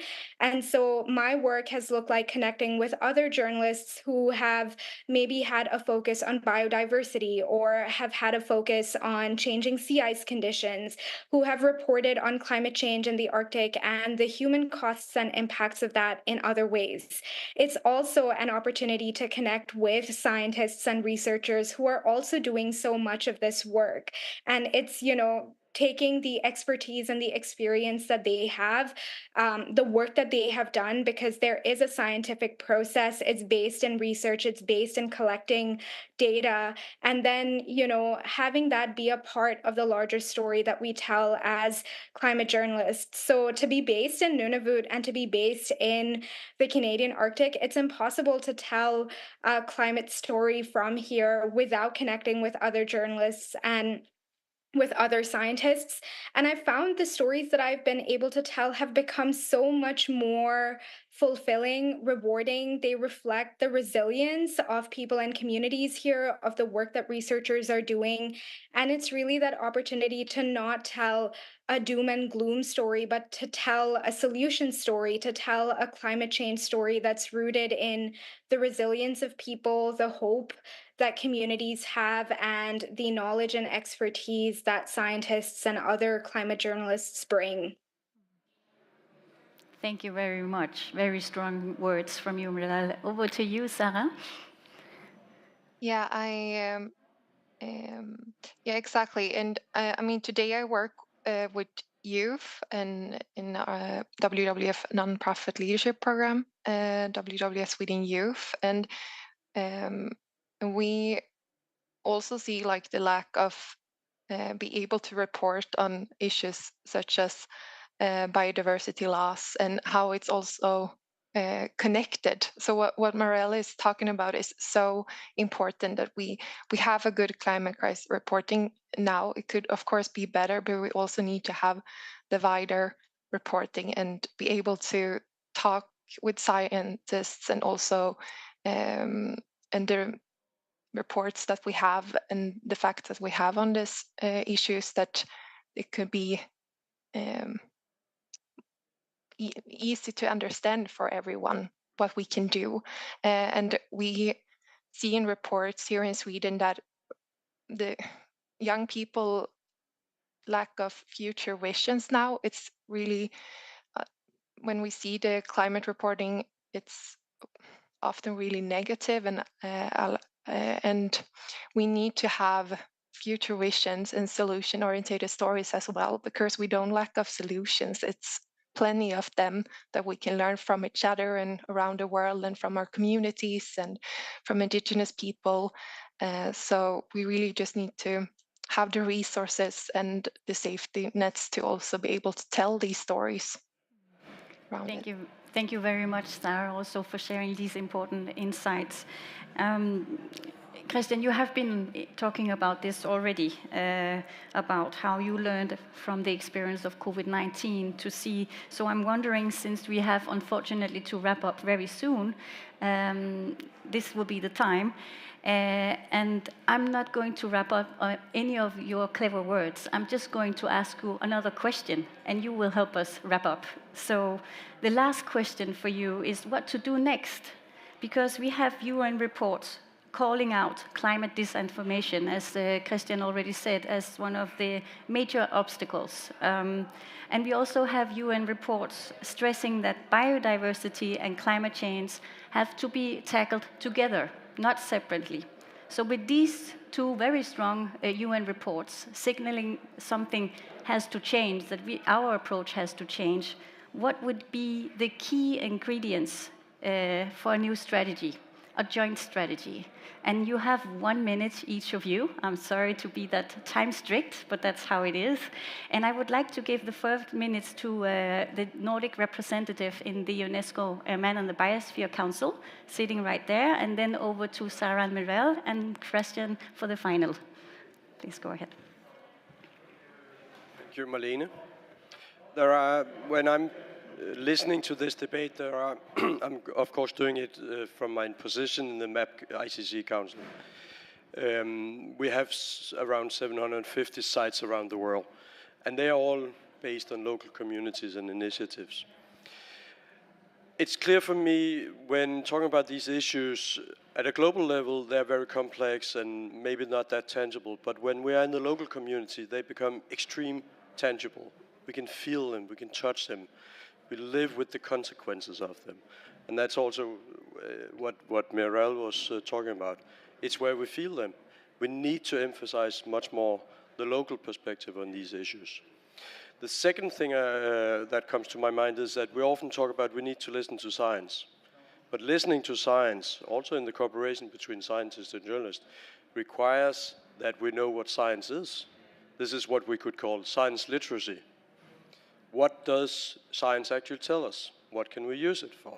What kind of decision can we make based on science?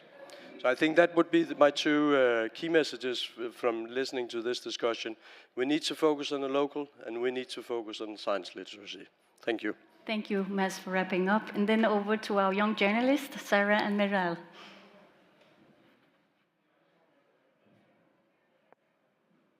Yeah, I really believe that fact-based environmental journalism is more important than ever now, and we really need to have these holistic pictures and focusing on good example and the different solution that is actually already existing as well. So I hope for the future, especially for the next generation to come, and that we also continue to questioning and hold people in power accountable, of course, and to give voices and a platform for those who are most affected, whether it's humans or nature. And also more initiative like Nordic Bridges are for sure more than welcome, because it has been a wonderful experience and a knowledge for life. Thank you, Sarah. Mirel? Yeah, like Sarah said, having more opportunities like Nordic Bridges, where you're able to do journalism about climate change and biodiversity in community, and really focusing on communities who are living on the front lines of the biodiversity crisis as well. It is, the United Nations Decade of Indigenous Languages, of Indigenous peoples, and I think it's an opportunity to do more journalism that is in partnership with Indigenous communities and other communities who are really living the climate crisis, but also the biodiversity crisis, and living with nature and losing nature acutely. Thank you so much. And over to you, Christian. Well, thank you.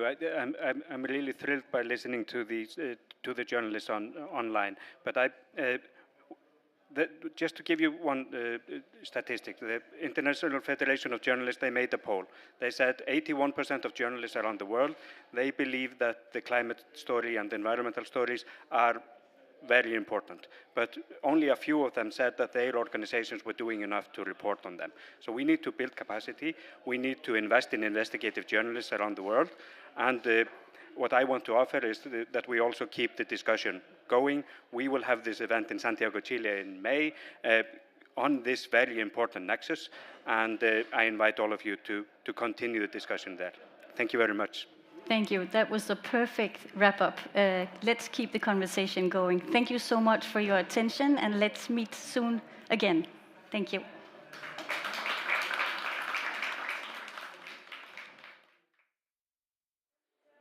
Brief note to our audience. I would like to say also on behalf of the Nordic Council of Ministers,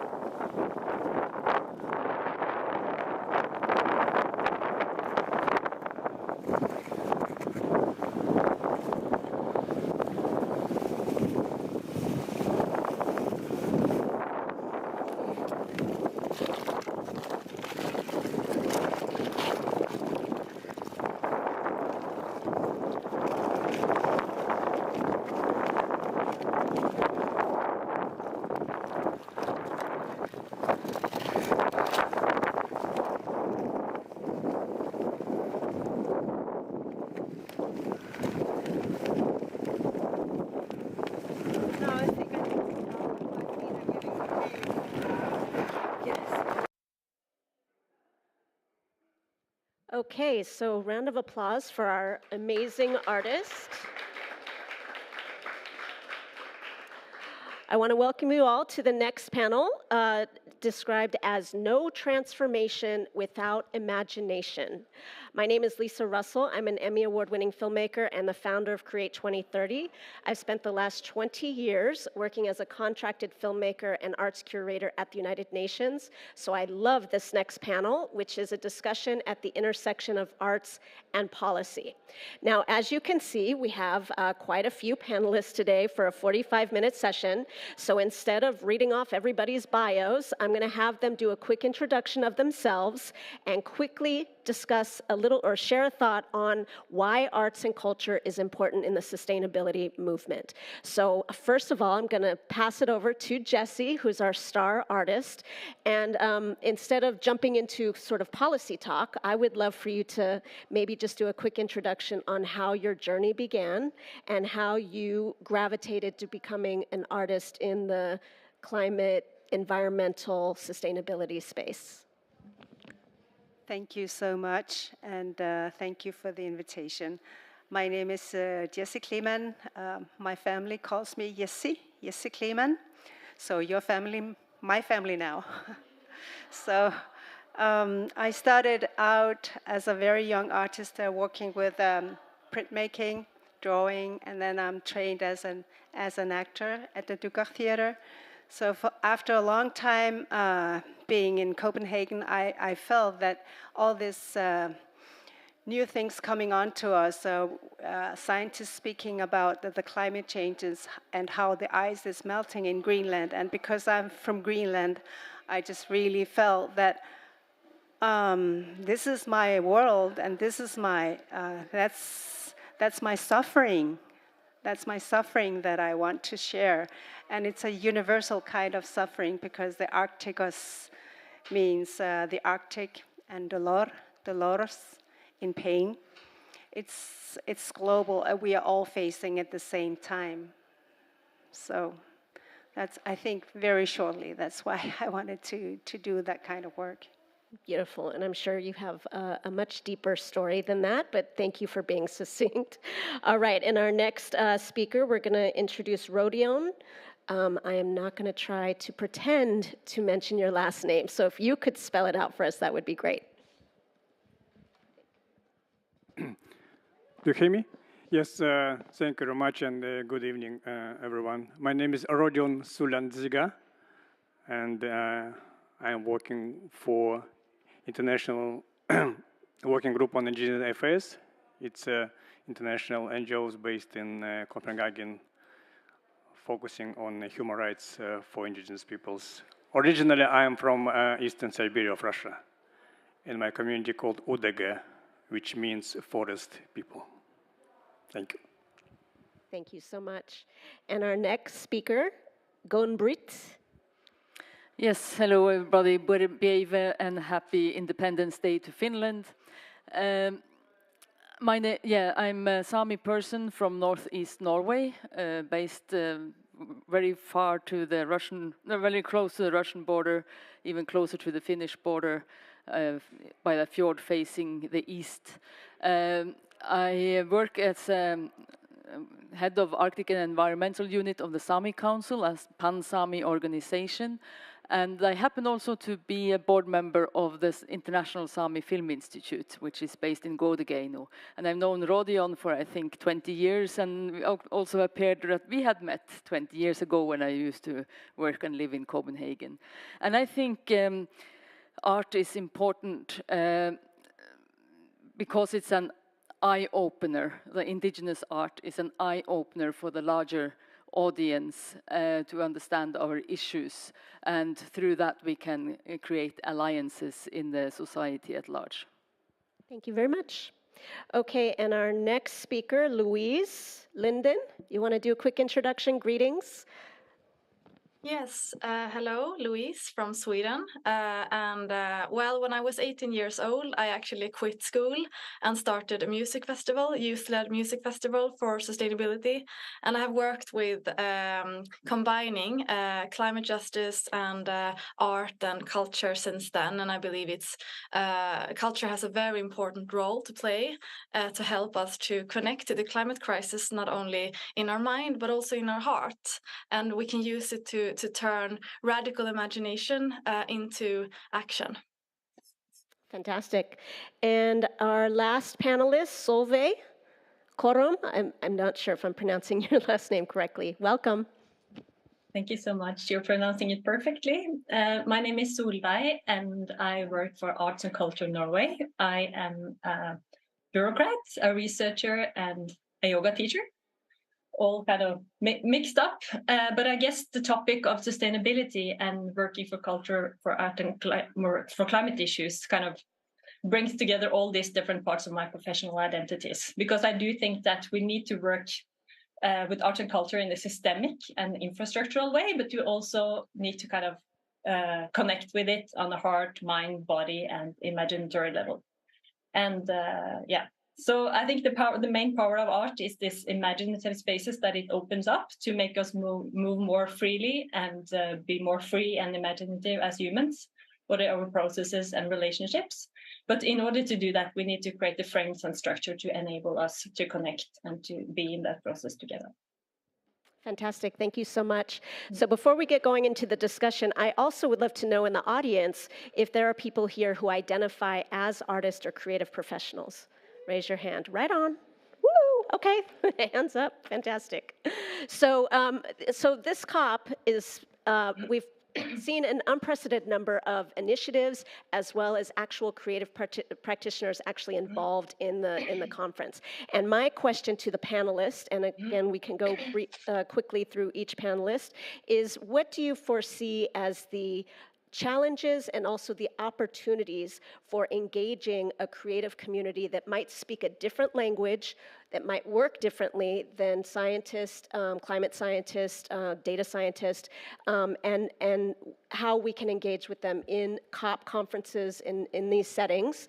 Again, what are some of the positives and also the challenges? We'll start with you, Jessie.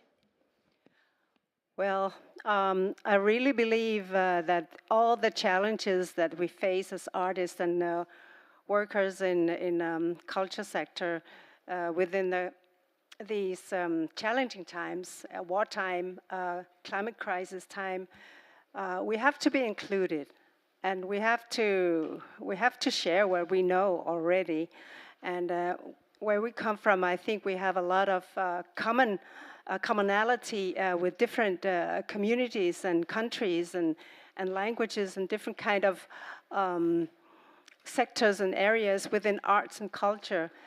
But the challenge is that how do we move freely, and how do we put our work into the agenda so that we also can be heard, can be listened to. Or first of all, of course, as an artist myself, I had to learn to listen deeply and go back to my own roots and get to know my own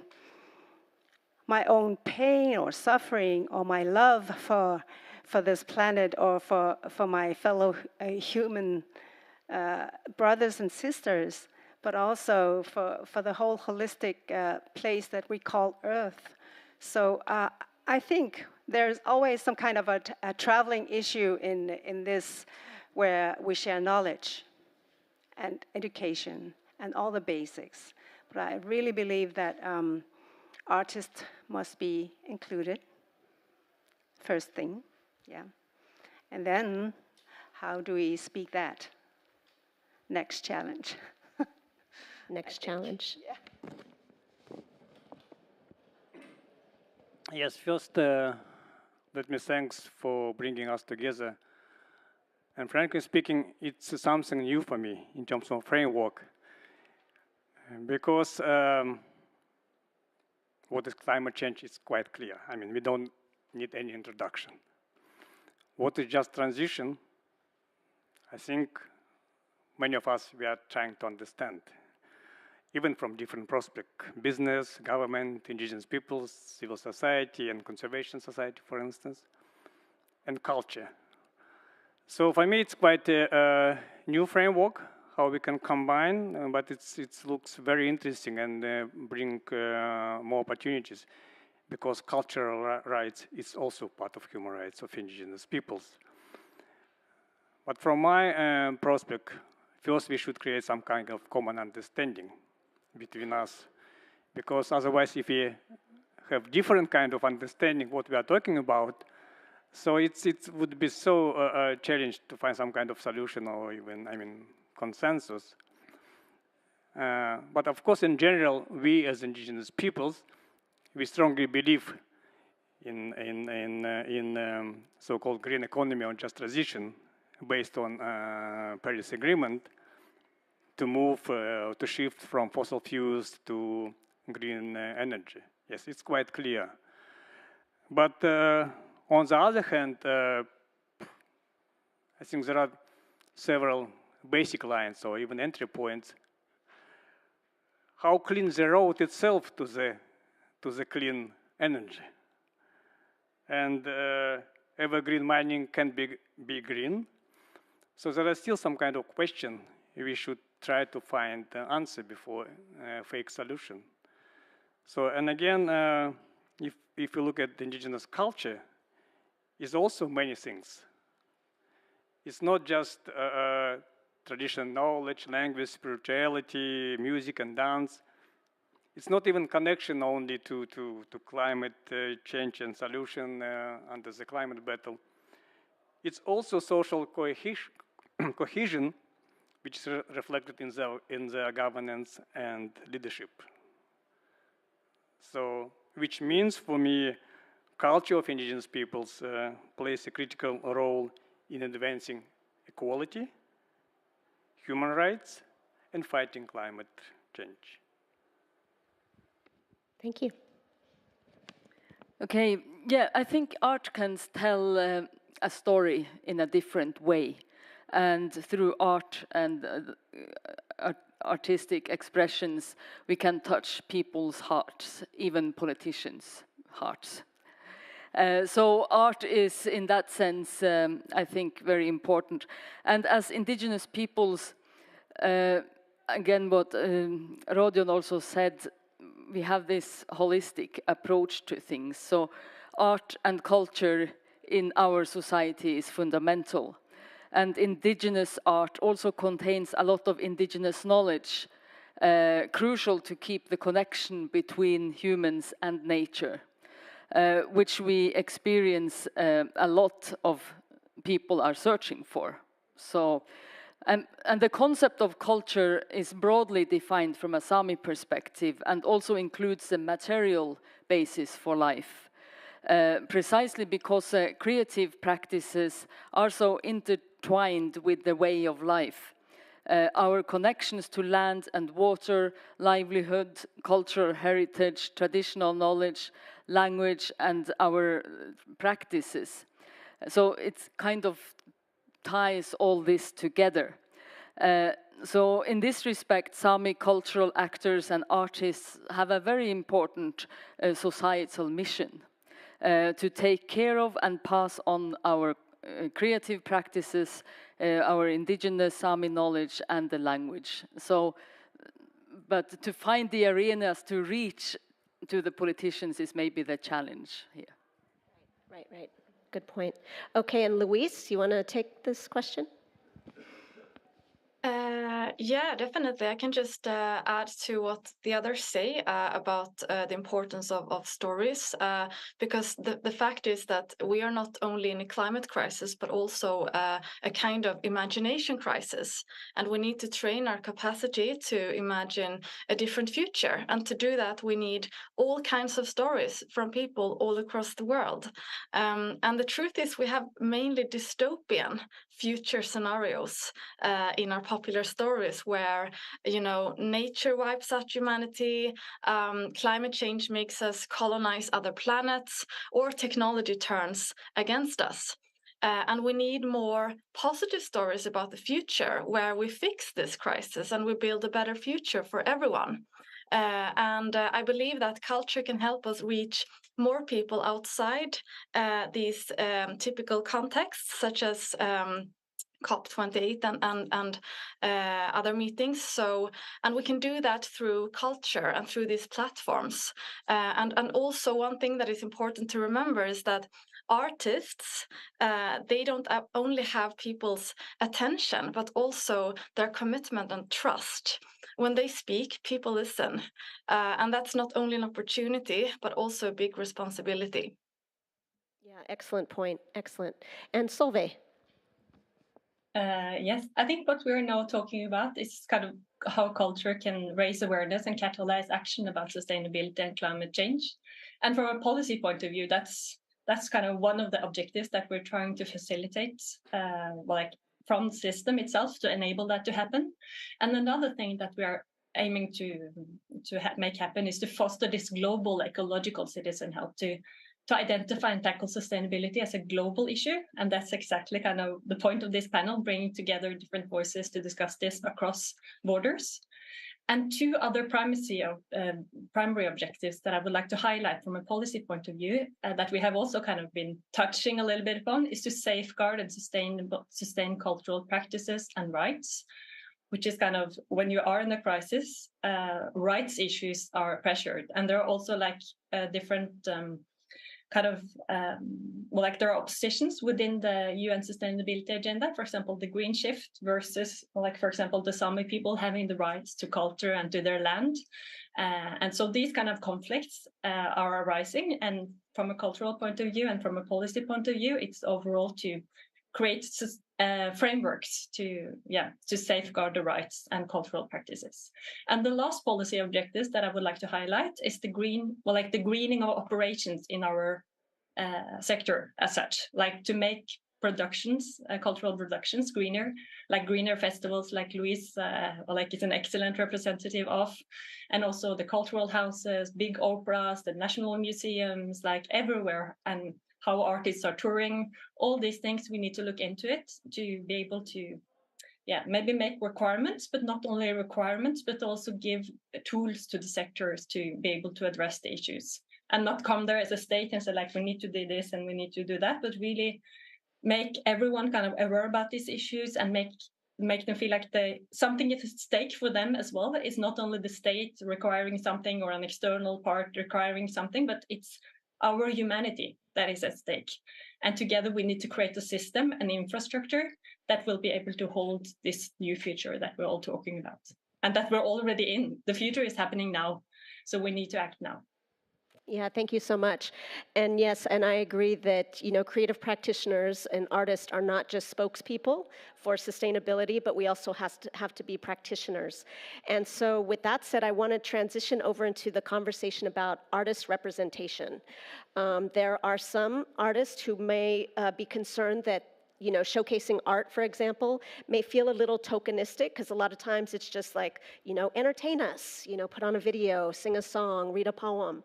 And so I'm actually really appreciative that the Nordic Council has decided to include the artists whose artwork we are seeing as part of this conversation. But when you are talking about a relatively untapped sector who, again, works differently, speaks differently, survives differently, how can we ensure that this movement to engage creative practitioners is just, inclusive, and sustainable in this policy and program space? Because, again, livelihoods are very different, languages are very different, but we are trying to mesh these two worlds together, and how can we do so in a meaningful and responsible manner? You want to go? Good. Gun-Britt? Yeah, well, I don't know if I'm able to answer that question, but I was also disturbed by this fly on my nose, so I don't really know what to respond to that. Maybe you repeat the question.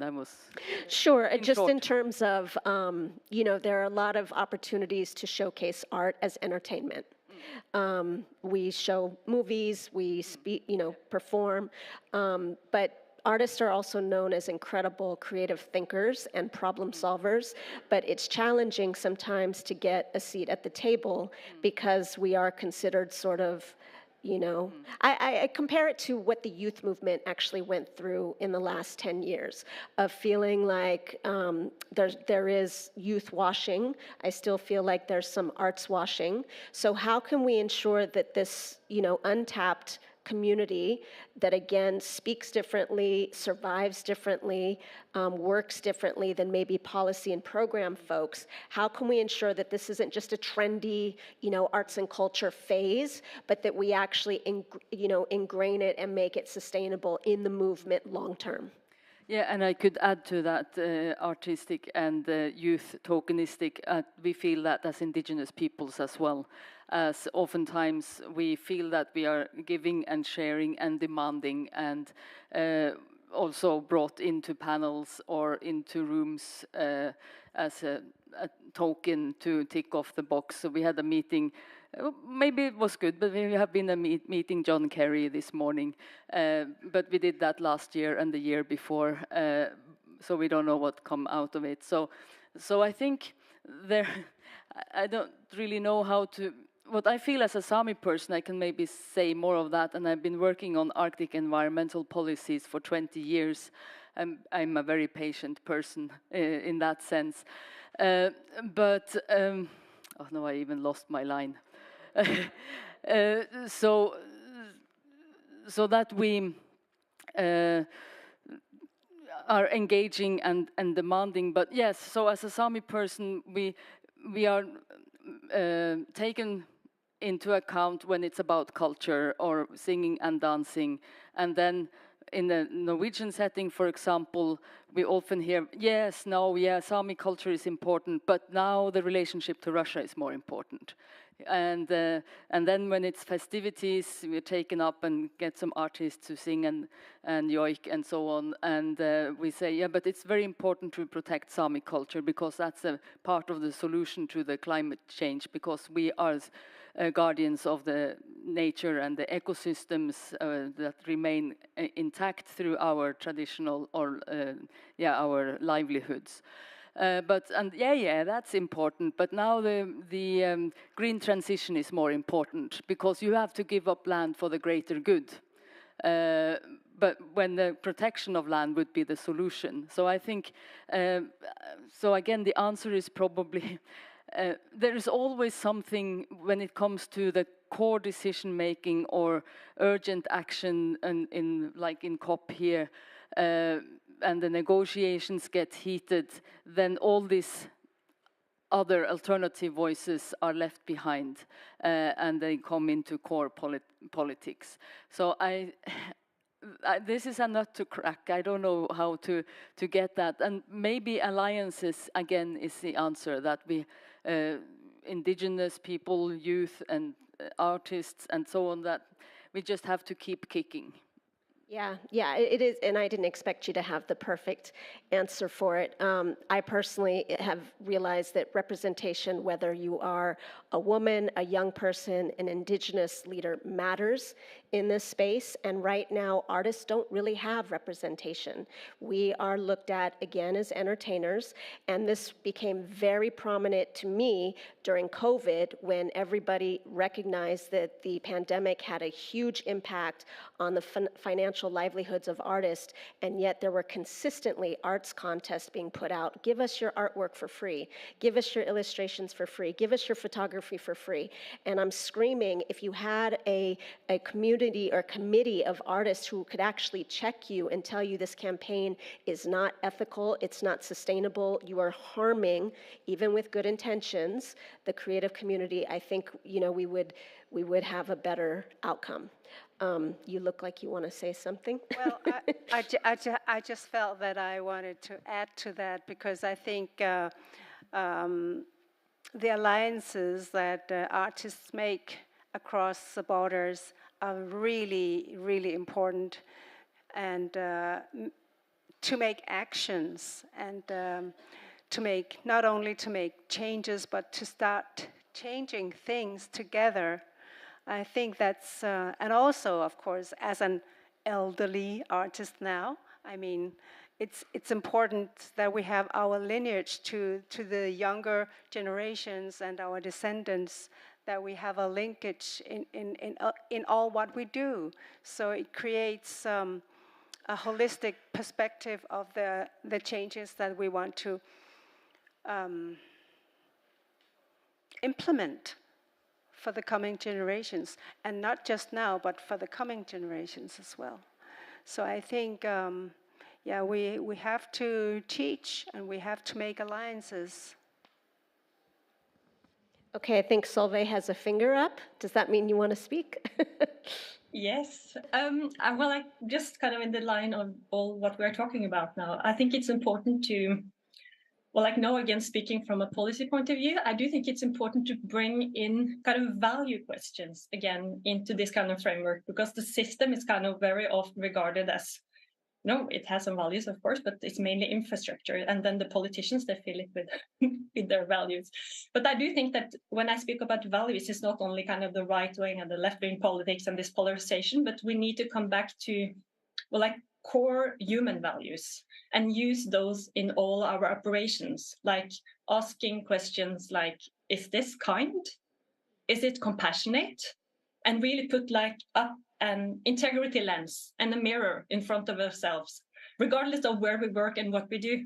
But as policymakers, as artists, as people who want to invest in something, as kind of everyone who has a role to play in this field, we need to use that integrity lens and come back to the deeper human values and actually play them out on a day-to-day basis. And based on that, I do think that we can be able to move a step further in this. Is it kind? Is it compassionate? No, I really love that. Thank you for speaking that. And I do feel that arts and policymakers kind of speak different languages, but are having parallel conversations about improving communities, saving lives, et cetera. And I think if there was a way to bring these two worlds together, even the playing fields, because a lot of times the power dynamic favors the policymaker and less the artist, I think we could actually make some interesting partnerships and way forward. And so Louise, I actually want to ask you a question because you work in festivals. And one of the conversations we've had is, do we really want to bring artists into conferences? Most artists I know do not voluntarily sign up to come to a conference. They'd rather be at a festival. They'd rather be in a studio. I'm wondering if you had thoughts about how we can kind of crisscross our spaces where we come together. Could we invite policymakers more into the festival setting, more into the studio setting, in the creative spaces, instead of expecting the creative professional to sit in, day-long conferences and listen to people speak? It's not how a lot of creative professionals I know process information or get inspired. So just curious if you had any ideas on that. Yeah, I have so many ideas, and I believe we need to do both. Like, we need to bring in the artists and the creative sector in these spaces where we take these very, very important decisions on the future. But I would also love to see more sustainability advocates and policymakers to use these powerful platforms that we have in festivals.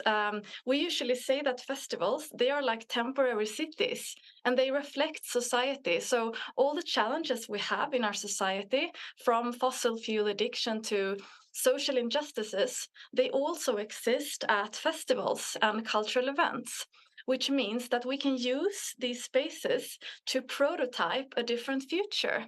We can test new ideas from innovations and products that are more sustainable to financial systems. And we can unite different parts of society while doing this. So I think it's really, really important to not try to put these different events like, okay, so we have these political meetings and they are only for policymakers, and then we have the cultural events and they are all only for artists and citizens, but also just try to create meeting spaces across the borders, because that's when magic really, really happens. So yeah, I would like to see that more. Fantastic. Okay, so you are eager to say something. Yes. Yeah, just very briefly, but I'm not a very frequent festival goer, but my impression is that every election year there is a lot of politicians in every festival, and we have the Sami festival Riddu Riddu, which is a cultural festival which has also a lot of debates and youth camps, children's camps, and indigenous music from all over the world. They profile indigenous people from somewhere in the world every year. It's apparently a fantastic festival, which I only visited once, but my impression is that there is always a lot of politicians. So I thought that already happened. But that's during election stuff. I'm talking maybe more on a regular basis. But that's every once a fourth year. Right. Let me also say that, so this is my argument about why I would love to see more policymakers in the creative spaces. There's research that was done by a professor at Princeton who looked at the impact of a storyteller, and that to me means a powerful speaker, a musician, a poet, whatever. And he used brainwave helmets to look at the brainwaves of the storyteller. They actually sync up with the people who are listening to the story. And there's also research that shows that heart rates also synchronize in theater settings. So without any physical touch, and I know we've all been in these spaces, whether it is a festival, a show, a poetry slam, whatever, you can feel the energy, and storytellers have in their palm sort of the connection with their audience. And if we can learn how to maximize that and to transition it into concern for the planet, concern for the humans, I think it truly is an untapped potential that we don't understand as much. So I'm going to say, you need to go to more festivals. I will take you with me if you need to find some. But yeah, Luis, you had your hand up, or somebody? I saw a hand. Was it Luis? Okay, yes. Yeah, I just wanted to say that I'm not only talking about politicians, but also climate activists, the sustainable innovators that are creating the solutions. Like, I would like to see more of them also being a part of festivals, because then they can also connect to people and understand people. And there are also actually research from Sweden showing that when we go to cultural events and sport events and music festivals, we are more open to new ideas, and we are more likely to change traditional behaviors and norms. So it's gigantic possibilities here for everyone who wants to work for a more sustainable future to use these spaces, not only politicians. Fantastic. Rodion, do you want to say something? I know we've skipped over you a few times. Any thoughts? Very briefly, because of time pressure. Yes, agree, and I frankly share with you that this is also part of our lobby, to bring some strong artists, singers, and performances under our delegations to any COP. Because we strongly believe that in many ways, music and dancing can make more rather than endless declaration and papers. So this is also part of our strategy. Yeah, and I might suggest that we even create a space at a conference like COP that is more of a creator studio or festival space, so that artists will feel like they're in their element, creative practitioners. But I would like to also, I know we have 10 minutes left. First, I would love to talk to the policy folks about how do we legitimize creative practitioners as stakeholders in this group, because I can tell you, anytime you register for a UN or government event, they will ask you which sector you represent. Private sector, academia, government, civil society, youth, etc. I'm always checking the other box and putting in creative sector. We still are not really recognized, I don't think personally. I don't know if you feel differently. How can the policy community really ensure that this sector is legitimate in terms of being a stakeholder group? Anyone? Yes. Well, I can share an experience from well, like actually two experiences, two very brief experiences from Norway and the Nordic countries, how we have done that. In the Nordic countries, we have this project called Sustainable Lifestyles in the Nordic countries. And in that field, there are like 6 different sectors. You have the food sector, you have the educational sector, you have the, well, like environmental labeling, like the Swan brand for eco-labeling. And you have kind of you have gender research and kind of all these kind of seemingly very different projects, but brought together within this umbrella of sustainable lifestyles. And in the beginning, people were just like, but okay, the cultural sector, what are you doing here? But then kind of when we started to talk, all of them kind of understood that you can actually be the glue that can help, or the glue or the eye opener, and whichever metaphor we use, but kind of a sector that can enable all of us to kind of see our perspectives jointly and express them differently. And that was a huge eye-opener and one of the main results from that project.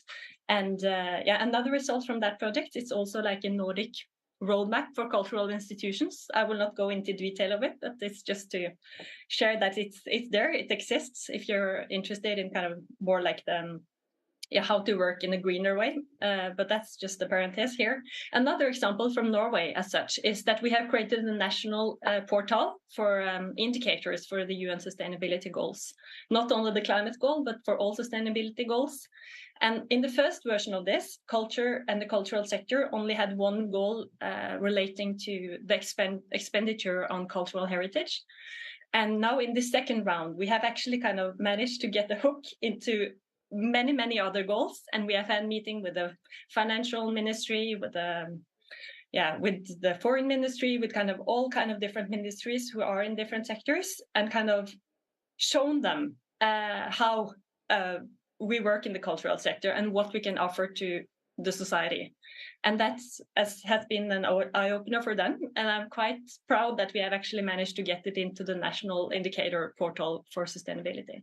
And it may seem very bureaucratic and very boring with these indicators, but when you start to measure something, it's a recognition and an acknowledgement that it matters.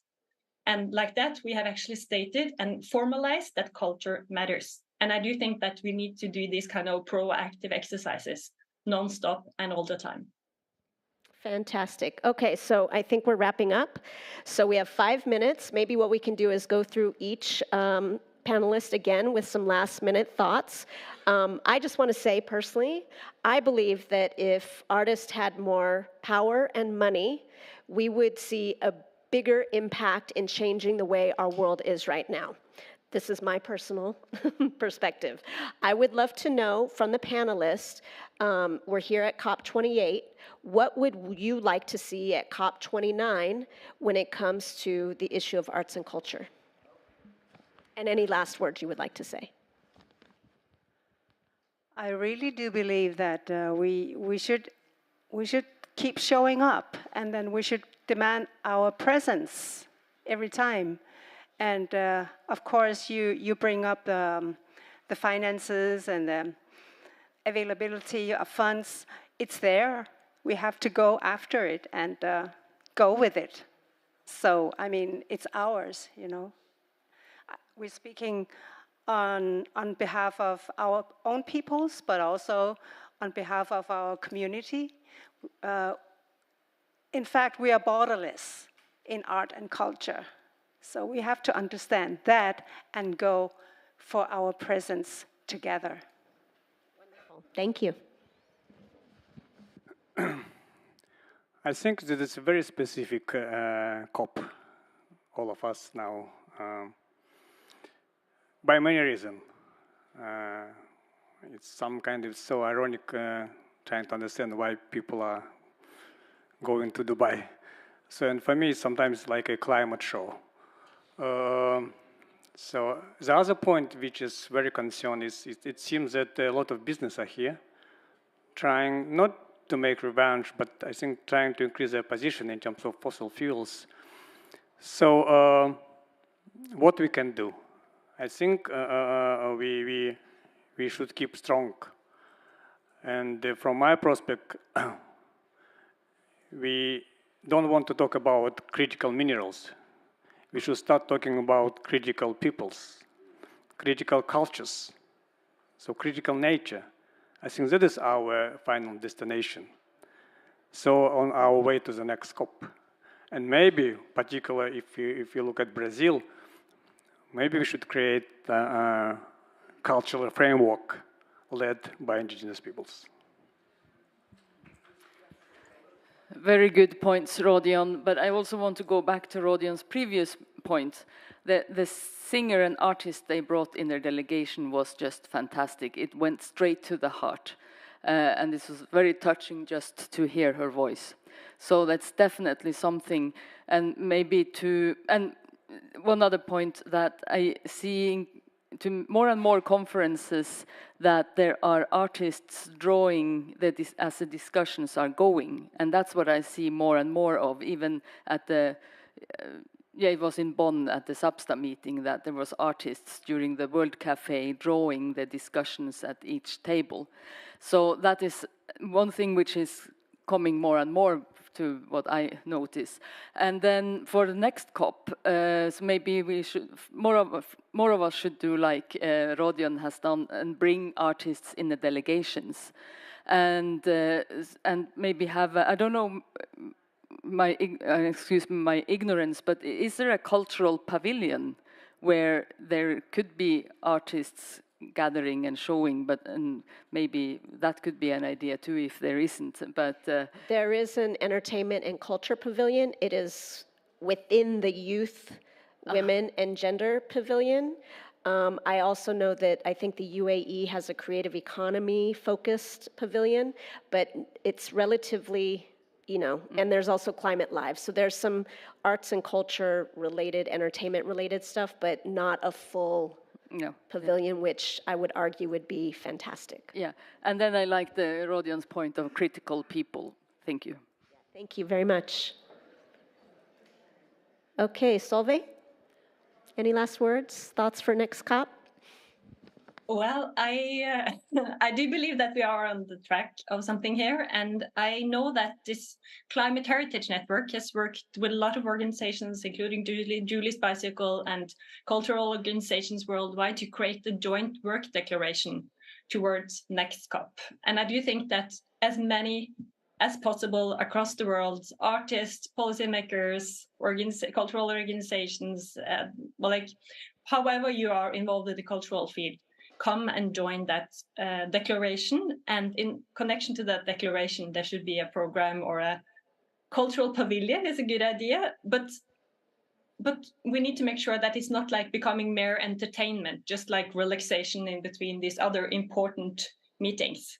It needs to be like a crucial pavilion within itself that can show, for example, how culture connects to climate colonialism, to climate justice, to polarization issues, to climate shame, climate anxiety, like equity, diversity, inclusion, and all this, and how also culture contributes to good local societies. So all these issues that we who work in the sector know, how it is connected. We need to create a strong program that can highlight that and share that with the rest of the world to enable like true integration between cultural actions, cultural policy, and environmental policy, and the decisions and the steps to take to go further in this field. Wonderful. And Louise, wrap us up. Yes. So I believe COP29 should invite more artists as experts and change agents, not entertainers. It's a big, big difference. And I also want to really recommend you who are in Dubai to reach out to Climate Live. It's a youth-led climate movement, climate justice movement that use the power of music concerts to raise awareness. And I also want to say that you should really involve young activists, include them and listen to them. They are very wise and they really can challenge you.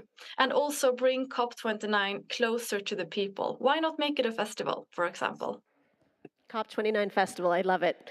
All right, so on that note, we're going to wrap up. I just also want to thank the Nordic Council of Ministers for putting together a panel, and again, including creative practitioners who are sitting on the panel alongside policymakers. So thank you very much. I do hope you stay and enjoy the reception. I believe our panelists who are here are going to stick around. right? And yes, feel free to connect with our speakers. We do have flyers in the back. We didn't have a lot of time to go into everybody's bio, contacts, etc., but they are available in the back. Thank you very much. Thanks for coming.